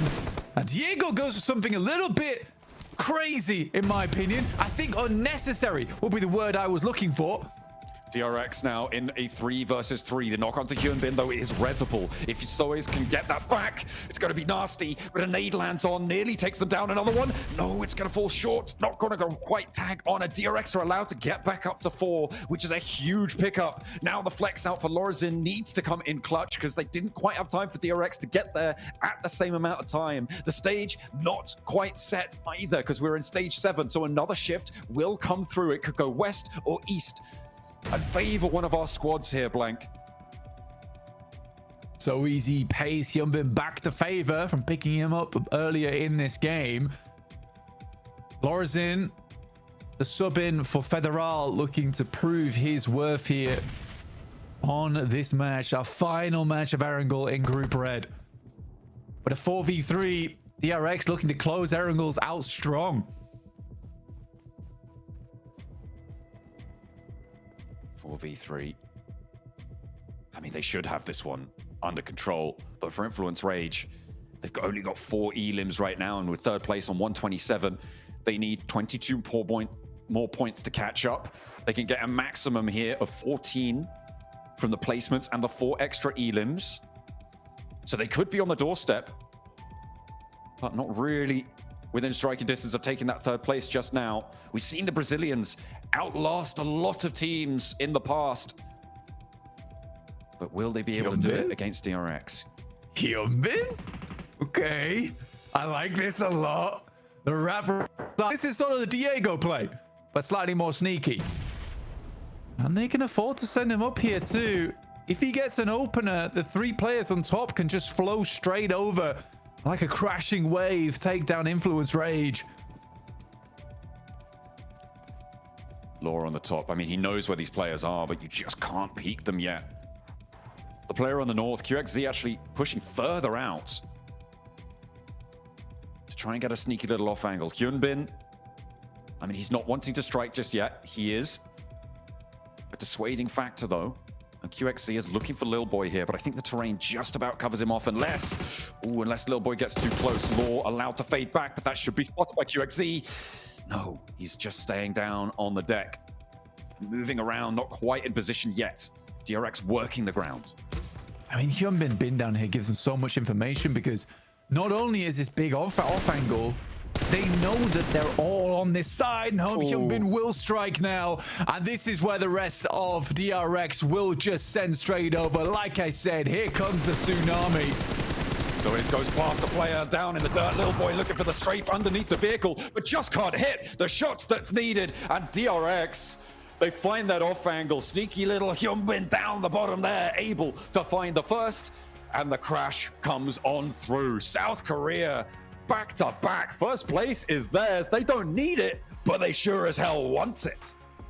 It is crazy to me that all 3 players do have coolant suits on. But at the end of the day, these guys' heads are a little bit sore, sure, but they're causing a splitting headache for the rest of the squads inside this lobby. Influence Rage kind of confused by how all that went down, with Hyunbin just sidestepping nicely into position. Brilliant stuff from DRX. They did so much work with that final circle. The nades weren't even really a factor. I was looking and seeing, oh, Influence Rage have 4, DRX have 2. Maybe, maybe not, but no, it's not going to matter. They don't need it. They just need Hyunbin and the rest of them to crash on through. It's DRX once more.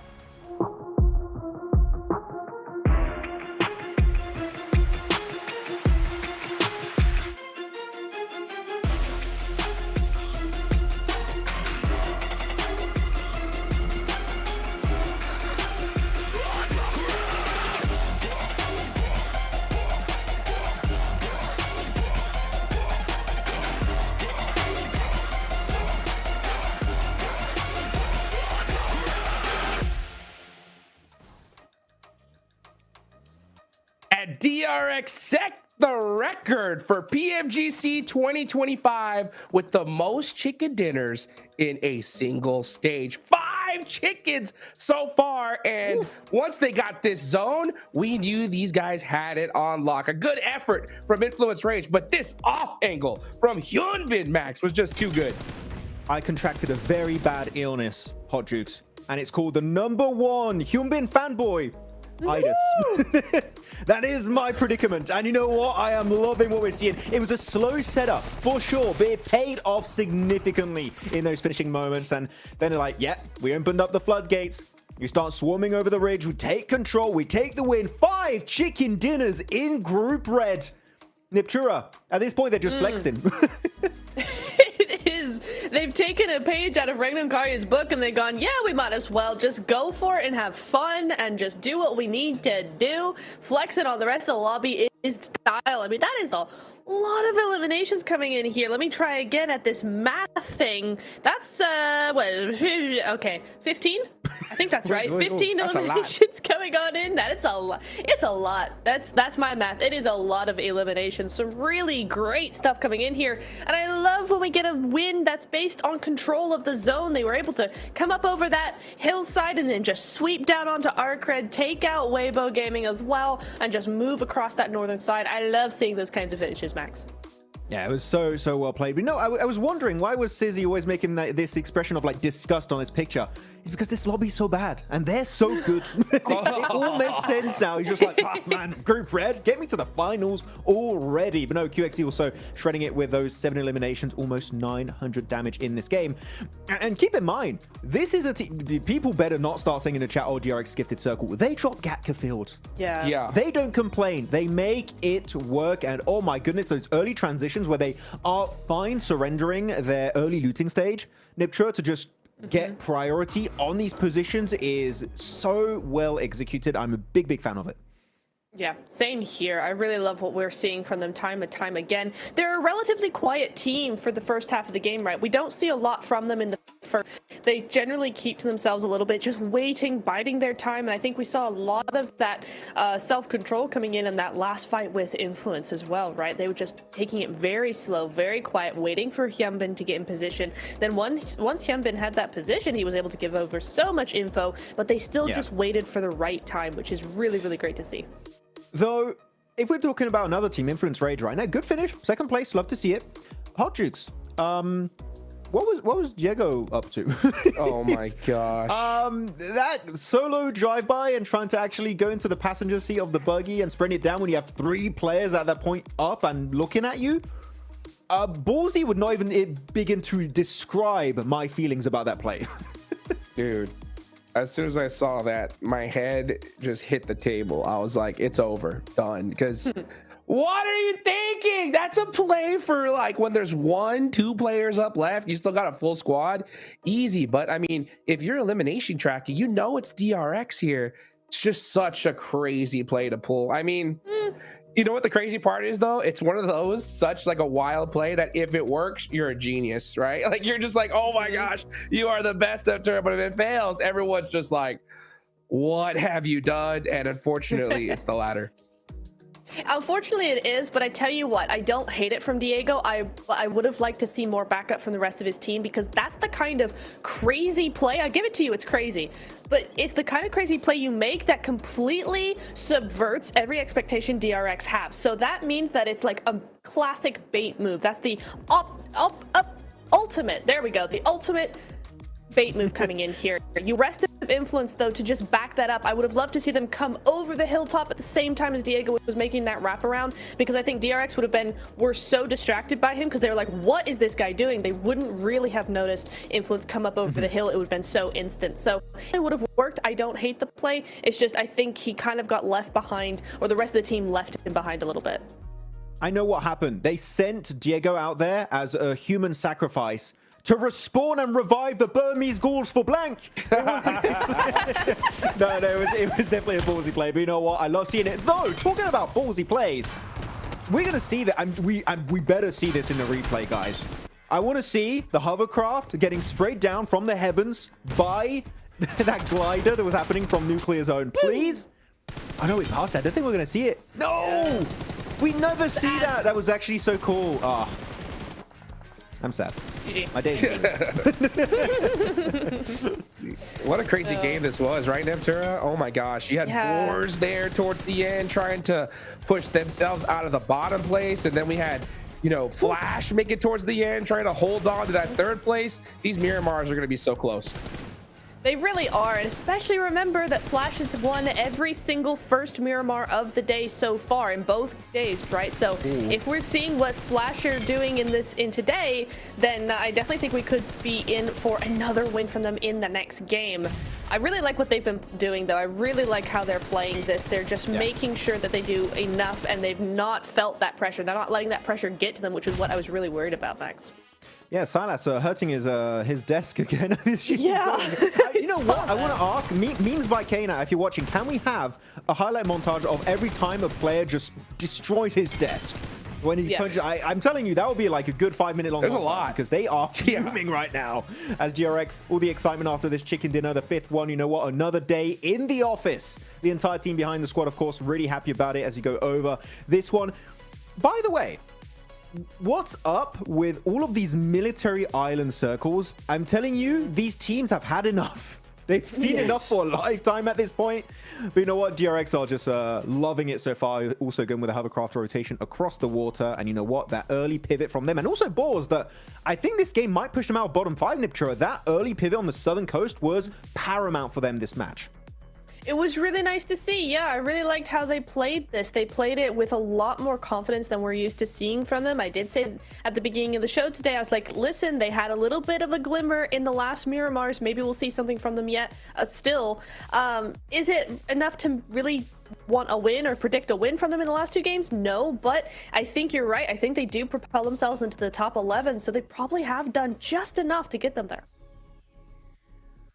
Man, dude, look at these points. Oh my gosh, 25 points for DRX.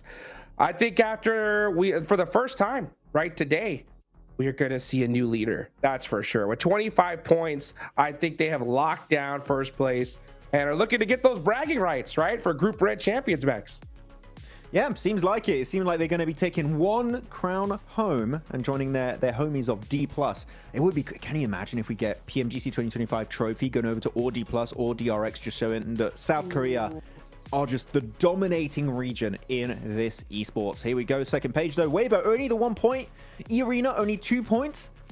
And Niptura, they're slipping unfortunately at the really worst time imaginable. Sure, we have 2 Miramars.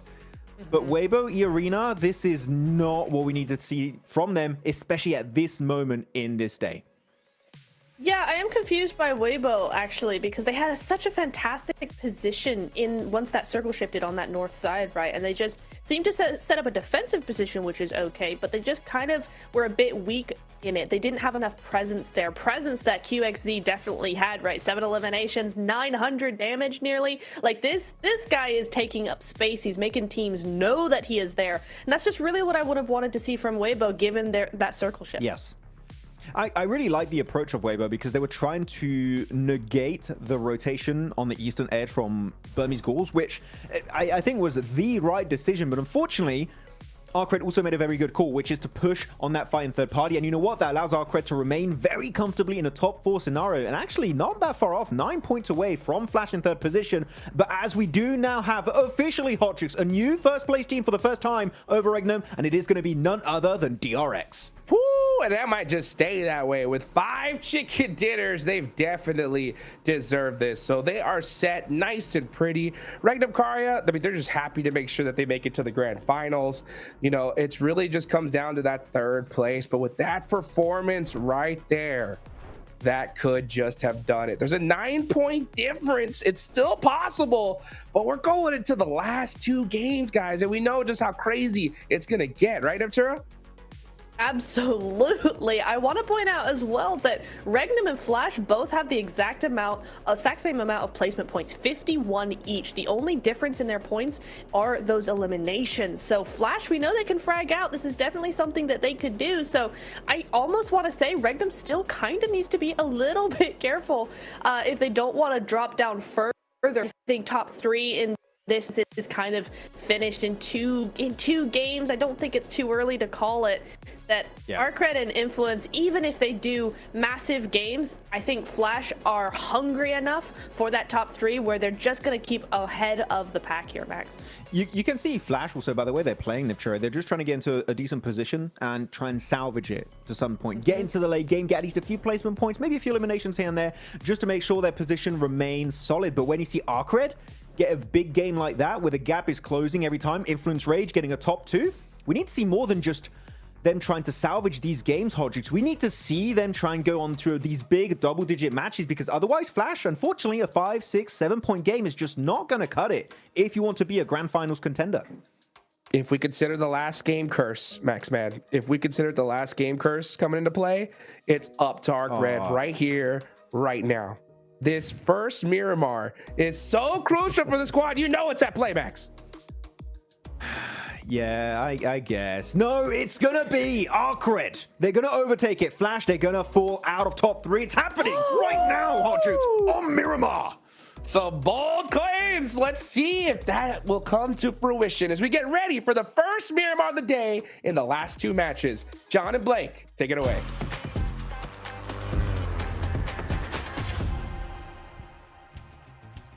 I mean, that last match was a good result for Team Flash, but they're right, it's not all done and dusted just yet. There are still 2 more matches to play. There is still that catch-up potential. The back-to-back the back-to-back military circles on Erangel have played havoc with that 3rd place spot. But Blank, it's all going to come down to the desert.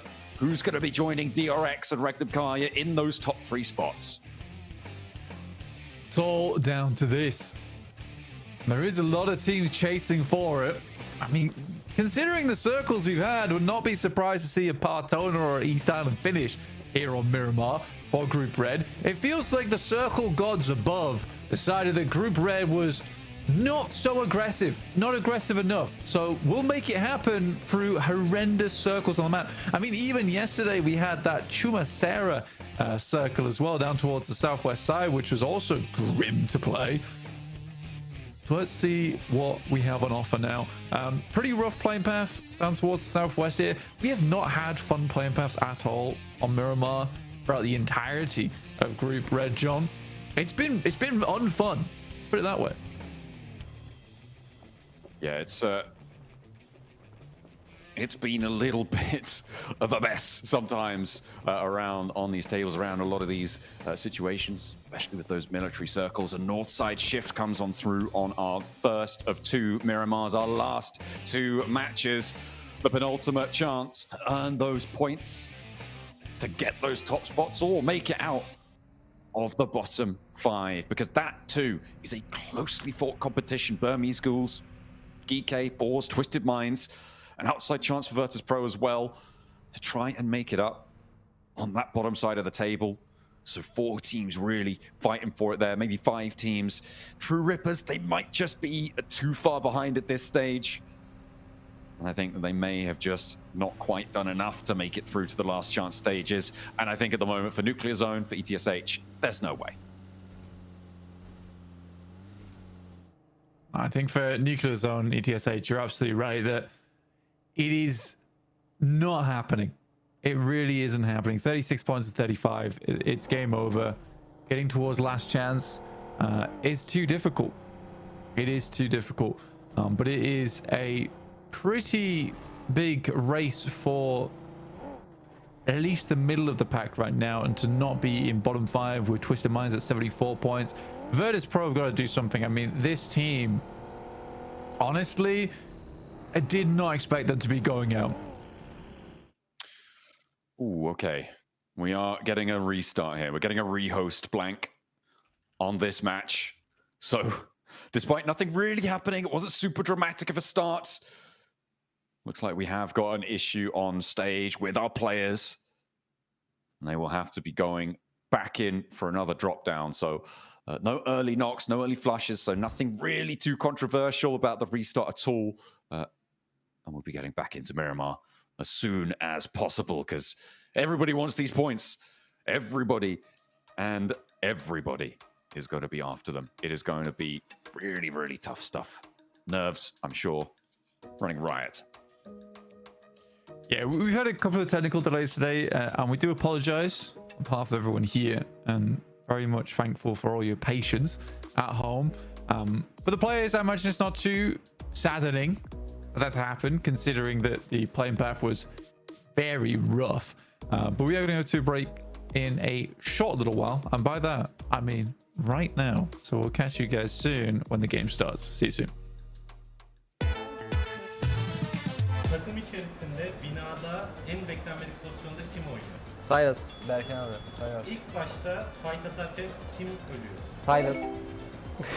Silas hata. Ben. Fight içerisinde fight olarak değil de genel olarak panik yapabilen kimdir? Panik mi? Arda mı? Wild tabii ki oğlum. Ha, tamam Arda, ben de o zaman Fight'ı ben geçiyorum. değildir falan. Fight'ı bana gelmem. Mahmut olur ben. Mahmut'u Hayır, neyse. ben- Ben farklı. En iyi karar veren Silas, en iyi aim de bence Hepimizin... White'dır ya, aynen. CJ'den. Evet, yanlış yere geldi. En kötü kartı ve coaching tepede adam koydu. Takımda en iyi aim'e sahip olup da kötü kararlar verebilen Devam edelim ya, kötü kararları. Benim. da IG'li hiç dinlemeyen, kendi kafasına göre hareket eden kim? Buna acil karar versin. Ben olabilirim. Sence kim? Gelsin acele karar versin. Ya kimse yok ya. No one. En fazla konuşan kimdir? Berkin abi. Silas. Küçük kardeş statüsünde kim var? Wild. Ben mi? En küçük sensin oğlum. Takımda diğer oyuncuları en çok kim güldürüyor? Wild. En fazla şikayetçi olan kim? Loxi. Mahmut. Loxi. Net Loxi bu arada. Bir şikayetimiz yok ya. En geç uyanan kim? Wild. En fazla yemek yiyen kim? Ya bu nasıl bir soru yani? Yani Şöyle. Bizi izlediğiniz için teşekkür ediyoruz. Çok komik bir takımız. Görüşürüz.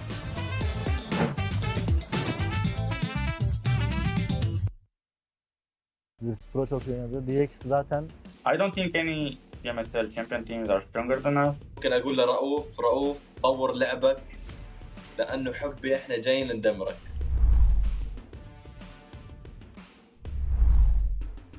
بالتاكيد يعني احنا ابطال بي ام اس ال عربي. مينا ريجن من افضل الريجنات بالعالم. Chúng tôi khá là tự tin ạ, tại vì chúng tôi là đương kim vô địch C nên chúng tôi không sợ. Chúng tôi đã đạt được một top 1 trong một ngày thì chúng tôi đến đây mục tiêu phá kỷ lục, chúng tôi sẽ cố gắng sẽ được 6 top 1 trong một ngày. I think we will qualify straight to the final. اذا انت بطل بي ام اس ال ممكن تكون محظوظ بجيم جيمين، اما انك تكون محظوظ انك تفوز بطولة هذا الشيء مستحيل. Bên Milan tại vì họ là một đội mới nên họ sẽ có những tâm lý khá là bất thường. büyük ihtimal Wolves derdim. I think probably Virtus Pro just looks like that. Нельзя, блядь, сказать, что они удачи, что они нормально сыграли. Там нет неудачных, и те, кто на удачу выиграл. Я посмотрел, типа, фавориты своих регионов выиграли. Wolves esports. They have coups. Best player in the world in my opinion. Đội VP ạ, tại vì bên khu vực đấy khá là căng thẳng và họ chứng minh bản thân mình từ những ngày đầu tiên. İyiler, kötü değiller ama heyecanlı oynuyorlar. Я считаю, что из всех победителей PMSL мы являемся самой сильной командой.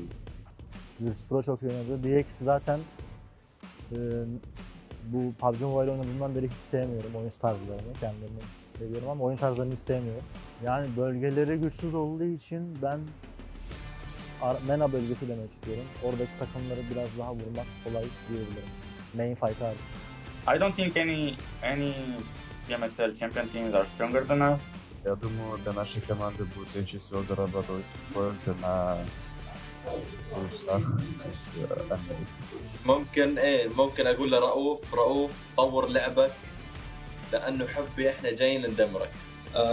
Em muốn gửi một lời nhắc đến đội đương kim vô địch BMSL Milan là cách chơi của họ có thể là khá là ổn ở bên khu vực đấy, nhưng ra đây chúng tôi chưa chắc các bạn đã làm được. Yes, I think we have a lower experience than the other teams, but I think this benefits us. It's in our advantage because the teams don't know how we're really going to play.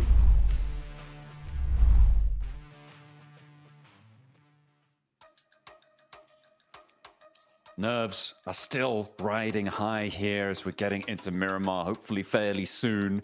The 2 desert maps at the end of the day still await us. You can see some teams still looking like they're definitely not in the lobby. I could see a couple of sets of headphones not on heads.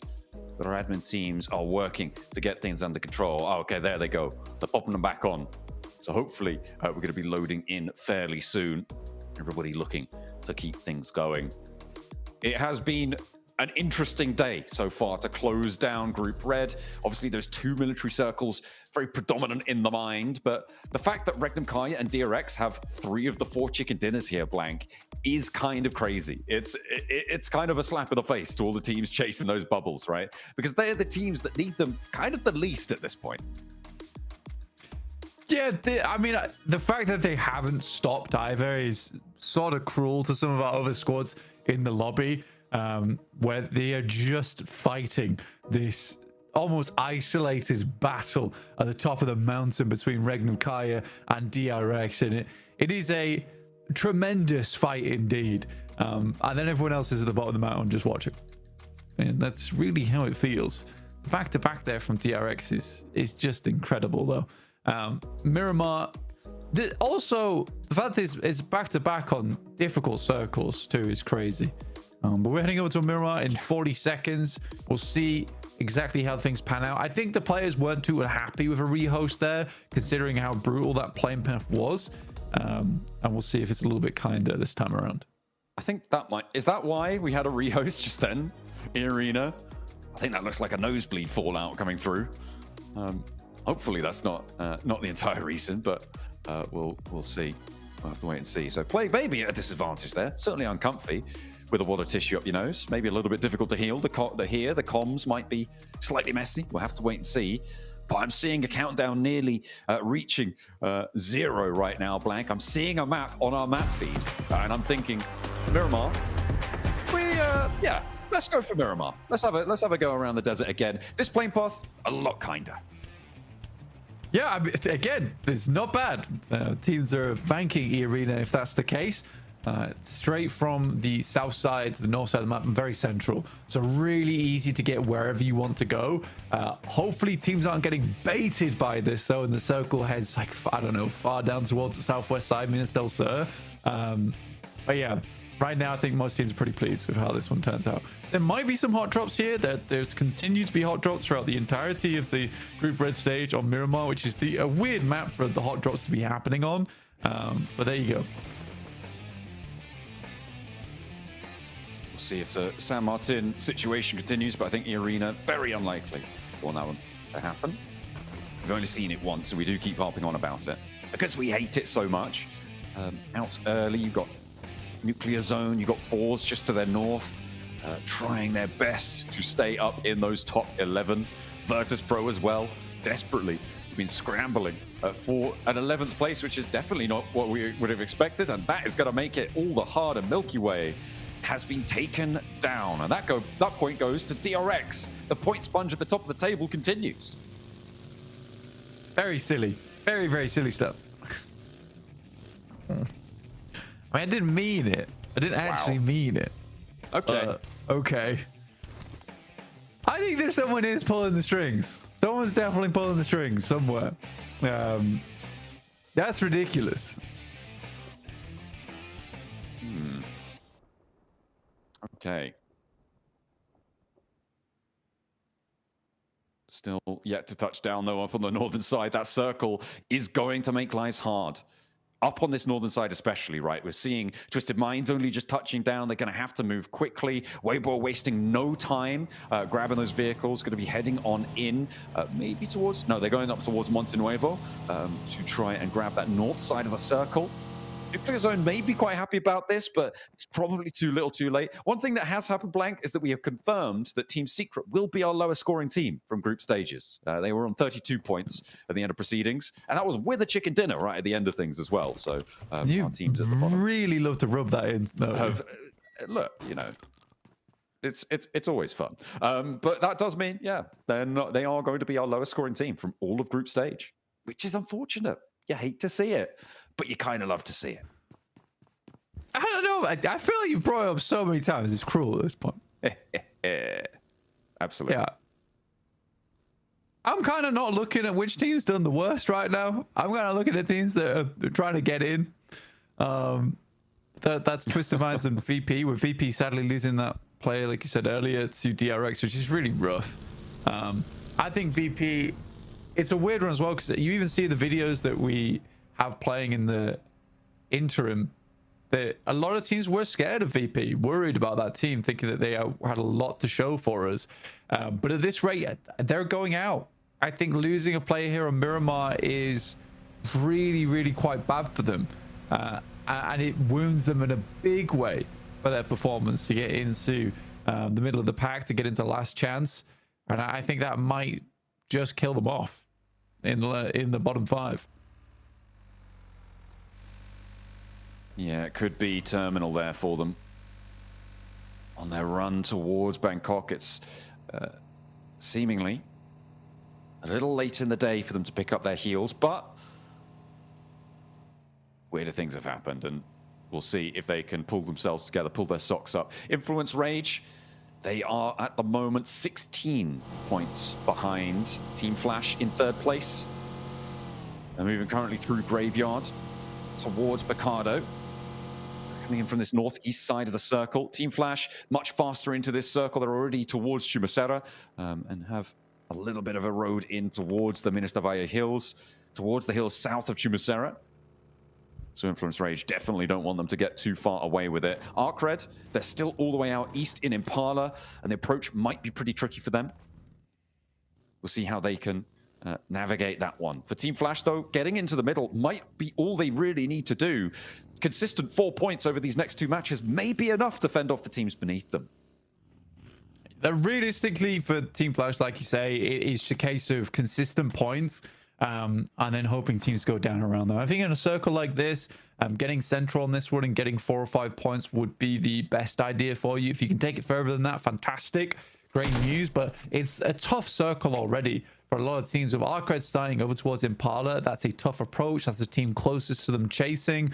Influence Rage, they're coming in from that northeast side, but they're still outside a lot of that high ground that is available, which has already been taken up by quite a few of our teams. So another team that might struggle there.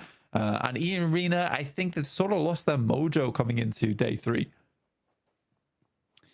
It's not been what we've seen from them before. That edge style, able to see them right in the first 2, but they're just slipping now.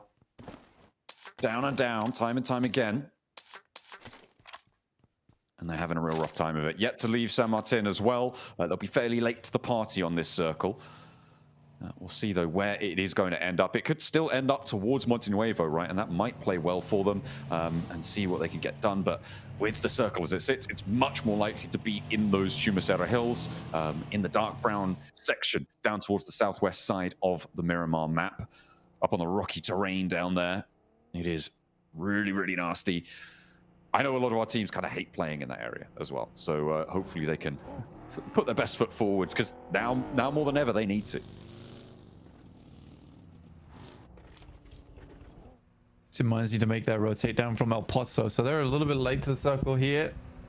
We'll be rotating alongside him with ETSH, I imagine, slightly later on this western road. There are shots been taken, though, towards Nuclear Zone.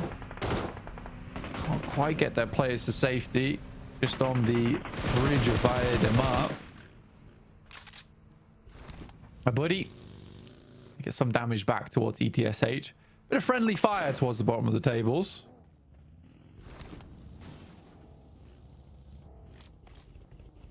Not making lives easy. You just want points as much as you can. But again, it's one of those situations where if these 2 teams clash and the majority of the points get taken away, they're sort of inconsequential, blank. So if nobody is around to third party them, it becomes a tree falling in the woods situation. No one's around to hear it. Do the points even matter? A little bit. It would be nice to go to a team that actually needs them. Towards the top of the tables. Because they're taken out, like you say. Doesn't really matter. For Waybo, you see they're up on high right now. Arena trying to see if they can spot any players in this location, but again, it's such a long roll up for them. This point in time is better just to send away. Order as well with a spray down over towards Joker. Misses most of the shots on that one though. A single tag on. Not quite able to get that knock, that flush. The only one we've seen so far is Vertus Pro losing a player on the drop.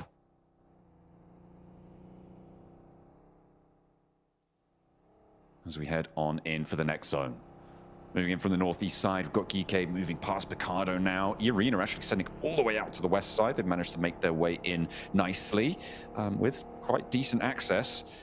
We're going to Chumacera. Okay, so team's going to have to push up into the hills. The coastal roads now kind of locked out of this. Push north. DRX are going to potentially have a tough time here. The Boars will have the fight of their lives, I'm sure. Over in that 11th place spot, still looking to defend. The Boars have done great. The Boars have done really great to get in towards 11th. I think it's been a bit of a mad push. It's final moments today. They got to go a little bit further though. If they can maintain control over towards the south side, it'd be great. I think SnowX has really put up a good fight for the squad as well. And there are good players on that team. Do I think they're PMGC caliber? Probably not. I think that they're doing their best now as much as there's a short amount of time here in Group Red. So fair enough to them. Magnum Kaya sits themselves off towards that side. DRX just floating on the south for the time.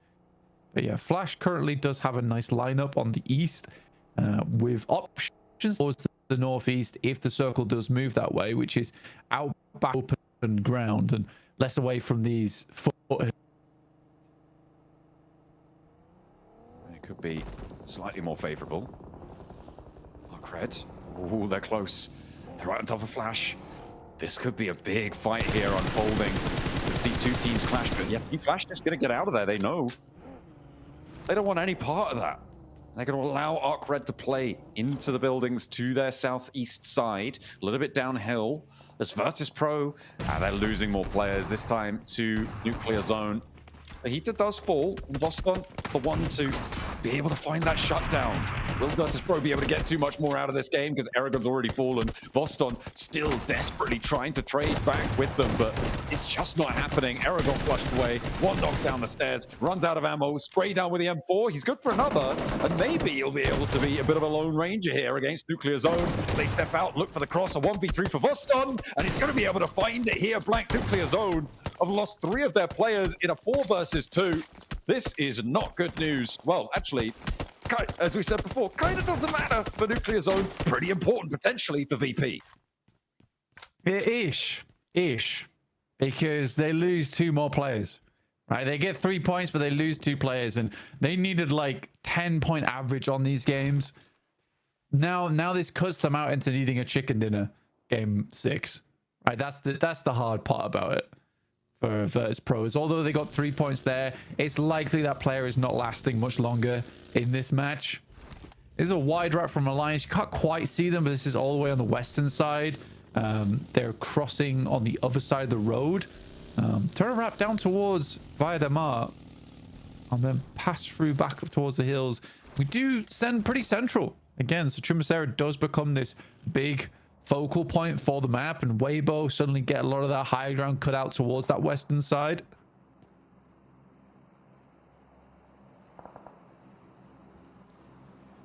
Western side is where Twisted Minds are going to be trying to find their way in as well, with Alliance halting them a little bit, dead in their tracks, maybe not wanting Twisted Minds to get too much further into this one, but pushing in across this ground, really, really difficult. Arena crashing into Voston now. It may just be the end of Vertus Pro's push. A 1 versus 4 against Nuclear Zone, you think maybe just about against the Arena? That's a little bit taller of an order, but we've seen Loxy get those 1v4s before. Is it going to be a repeat? Voston, the nades say no, but they're not connecting. A bounce down with a nade. Nice bounce, actually, to try and find the angle. But okay, Voston should be done for here. That should be go time. I think there was a Molotov on the stairs. And Tourniquet is cooking another. Voston desperately healing. Doesn't take the damage from that one. Mormon up into the floor. One shot, two shot. Voston still going. Still a little bit of life in the old dog. Desperately first aid punching right now. Looks to try and hold it through, but needs to go for the barrel. Will not be able to find it. Arena. Oh, they cling on, but Voston gave them a good go. Unfortunately for Vertus Pro, they go down. 13th place, 3 elims, 10 points behind the Boars. But the Boars are set up a little bit nicer on the south side. Yeah, it was almost insane. It actually almost was insane. I respected him going for the fight as well, basically on 0.1% HP. He had to take those shots. Couldn't really force the first aid kit. But Vertus Pro, I think that might be them done. Again, it does require a massive game, and Vertus Pro just cannot find these chicken dinners throughout Group Red. So the likelihood of it happening is just so low at this point in time. I think that's the scary thing with Vertus Pro. Yeah, they definitely wanted more out of this one. They wanted to extract more value. It is unfavorable, but that is just how it goes sometimes. The Boars, I mean, they are seemingly a little bit more stalwart than I gave them credit for. Still in that 11th place right now, and on the south side, as I said before, a bit of a solid potential to earn into this match. Pushing up north towards Shumasera, though, not always the easiest, especially with Arc Red up the top there with Team Flash beyond them as well. Could be a tough time for them. Moving through. For Twisted Minds, though, the main team chasing them at this point, they're quite isolated. Up towards Ladriera on that northwest side. Next circle coming on in. The shift off to goes over towards the west here. Very hard shift on the northwest. Keeps Waybo in and Twisted Minds and Regnum Kaya on that low ground, which is very nice for them. On the other hand, though, it really does hurt the Flash, because now they're cut out over towards the southeast side. There's a lot of teams they need to pass through, and I think they're going to immediately move over towards ETSH. This is the smart decision. Get this done early and basically create a small path for yourself out. That's not great, though. That's bad, actually. Ooh, a second knock returned, though. Team Flash holding on. They want their spot, that 3rd place. Currently in their possession. Baby not able to stop the res over towards tops. Last player going, and he's still tagging on. Some hero moments from the bottom of the tables, maybe on the cards. Team Flash seemingly struggling. He dances back in onto the position underneath the staircase, but now they'll all go in through the open door, and Team Flash charge through. Nobody third partying. That's ETSH down, and Team Flash up to 3 elims, 130 points blank. It's a moving target, and they just want to keep this going. That's how you do it. Honestly, that is how you do it when it comes to those fights versus one player. Just send everyone in. Just send everything. So Flash will confirm that fight, and I think that was a great push from the Flash, a necessary one. And like you say, it's making it all the harder now for Arcred, who have already taken a knock and another 130 points. If Arcred go down here, it starts to run away from Arcred and Influence Rage. Nades from True Rippers over towards Arcred. A nade back, not quite finding the knocks, but the hop in from Jelly. Hydra is there as well. Harsh on the off angle, taking Glory down. Arcred still trying to make this work, but the health bars are starting to get lower and lower for True Rippers. That makes it so much harder, and the flashes are coming through as well. Just Ramses remains blank against the True Rippers, trying to stay alive themselves. They're looking for the res and might be able to find it. Pick themselves back up to 4. A bad nade, and Ramses nearly takes himself out of the running. Desperately needs to try and find this heal now, and True Rippers, they're going to slow down somewhat, and the Boars are going to find the open door, find the angle over towards Harsh. The nade, not going to be able to find it, and the nade into the open door, not connecting either. Harsh is still down, though. That was the Boars doing. True Rippers do not want to charge. Ramsey still with a little bit of life left in him. Steps up, and it's Hydro to close down Arc Red. One of the chasers is down. They've only got one more match to do it. Team Flash don't show any signs of slowing. Team Flash can just push this even further in this game, and it looks like they will. I think Team Flash has been the biggest surprise out of anything inside of this lobby, other than maybe Vertus Pro being in 13th place. But I think for Team Flash, a lot of people weren't expecting them to be here in top 3 with 130 points, challenging out with one of the best teams in the world, Regnum Karya, as well as DRX, who are newly invigorated into this lobby with 5 total chicken dinners over the stage here, which is just an unbelievable margin. Oh, this is...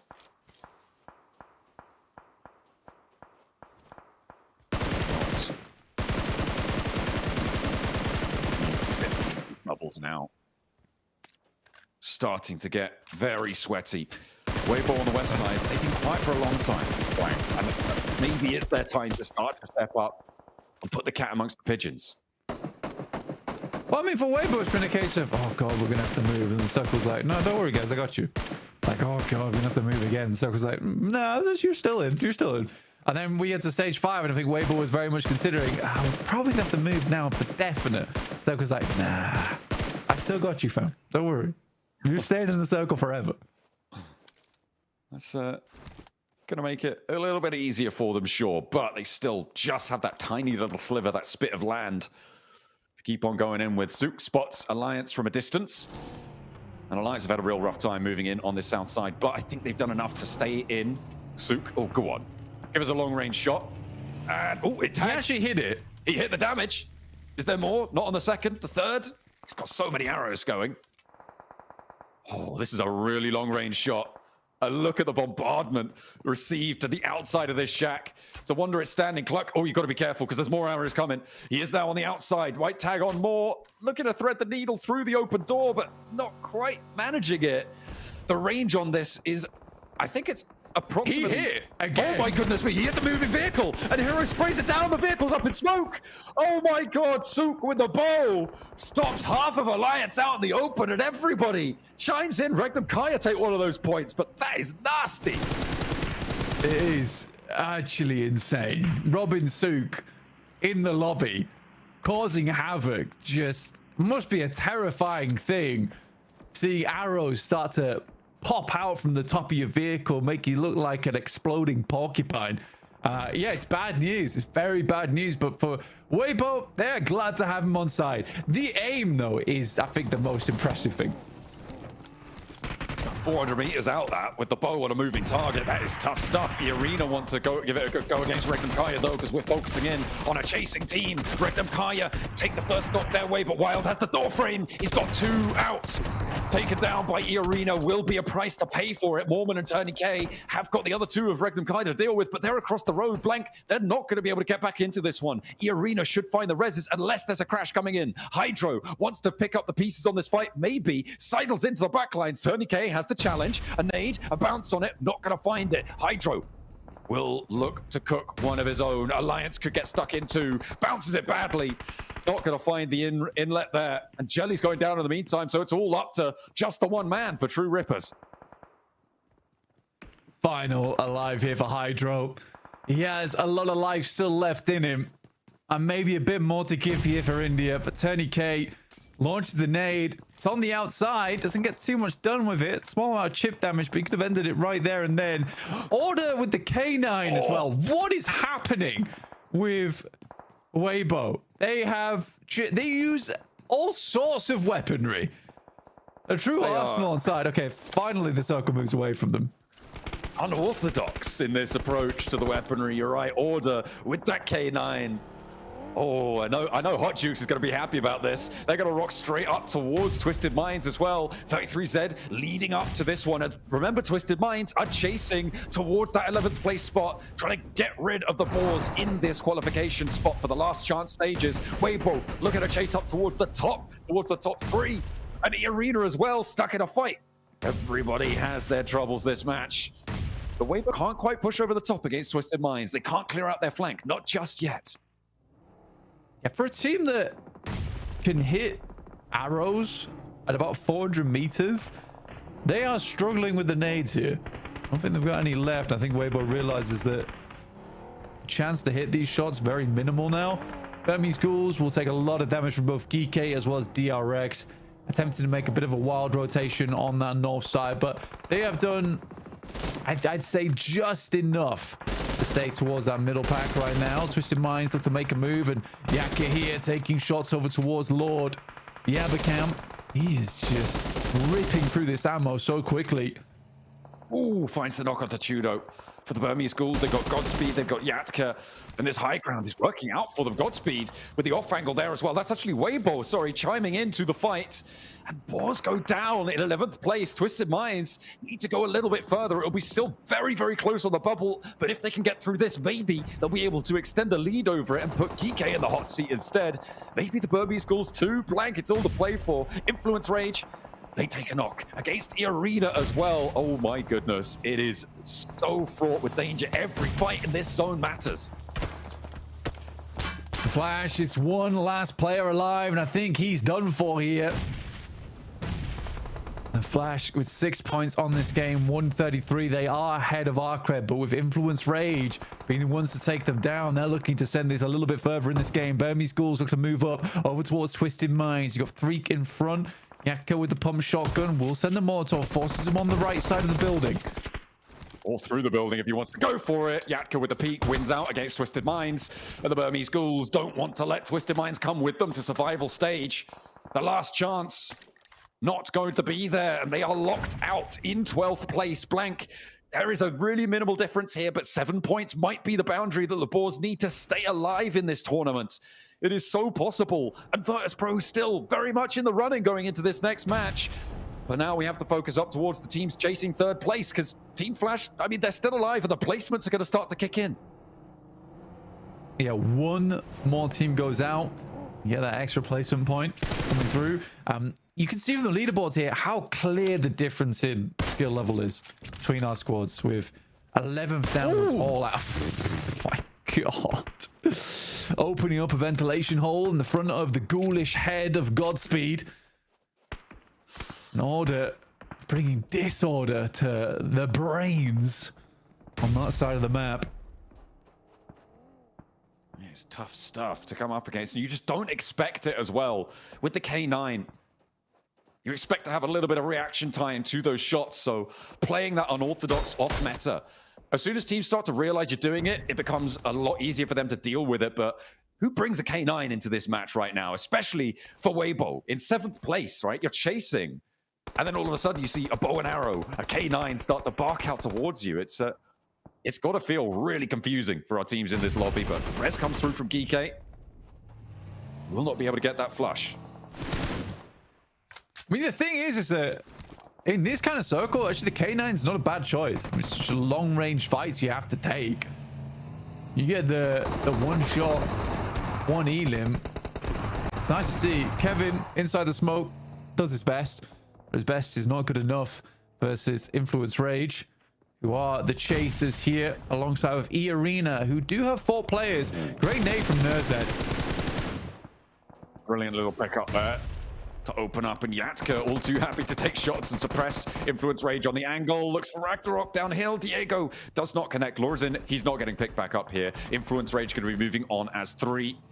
As Little Boy looks for the shots, and he will find them over towards Nerzed. Just Ragnarok now remaining. I said Lorzin wasn't getting picked up. Maybe they could have done it, but down into the shack he goes. Holds with a P90, but he's got 2 players bouncing in towards him. And Influence Rage take them down. That's Team Flash going out as well. Blank, the moving target has stopped for the time being. It's on 134. Big match is needed for E-Arena, for Influence Rage, for Waybo to catch up anywhere near for the final hurrah in the last Miramar. I mean, everyone's chasing right now. E-Arena with 8 elims on this game, and they still hold on to 4 of their players as well. Burmese Ghouls do go out. They were really the arbiters down towards the bottom of the lobby, alongside with Alliance. So it is still this brutal battle towards the top side of the lobby. Waybo look to make this one happen, but what they don't realize, that Influence Rage, E-Arena still here in this game. All their main competitors still going. Got the UMP coming through from Regnum Kaya, but also the SLR from Wild, which I thought was crazy. Waybo takes down the final players there from Influence Rage, which is a really big deal. Oh, we got to stop doing this, man. If you see teams getting taken out and you assist in that, don't immediately move into that position. I feel like that's pretty obvious. But it looks like Waybo are going to be able to get that res coming on board, right? For them, it's only 2 players for Regnum Kai to deal with. The match right now is on tenterhooks for Arena and Waybo, both looking to challenge it out. 8 elims already for Arena. A chicken dinner necessary to put them up in contention. It would put them up on 128 points, and then whatever elims extra they were able to get. That is very, very close to Team Flash. And in fact, they would draw, I think, exactly level. If they get every elim left in the lobby for Arena, they would be exactly level. They would be 2 points behind for Waybo if they did the exact same thing, though, in the process. So very important stakes here for both Waybo and Arena. Rectum Kaya are up on 150 already, and then whatever placement points they get here, guaranteed at least 5. So a 155 minimum tally for them. They are still definitely locked away. It's just going to be a question of who joins them, and it could be one of these 2 teams. Arena's already been a big match here. Been a very big match, but the real prize is the chicken dinner points. It's the cherry on the top of the cake at the end of this match. Try and lock in your 3rd place here. But even then, the Flash could still do something in their final game. For the thing for the Flash today, it's just been a white knuckle grip on the side of a mountain. Just hoping not to fall off. Desperately trying to get as far through as possible. The Winchester? Okay. No, I expect Winnie the Pooh to make an appearance here at the end of the game. Oh my goodness. I love it. I love it so much. He just wants that scope, probably swapping it back to whatever weapon he dropped for it. Regnum Kaya, point denial. Okay. So it does mean that Arena would be 2 points shy with a full 4-man wipe, and 4 points shy for Waybo if they get the chicken dinner against Arena at full 4 elim points. Both teams desperately want this one. Whoever makes it here is going to get close to the boundary. The spray down for order starts off well. The weapon swap is hot, and the 2 players fall. And in a mishmash of chaos, it is going to be Waybo to take it away in the final moments. The placement points are there for them. They are on the precipice of joining the top 3 once more. Arena still in with a shot as well. A little bit further behind than they would have liked, but blank. It is 3 teams going into the final match that could make all the difference. Insane stuff there coming through from Waybo. And yeah, it seems like Order maybe didn't like that I called him out earlier. It seems that way, doesn't it? But what a way to finish that out. So, I mean, I love the fact that, you know, it's a small thing, but he turned around and started walking away as he got that final elim, which causes the character to just walk off into the distance, which was very cinematic there at the end game. So pleased with themselves, and relief flooding their faces. And again, I think that the difficulty though for Waybo is that Flash is still in. Flash is still in with a chance. I mean, they are still technically in that 3rd place spot, right? So it is a pretty heads-up fight between the unorthodox, chaotic style of Waybo and the weaponry there. But in the end, they kept it nice and plain and simple. Pure spray downs, pure violence. The Arena torn to pieces, but they still have 1 more match to play. The bottom of the table's in flux. The top 3 as well, still yet to claim their 3rd member. It is so down to the wire. 1 more match between these teams and getting towards those finals, to the last chance stages. Who's going to have it? We'll wait and see.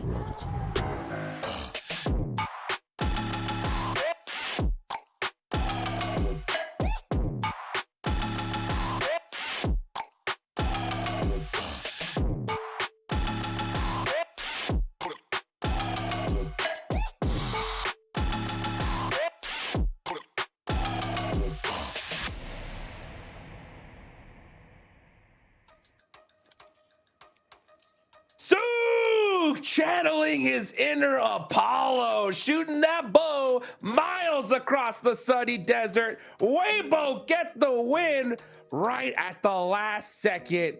That's it. I'm sold. Waybo, make it happen. End the curse to Daymax.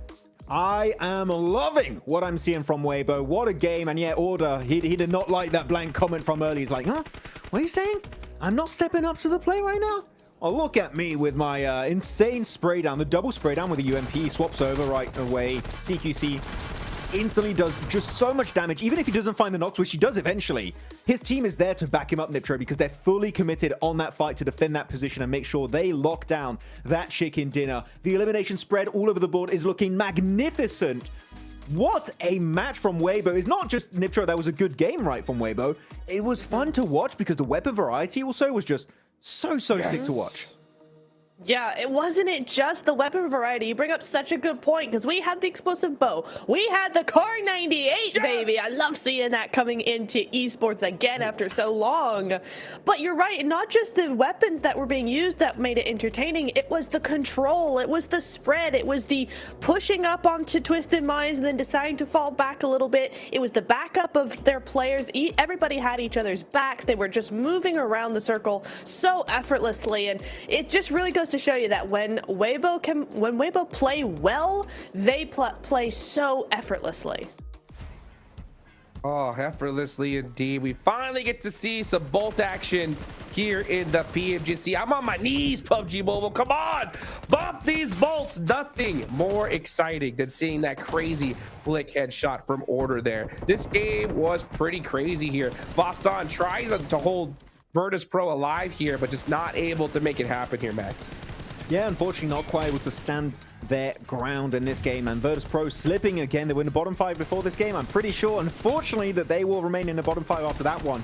And we'll see if they can do a last-ditched effort in the final match of the entirety of Group Red. One more game remaining, which is absolutely wild to imagine, as we had a replay there of the side of True Rippers. Actually, not bad engagement versus Arcred. I was hoping to see Arcred do something, but True Rippers, that fight, despite sure being a bit messy, Niptura, worked out wonders in their favor.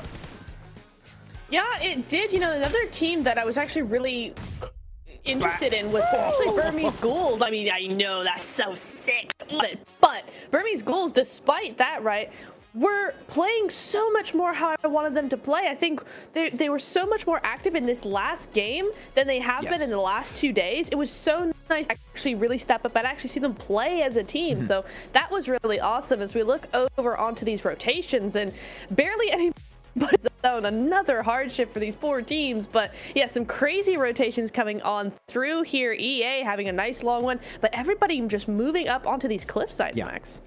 Actually, yeah, the cliffside, very strong position for Arena and Waybo, but I want you all to pay attention to Waybo, because normally leaving these cliffsides on the west is not that easy, especially when you have Regnum Car in front of you, but straight up northwest, next to the eastern letters of La Triera, there was Twisted Minds, and actually that dip was so strong for them to push onto, that it also allows them not only to take a secluded fight versus Twisted Minds, it negates vision away from Arena and Regnum that were looking heavily on their position. So that push kind of does 2 birds with 1 stone in that position. Keeps you safe while also allowing you to take that position away from Twisted Minds, control the northern terrain eventually in that field finish, and make sure you control that winner chicken dinner. So Waybo, for me, I think that they did a very good rotation for terrain that's not always that easy to execute, and in this case it pays off with a 21-point chicken dinner. Huge. Ooh, so huge. This last game, oh man, it's gonna be crazy. Will the curse finally be broken here? The thing is, Flash put up 7 points right when they needed to. That could be just still enough to hang on to that 3rd place spot. But man, we had points all over the place. It's gonna be a close one. It's gonna come down to the wire here once again. I mean, for those of you guys that missed Group Green, right, Neptura? It was a 3-way tie at the bottom. That is so crazy, and I have a feeling it's going to be close once again. I think so. I think we've had 2 days of, again, just getting that foundation going with all of this macro big brain chess playing moves that we've been seeing the last 2 days. But today has been all about getting those eliminations, sweeping through teams on the edge, moving into center, close away. So we've had a lot more of those big game vibes coming in here today. So I'm excited for this final game, because it's really where it all comes down to. Are we going to see a lot of those hot drops come in? I don't know. Order is going to make sure there is order on the map in here with 3 eliminations. Not the most eliminations we've seen, but you know what? MVP in my eyes with that Car 98. He's got to be the man of the hour. The GOAT, the Car 98 My GOAT, hero. we'll call him that. Our hero of everyone. The hero of the people in PUBG Mobile Esport. No, very good. Definitely some very high damage ratio, 839 madness. As here we go, the leaderboards are popping up, and Waybo Jumping up in one game from 7th position up in 4th. What a comeback from this team. 4 points shy of maybe locking in a grand final slot. Waybo, now is not the time to fumble. Now is the time for points to come on board to make it to the next stage. Uh-oh. I think the curse can get broken here, folks. This is crazy, man. Come on, it's going to be down to the wire. This is wild. 4-point difference. We know Waybo can pop off in Miramar, Neptura. You got EA that are 10 points behind. You got Influence Rage just a little bit further, right? There's a lot of teams that need a win here if they want to make it to the grand finals. Looking on down the leaderboards as well. Twisted Minds are right there behind Boars, VP as well. This last game is going to be chaos. We know it is, but man, some teams just going to have to pull out something special if they want to move forward. I mean, the points being so close. I mean, WBG coming in 4 away now. Flash really feeling the heat now, but just on the other side of that, you got EA 10 points away from 3rd. Influence Rage still 13 points away from 3rd. Like, none of this is impossible for those teams like 7th and above, theoretically, right? I think that 8th to 11th, you got to just make sure you're still going to last chance, but those top 5 teams, man, it's all to play for. One final match and so few points between them. It's just wild that we have not only just Waybo getting a big game, but Influence Rage getting points on board. You have also E-Arena getting points on board, right? All of those teams, they're so hungry, Hodrix. I would even go to say they're desperate, because last chance having to be in top 2 in the lobby, and you got the teams of Group Green that we saw was just absolutely mad over on that side of the group stage. They want to try and qualify now, so this is going to be a last-ditch effort here to try and make that ascent, make that final push in the last game. Will they be able to break the curse, Hodrix? There's a lot to play for, and Team Flash are the ones that need to hold down the fort here. Yeah, for those of you guys that don't know what the curse is, right? Just to preface it, it's just the last game. There are so many teams that need points, so many squads that know they're not going to make it, or they're just going to go to last chance, that they end up pushing everything. By zone 5, we have like 20 players left, and we don't see changes on the leaderboards. And so far in the Gauntlet, we didn't see a change on the last day. Group Green, we didn't see a change on the last day. This is the chance to finally break that curse, and it is close. 4 points. The big X factor, I think that's different than before, Max, in my eyes, is the fact that this is the first PMGC appearance for Team Flash. Okay, this is where things get hard, because this is your first time here, okay, and you have a shot to make it into the finals. You got Waybo of all teams right behind you in the last match. This is I do not want to be these guys. Let's put it that way. Yeah. If they had fingernails, they're gone by now.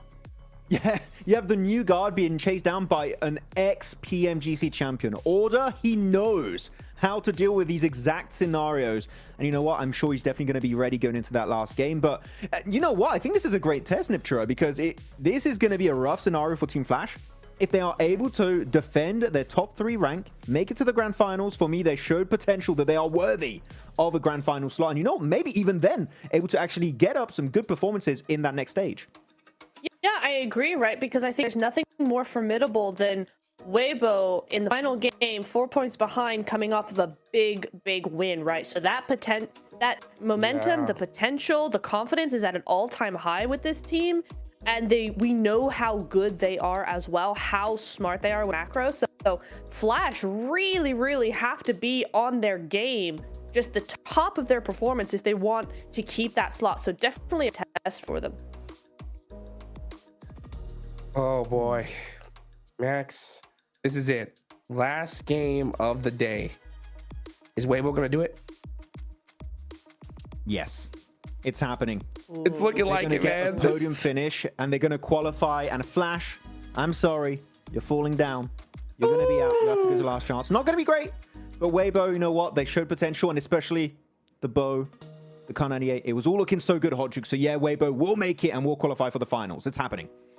Let's see. Let's see what's going to happen, folks. Last game of Group Red. Last game of the group stage. We're going to Miramar for one more time with John Allen and Blake.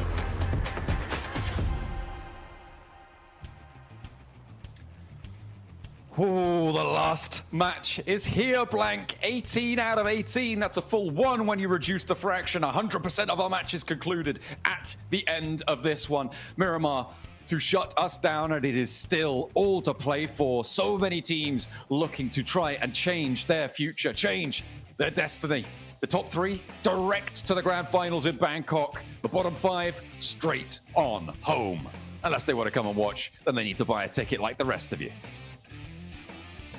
Last Miramar to shut it down, like you say, John, and hopefully for Waybo to shut up the competition with a strong performance here. Much more even playing path over towards that north side. We'll see if we get any nasty circle to finish things out. Waybo have performed very well down towards the southwest side of the map, I will say, playing off the back of that Driera. They get there very quickly. Now, let's see if they can play elsewhere on this map if we end up with a new circle. Looks like teams are still yet to touch ground. Arcred, they've had their moments. The piranhas of the lobby. We're going to try and keep things going. They're chasing up again one of those teams. It's another hard south circle. Blank. Oh, that is nasty. Team Flash last time around as well, not quite able to go as far as they would have liked. They do keep that target moving, however, and they're getting closer and closer to that 140-point boundary that might just see them safe, but it is within reach for quite a few teams. I think for now, Influence Rage, it's unlikely. It's very, very unlikely that they're able to get up and over. Not only would they need to profit 23 points over Team Flash, they rely on Waybo and the Arena both not doing so great. So for Team Flash, it may be enough. Just get a couple more points on board. We caught up with them to see how they were feeling, Blank, down on the stage with the 7WG. He checked in, and right now they've got to be feeling pretty nervous. Let's see what they had to say. Welcome to a quick report with the 7WG as we head into the final match of Group Red. I have Team Flash Tops with me, a team that's currently in 3rd place by just 4 points above Waybo Gaming. It is your first time at PMGC, only 4 points ahead of that 4th place team, trying to take it away from you. How are you feeling going into this last match? Xin chào Top G, thì đây là lần đầu tiên các bạn vào PMGC và hiện tại thì mình chỉ cách đội đứng thứ 4 có 4 điểm thôi. Vậy không biết là cảm xúc hiện tại của mình như thế nào khi mà mình chuẩn bị tiến vào vòng thi đấu cuối cùng? Cảm xúc của em thì cảm giác thấy bình thường, và team em thì độ tin thì rất cao, nên là mọi điều rất là đơn giản với em như bắn những giải khác. Okay, I feel normal right now. We have really great confidence at the moment, so for me, it just feels like playing in any other tournament. Well, just to give you even more confidence, in day 1 of Group Red, you were able to get a win in Miramar with 12 eliminations. Going into this final match, what do you need to do to mimic that performance again and secure the top 3? Thì vào ngày thi đấu đầu tiên trong bản đồ Miramar, các bạn đã giành được suất cơm gà với 12 điểm hạ gục. Thì không biết là bây giờ khi mà mình tiến vào trận đấu cuối cùng á, thì các bạn làm thế nào để chắc chắn là mình cũng có thể giành chiến thắng và chiếm được một suất vào vòng finals? Chắc team bọn em thì vẫn bắn như bình thường, và với độ tin rất cao đó thì tùy thuộc vào độ may mắn của team bọn em vào đội hay không. Well, probably we'll just play as we usually do, and because we're very confident, and also it depends on how lucky we are with the circles. If we get favors from the circle, probably we'll get more advantages. Okay, well, we know if they get lucky, more than likely it will end up turning into a win. Can this first-time PMGC players of Team Flash secure a top 3 spot? I think it's time to find out with John and Blank. Hey, thanks so much, Seven. That is really good to get a little read onto how they're feeling going into this one. Of course, their first time here at PMGC, and already potential for them to get that direct ticket. And I mean, maybe that's where teams are going to start to be able to prey on them, right? Play on their nerves on that front, use their experience, their advantage. We know the experience that Waybo have on the international stage. You can imagine they'll still be sweating, but maybe not quite as much as our teams in the top, well, in 3rd place right now. I mean, you talk about experience, but Order tried to leave before the photo shot went through. And you'd think for a guy that's been in these top tournaments multiple times, he'd know not to do that. Alas, I think that there is something to be said there about that interview, which was a really, really good one from Seven. I enjoyed that one a lot, where they talk about their confidence, right? And there was at this extreme bravado coming through from Tops there, saying that this is just like any other tournament to them. I think that's the right idea to have. And he looked pretty confident. He looked quite calm coming into this. They talked about circle look. Already, they get a very nice central position. They have anchors over towards Los Leones. If it heads off towards that eastern side, they have players heading over towards the west as well. So they're holding a little bit of a split right now. But this is far down towards the south. We've joked about Partona multiple times. This could be it. It very much could be.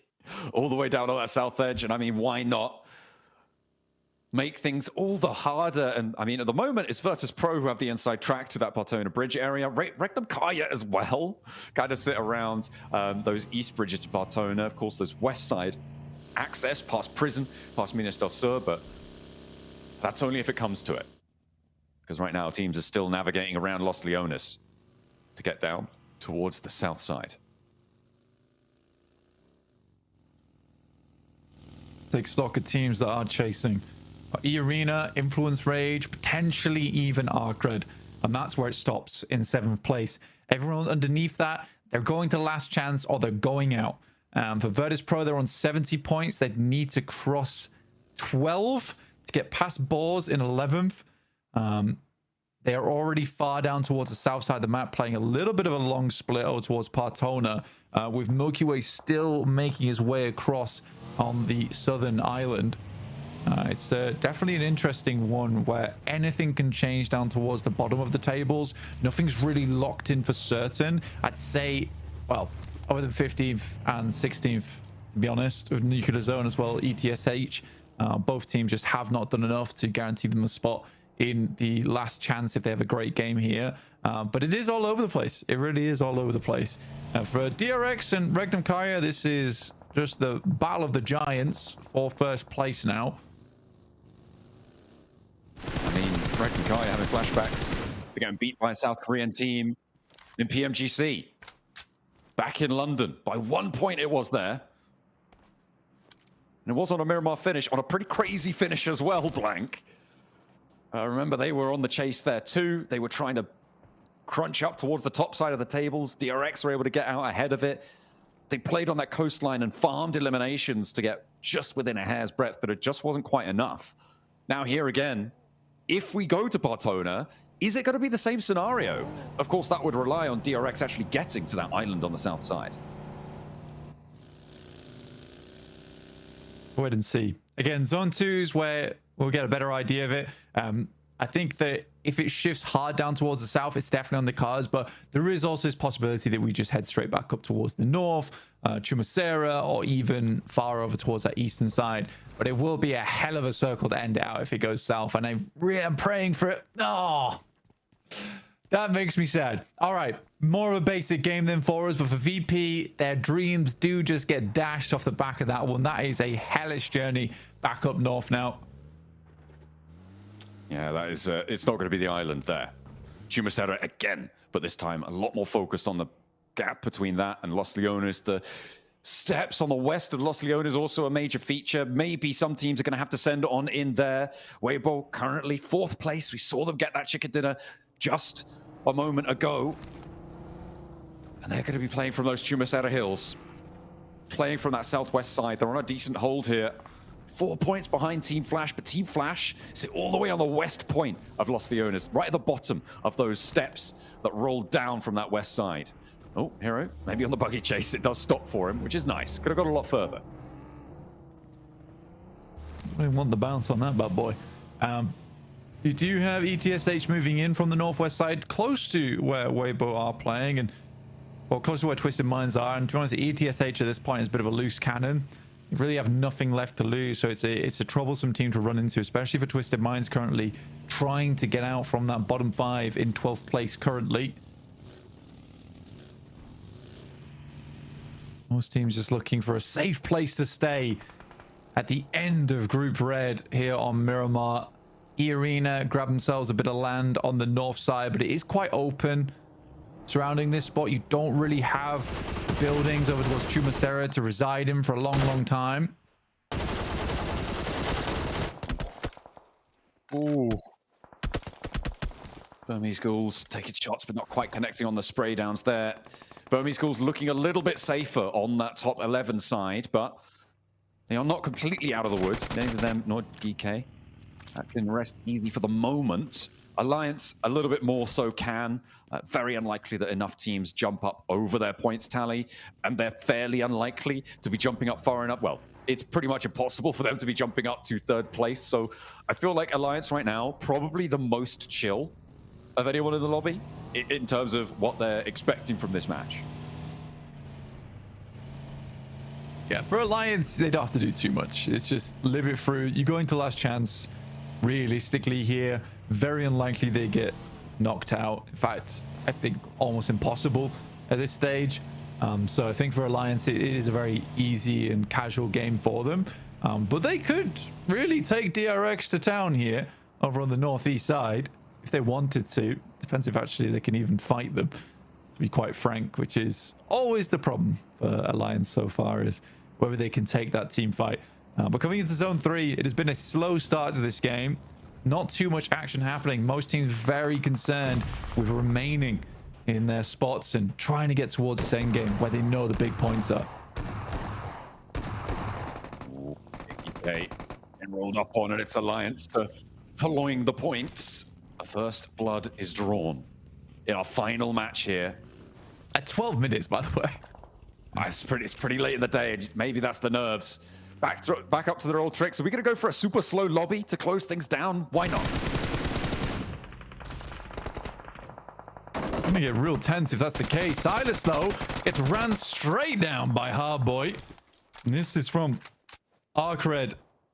Tough team to cut through, but for Arcred at 119, there's a team that would love the points right now, and to get rid of one of the most formidable teams in the lobby would clear out a lot of their area. Spray down for Wild. Not connecting, just doing damage, tickling away at the health bars. So no answer to be found for them. Nuclear zone. They've taken a knock up the top. True Rippers as well. Looking to try and take that scrap down towards the south side of this circle. They will have to transition further forwards. The team that matters most in this area, well, there's two really. It's Vertus Pro and Boars. Further southwest of this fight. And they may look to try and third party, but with both of those two teams chasing for that 11th place, Boars trying to hold on to it, Vertus Pro trying to take it from them. That ascent might be difficult. We'll see who's going to be able to come out on top of it. And the Boars don't want to go too hard into this one, with the threat of Twisted Minds, who lay fairly uncontested on the northwest side right now. Yeah, Twisted Minds do have a lot of space to work with. True Rippers just, okay, straight past them. And Boars are just as surprised as we are. We'll at least pick off Hydro on the backside of that fight there. Havlik finding a point. And Milky Way able to actually steal one. Boars continuing to grab points here is really bad for a lot of our teams underneath. The further that goalpost gets away from them, the harder it is to climb. Vertus Pro at least able to stay even with that 1 point they're able to steal away. Now in the face of a very tough squad here in Influence Rage. Oversight from Burmese Ghouls and Arcred. This is a classic from Vertus Pro. Rocking up to a station. I mean, they're still taking damage, but they may be able to get in there with 4 players alive. A straight careen through the middle of things. In the meantime, Boars are going to try and find Regnum Karya, who, I mean, they've done enough to get their spot into the grand finals direct, but they'll be sad not to get a first place here, Blank. Either way, if they get taken down by the Boars, that might be a little bit of a sour taste in the mouth at the end of their group stage, no matter what their ticket says. Boars will look to control them on the rollout. Spray down over the distance towards Wild. Not quite finishing the job, but the rack up comes on through.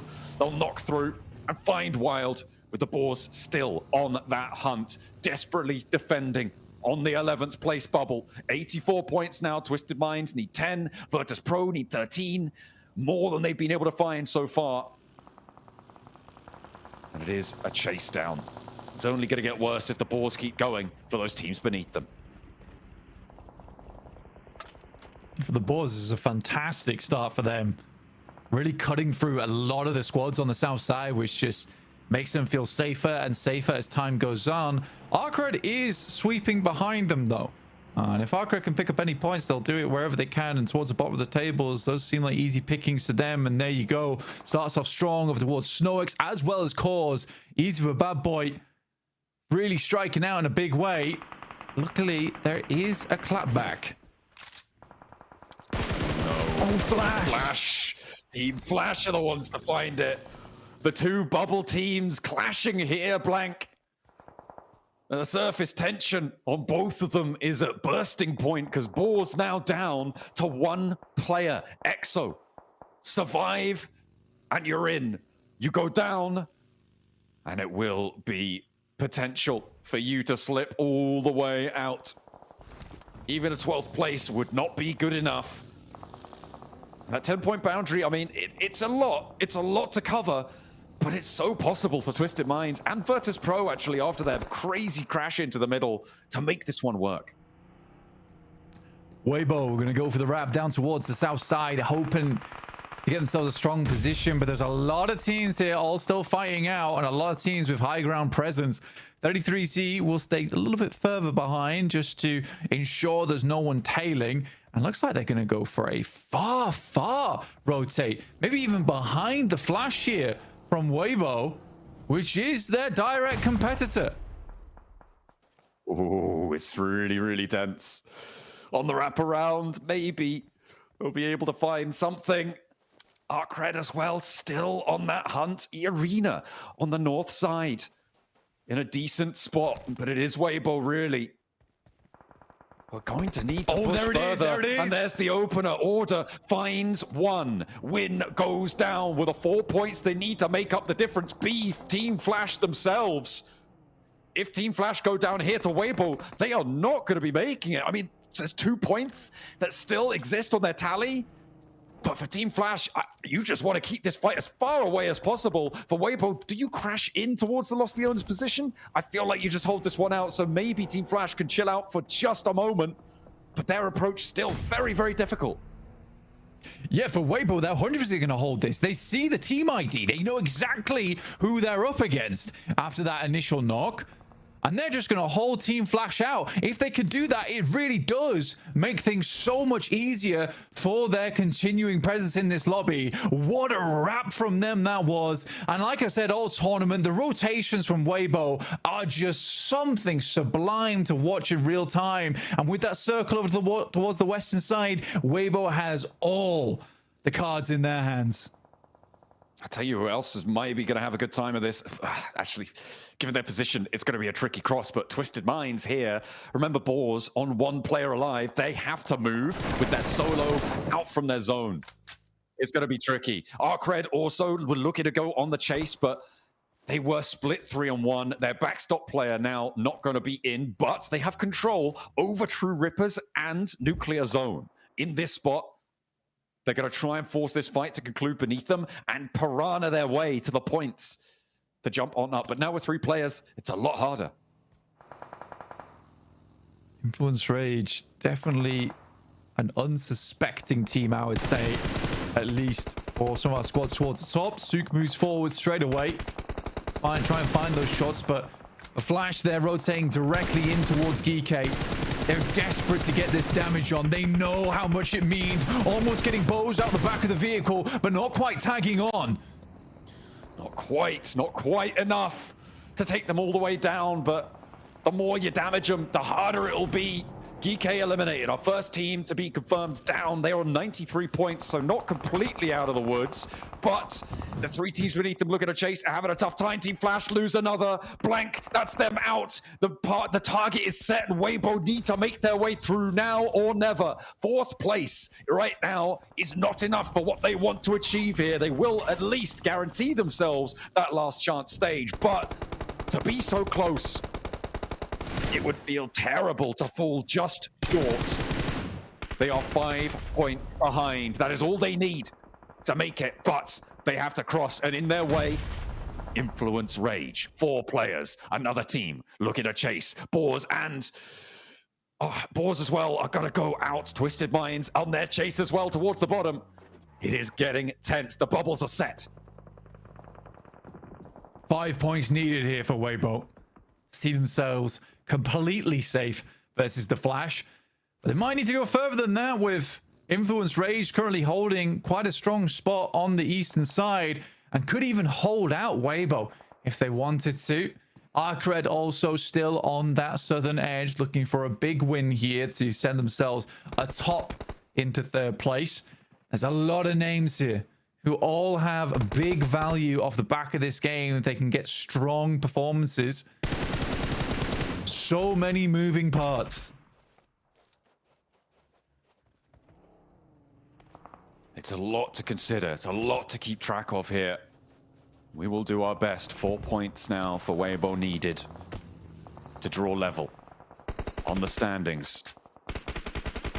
4 points might seem like not that many, but when you're crunched in, I mean, if Alliance get a good crash here, this could, well, this is the make or break game. This is the make or break situation. If Alliance's crash works out, if they lose players, it's going to be bad, but DRX are slowing it down and maybe there won't be a crash at all because DRX are taking these points away. Waybo, they think, oh, maybe we've been delivered something. No, it's being snatched away and these points are denied. Twisted Minds in the meantime also going down across the way on the other side of the circle. Everything getting denied. Arcred finally picking to pieces the last of true rippers. A nuclear zone trying to get out of there. Waybo pick up another point, looking for more. One of their players has been knocked in the meantime. 33Z needed to get back up and in action. One player now left for Alliance, looking to go for the res. They are 3 points behind. Twisted Minds with their fight to jump up, going badly, going low, going down, and ETSH take Twisted Minds out. That may be enough to keep the Boars in, but Vertus Pro still have life, still have breath in their body, and they will not go down without this fight. 4 players still up and kicking, like you say, but that is Twisted Minds 100% going home now. The only team that can kill the Boars' run is VP. The Bears versus the Boars here. Who comes out on top? That is a tough rollout for Waybo. A tough rollout for Waybo.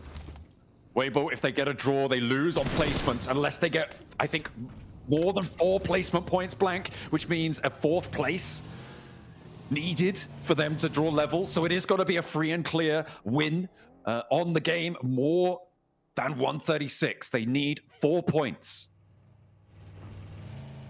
to be able to cross that boundary against Team Flash. And doesn't sound like a lot, but their prey's running away. Arcred are out of there. Again, it doesn't sound like a lot of points here, but if you start to get impatient, you start to get a little bit skittish, you can give those points away. I mean, I like the push-up coming through from Waybo. They left one player behind as a backstop to take shots at Arcred if they chose to push up, but even Arcred's playing a little bit scared. There's that shot from Lorazin over towards Waybo. Alliance out now. Definitely going through towards the last chance. See what they can get done there. The placements are soon blank. Goodness me. The placements are soon. And Influence Rage looking to try and take down one of their major competition points, but it might just be giving them the win. It might be giving them everything that they need. And Waybo now under pressure. Plenty of teams are going to look to this and try and third party. Potentially, they've got 4 elims blank, 2 points shy. They need more. Little boy now under pressure. Hero looking for the flush. Nobody's going down. The step up, and it's all up to Order to keep them alive, to keep them going. Can they find it? Will it be enough for Waybo to charge over the top because his teammates are falling around him? It's Law versus Order. Will they win it out? It's Influence Rage. They're not going to be able to make it, but they may be able to drag Waybo back down with them. And they fall short. Waybo eliminated. If the blue zone catches these points, do they make it? I don't think there's enough. It's not going to be there. Waybo are down, and Law supersedes Order at that juncture. It's all done and dusted for them. Last charge, their sentence. Goodness me. I mean, Waybo, they got 2 points off the back of that, which sits them at 136. The placement points are ahead for the Flash, and that will sit them in 3rd place, meaning it will be the Flash going through to the grand finals at this rate. But E-Arena can still put a stop to that here. So can Arcred. I mean, Arena all the way out on the west, Arcred all the way out on the south. Two teams not really going to have a great chance. Vertus Pro as well, looking to chase down the bubble still. They are 12 points behind Blank. They need 12 more points, which means 2 more eliminations and the chicken dinner to add on top of that, or any combination of points that would add up to that. Oh, goodness me. It is still up for grabs. And at the moment, the Boars have 0 chicken dinners. Vertus Pro, none either. So a chicken dinner would break the tie if Vertus Pro were to claim it. Right now, Vertus Pro, 9 placement points. No, hang on a minute. Vertus Pro, 2 placement points behind the Boars. With the 6th place already earned, they do draw even on that one. Look at it go a little bit further. They're shooting them, John! John, they're shooting them! Might be able to take them down. I'm sorry, I was busy in the points. It's Arcred, though, to start to go down as Hardboy. One of the last 2 players to go, and Glory stands up for his namesake. Looks for Vertus Pro, tries to stop them dead in their tracks, launch themselves maybe to an outside chance of joining the top 3. Vertus Pro struggling now. Arena starts to move up. Mormon on the outside. And Joker starts to flow on through. Hoping to throw a wild card here into the mix. Vertus Pro might eat a big nade here coming through from Arena. There's big shots. Joker from the backside does have to move away, but takes a tag from a distance there. Glory for 2. Looks for more as well. Milky Way to his front. Has to deal with Malloy on his side, but it will not be there. But Vertus Pro are low. They are flagging. They just need a little bit more, but it is so much to ask of them right now. With Arena putting the pressure on, they need those points desperately too. And Huge. Vertus Pro falls short. Arena now, the only team that can make a difference in this. Regnum Kaya, they've survived. DRX will keep themselves up into that top spot. Your Ghouls on the north side might be able to close down another chicken dinner here, but to the chagrin of Arena. Arena, the big thing to look at right now. Turney K on board, looking to cause some big havoc. Kyumbin versus Regnum Kai. You got Zed Wolf inside the shack right now. Burmese Ghouls starting to take control of the lobby on the north side. Right now, Arena on 129 points. When you factor in the 5 elims they've already found, Blank, they are currently 7 points shy. A chicken dinner would do it. A couple more elims, maybe. No more second place, a 3rd place. Oh, it's so close for Arena. They definitely have the possibility of making this one. The placements that they've earned already guaranteed up to 5 points. Blank, they'd need 2 more elims to draw level.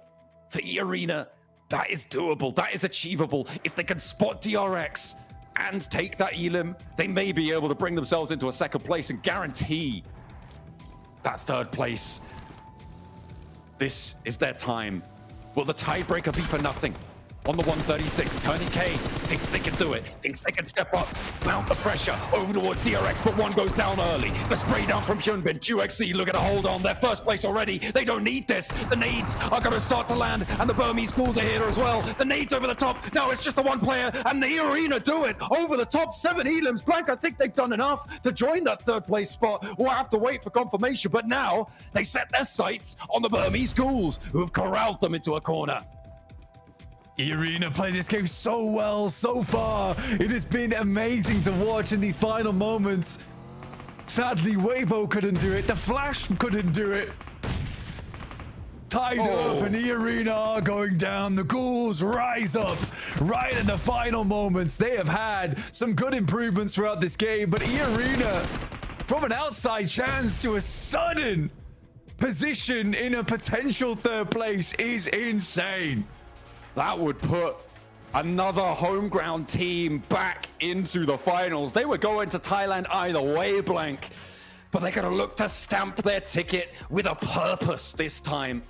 Their return will be met towards the grand finals, but have they done enough to get across that road, to get across that 136-point boundary? It was so down to the wire. Waybo denied. And in the final moments, Team Flash as well potentially pushed aside. They were winning on that tiebreaker, but we'll see who's going to be able to make it. From Myanmar, the Burmese Ghouls do close down another chicken dinner. They're happy with their performance here. I'm happy with it too. You've loved watching them. We'll be able to see more of them in that last chance stage. But Team Flash, they look a little bit dejected. Maybe they've got news that we don't. I mean, to be honest with you, like it must be so close. But even for E-Arena there, I think they've done it. I think E-Arena have done it. That rotation they made, so aggressive, so aggressive. Could have been a very different story if Hero was just able to win that fight versus Influence Rage, but Influence Rage is just a significantly strong team in terms of firepower, and that is the difficulty when it comes down to it. Waybo just couldn't quite close it out. The first molly had been on target, forced him out early, then Hero probably would have had the advantage in that fight, but, you know, it's bygones at this point. They look pretty on edge right now. I think the admin teams are waiting to deliver that information. We got a little spoiler last time. As we're looking for it, is he here to deliver the news to E-Arena? They've done it. They've done it. They are up in third place. E-Arena take the spot, and elation. They will return home in a blaze of glory. They'll see vampires in the finals. And I think Team Flash, they might have spotted this, because they do look pretty dejected on this one. What a sad time for the Flash. But I mean, for E-Arena, they're extremely happy with this one. I'm not gonna lie, the admin kind of teased them a little bit there, right? The admin kind of teased them. He was kind of like, maybe he did make it, maybe he didn't make it. But we'll find out more over on the tables with the desk.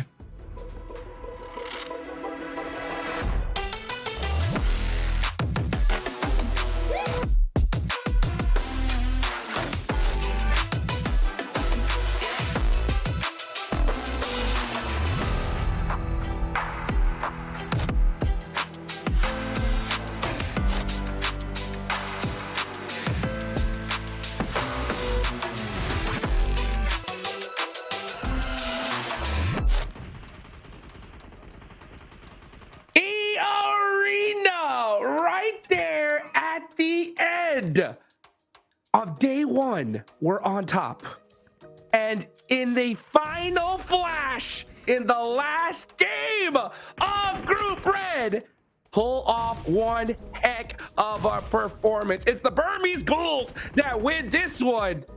But is it EA that got the last laugh, Max? Ooh, I think it is. They looked really happy. No, They I sure don't know why. did. Unless they were going to have a good dinner at the hotel. I'm telling you, it might just be a grand final slot here. They just got told that they will be making it to Bangkok for the grand finals. We'll have to see, of course, how close it is on the leaderboards. But though, would you have to highlight here, Burmese Ghouls, Niptra, very solid gameplay in that northern compound next to the road. Very solid approach, and actually seen a few wins here and there from them. They got a Rondo win, now a Miramar win. Burmese Ghouls heating up, ready for the last chance.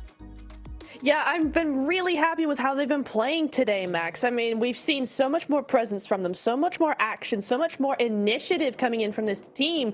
No longer are they sitting in a compound waiting for things to come to them. They're going out of those compounds and they're taking spots. They're taking control. I really like what we've been seeing from them. Oh, man. Ooh. The curse, Max, man. Don't, the curse. You don't. The curse I was alive and well up until the last second from what it looks like. I don't know. I don't know where we're at right now. This was so crazy to watch. Yeah. It all starts with Flash versus Waybo, Max. Man. Exactly. Waybo take them out. What a crazy start.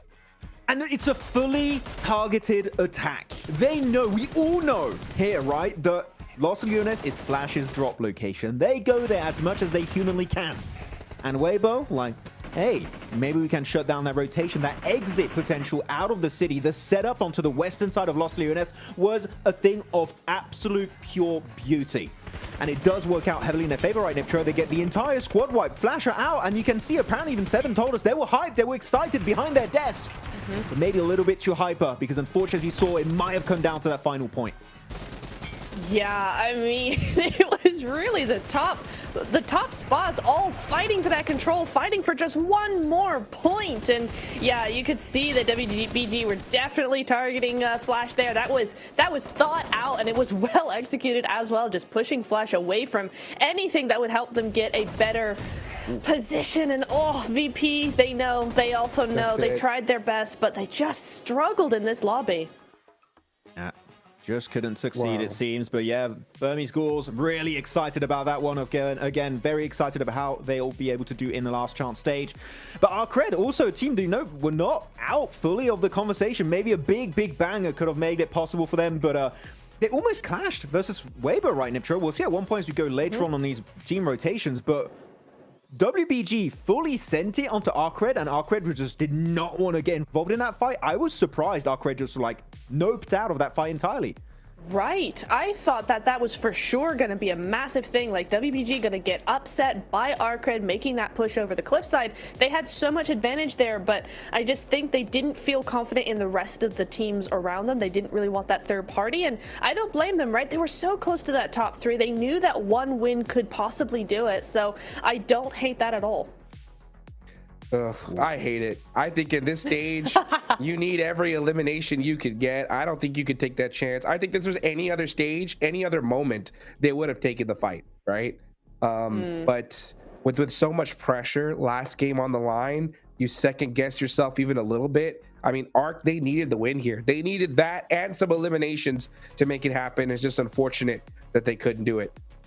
Yeah, it's very sad indeed. Influence Rage also able to get 7 points on board. You know what? Also a team that could have done something at the end. I think 7 points is just shy. We'll have to see exactly on the leaderboards what has been achieved. But man, DRX and Regnum Karia, the rivalry just kept happening the entire time, Hodrix. It's such a cool little clash between these two teams. But you know what? They are 100% sure to make it to the grand finals. And you know what? Niptra, deservedly so, because these guys have been bringing their A game here for Group Red. They have. I mean, both of them struggled day 1. They came just raring to go in day 2, and they've kept that consistency in day 3, and that's what I'm looking for in a team. Not just for those pop-off days, but can they, before or after those pop-up days, actually do something with it on the other days and just keep that consistency going. So really nice to see that from them. As we look over at Ichi from the Burmese Ghouls, he's going to be our MVP for the last match of Group Red. Yeah, very good stuff from Ichi. Of course, he's already had PMGC experience playing in the past. Actually, I think it was 2 years ago, if I'm not mistaken, with Genesis Esports. So this guy, he knows his way around a global battlefield here, Hodrix, and he's able to do it once more, being the MVP of the game. But I know the leaderboards are just around the corner. Who's making it? Let's see. Oh, no way! It's EA! E-Arena! And they've done it by 1 singular point. The curse is over, Maxman. I am over the moon. E-Arena able, against all the odds in that final game, able to get just enough points to make it. Because, by the way, if it's a tiebreaker, they only have 1 chicken dinner. Flash go in, they qualify. So that singular point, that 1 elimination they confirmed, maybe even on day 1, that they were just like, let's secure it, because why the hell not? Had the impact just needed for E-Arena to make it. So well played indeed. And the White Rabbits going to be bouncing right into those grand finals here, Niptra. Hey, but you know who else? It's not just the White Rabbits, it's the Boars as well. They move in to the top 11, just sneaking ahead of everybody else. And so in the final 2 days, 2 games rather, they sneak into the last chance. They have done it, Max. Yeah, and Sizzy's going to be our daily MVP. But who is going to be Group Red MVP? You know what? Because we've had QXC, we've had Sizzy now. It has to be a player from DRX, I'm thinking. Or it could also be Regnum Karia. I'm not sure. Place your bets. 5 chicken dinners. There's no way it's not from DRX. It's wild! I was going to say Regnum. The bait and Are switch. you kidding me? Oh my goodness. Well, to be honest, I would love to see the list of how close it is, because oh my goodness, this guy's been on absolute point for the side of Regnum Karia, putting, again, Turkey in a very good position the entirety of this tournament. Going to be joining their brethren, right, of Kara into the grand finals, and Ulf also, if I'm not mistaken. So, man, a lot of Turkish powerhouses in the finals already, Niptra. Yeah, it's crazy to think about that, right? I mean, we got a bunch of Turkish teams coming in here. We've also got a bunch of those Korean teams, right? So DRX joining now. D plus Kia in the finals. We have a fully stacked lobby going straight to grand finals next week. I cannot wait. Wow. This was so crazy. E-Arena. I mean, after their day 1 performance, I thought we were going to see them for sure. It's crazy how we didn't really think it was going to happen until like the last couple of minutes of the last match, and they do it. It's so crazy. I mean, Waybo tied. They tied with Flash. They had equal chicken dinners, so Flash would have made it by just like 4 extra placement points. But EA was able to get that 1 extra point, which makes their dreams come true. Hey, Crazy if you're Max. E-Arena, buy a drink for Waybo. They helped you out tremendously. The setup and eliminating your Send main them a competition check. was kind of wild. But here we go. The Grand Finals team lineup currently is looking so stacked, Niptra. I mean, look at all these massive names. Thunder Talk, you got Alpha 7, you got your DZev, you got RA impressing everyone in the Gauntlet, alongside now DRX, Regnum Kara, APG, D plus Gear, the reigning champions. Man, these finals, absolute cinema incoming. I'm telling you that much. Gosh, and it's such a great mix as well. You got some aggression, you've got some sneak attacks, you got some macro coming in here. I can't wait to see who's going to be joining them, because these are the teams going over to Last Chance, Jukes, and only 2 of these teams will go to finals. This is a stacked Last Chance, folks. This is crazy. So for those of you guys, mark your calendars. We get a day off tomorrow, and the day after, we're going straight into Last Chance. 2 teams moving forward with only 2 days of play. So this lobby is going to be insane. We get the craziness, the hyper aggression from Group Green, the chess match play style from Group Red, battling it out. And with how Waybo played here, you know these guys are going to be coming for blood in the Last Chance here, Max Man. Oh, definitely. They're going to go so hard in Last Chance. And I cannot wait to see which are going to be the top 2 teams to make it in that stage.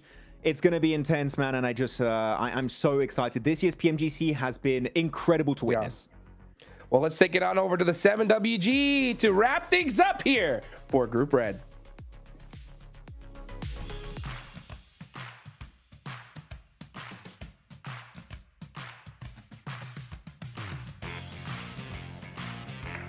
The group stages for 2025 PMGC are over, as the last match for Group Red has been played, and DRX ends up finishing on top. I got QXZZC next to me. In Group Red, I mean, what an outstanding performance from you guys. You guys were able to achieve 5 wins, the most out of any team that was able to achieve at any stage so far in 2025 PMGC. What will be your main focus heading into the grand finals? 그룹 레더에서 치킨은 5번 먹었잖아요. 그리고 또 지금까지는 치킨 제일 많은 먹는 팀이에요. 혹시 이렇게 자신감 가지고 그랜드 파이널에서 어떤 부분은 제일 집중할 거예요?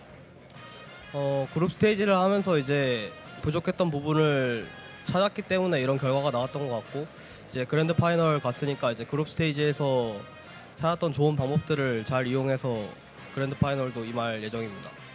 We have learned a lot of in the group stage, and I think we will do it better at the final. So I just think we can focus on what can we do better is enough.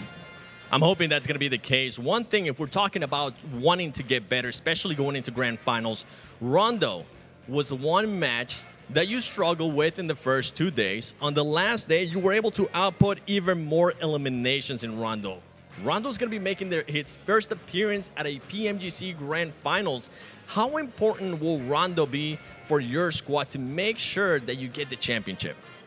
런던맵 총 1일 동안은 런던맵에서 좀 힘든 보였는데, 근데 오늘도 점수 많이 먹었어요. 그 런던맵은 이번 PMGC에서 처음 나온 맵인데, 혹시 이 맵은 얼마나 중요한 생각하고 있어요? 당연히 대회 시작에 이제 첫 맵이고, 이제 하루의 흐름을 좀 가져갈 수 있는 중요한 맵이라고 생각하고, 저희가 좀 론도 맵에서 성적이 안 좋았기 때문에 좀 더 많이 보완해가지고 그 첫 맵의 중요도를 잘 살려야 할 것 같습니다. We think that this map is for everyone new, and we will learn from a lot from the group stage and another games. So we think we can do it better in this map, and it is very important for us to do the first team to do it very well. All right. Well, QXCCZ, congratulations on making it to the grand finals as first place, too, out of Group Red. I know that's got to feel good. 감사합니다. And I'm going to be switching over here to none other than a man that has been at this stage many times, from Regnum Karya, finishing in second place, Silas. Silas, I mean, you have mentioned DX Xavier in the past. Before we started this interview, you mentioned DRX. How hard those teams make it for your playing style. Newsflash, Those two teams are going to be in the grand finals. What are you going to be doing in the grand finals to adjust to those two squads? Eski röportajında DX'in size biraz oyununuzda rahatsız ettiğini söylemişti. Bir röportajdan önce de DRX hakkında konuşmuştun. Şimdi bu iki takım grand finale girdi. Sizin oyun tarzı bozacaklar mı? Yani biz çok etkilemiyorlar aslında ama çoğu yerde özellikle DRX'le fightlıyoruz, denk geliyoruz. DX ise eskiden yani eskiden çok denk geliyorduk. Onlarla şu an çok denk gelmiyoruz. Finalde hızlı olan kazanacak. Okay, so technically don't affect us that much, but I can say that in this tournament, DRX actually we have a lot of main fights with them. But about DX is actually currently they don't have that much effect, but because they did have an effect before of this tournament. But I'm gonna say that the fastest gonna win for this match, this tournament. I bet the focus is going to be to win that, because if you do end up winning that, it would be the second time you win that, and you would be in contention to beat the GOAT of PUBG Mobile. What would that mean to you to be able to get a second win at PMGC Grand Finals and possibly be considered as the best player of PUBG Mobile esports? Şimdi ikinci kere şampiyonluk kazanmak ne hissettiriyor seni? Çünkü kazanırsan bu turnuvanın en iyi oyuncularından biri oluyorsun. Yani elimizden geleni yapacağız. Ben ve takım kazanmak için her şey yapacağız. Ne gerekiyorsa. Yani eğer kazanırsam nasıl hissederim bilmiyorum şahsen. Okay, we will do our best, me and my team, to win this championship. But I cannot say right now how I'm gonna feel that when we win the championship. I know you. I know you're not trying to jinx it. That's what it comes down to.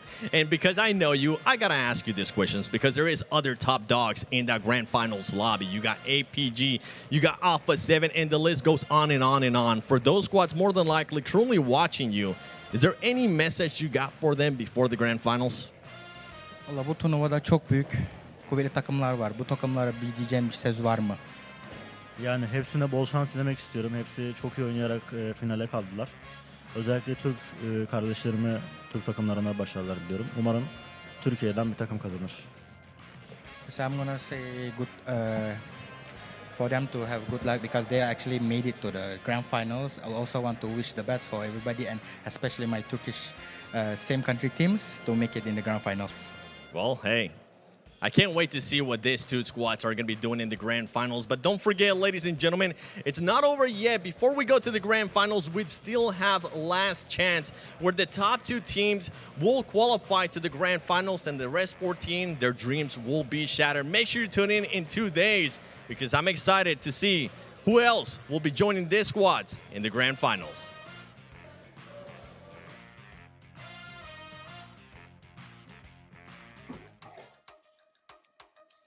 What a way to wrap up the group stage. Man, this whole stage had it all. Crazy highs, crazy lows, close finishes. But the entire time, it of course had the Infinix GT30 series, the official gaming phone of PMGC 2025. Engineered for precision, performance, and victory. Empowering every gamer to hashtag be the one and hashtag outplay the rest on the global stage. Guys, it has been one heck of a day today. Day off, then we got last chance. 14 teams will be the end of their year. Max, man, what are your final thoughts going into last chance? Well, I kind of want to talk about one big topic for the community, which is that is the end of India, of course, for this year's PMGC. And you know what? It was just the beginning. 2025, you're back in the scene. Come back stronger with after taking so many great learnings from this year. And you know what? 2026 India, I'm sure we'll see them even stronger here on the global stage. What about you, Deptera? I just gotta say, man, I've loved PMGC so far. It's been so cool to watch all of these teams do their utmost. A few of them we've had to say goodbye to, but I'm looking forward to last chance, man. Flash, Waybo, I'm looking at you. I'm looking. Woo! Hey, your first PMGC, but you gotta make it happen in the last chance. That's gonna be it for the group stage, guys. I'm Hot Jukes here with Max, Man, and Artura. Thank you to Blank, John, 7WG, all the production for making this happen. We will see you guys day after tomorrow for last chance.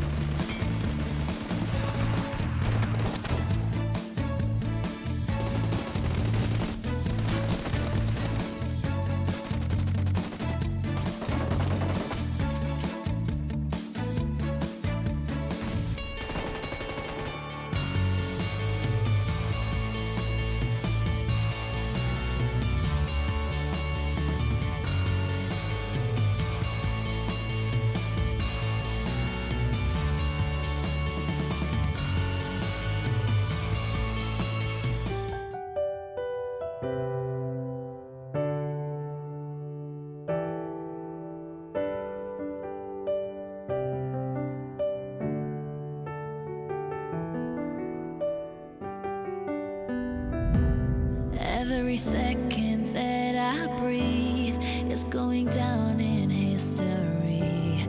We are victorious, can't stop me. Maybe today we'll fight our battles. I'll show you the way if you can handle it. You follow me. For you, no matter the circumstance, no, I won't back down. No matter how they show up to lose. Yo, I'm back with my squad, fight for my squad, chasing that hot glory, trying to make a story, never been the one to own it, now's the chance to show it, PUBG Mobile, striving to be a mogul, get your hopes up, number uno, not so far from you, so move on.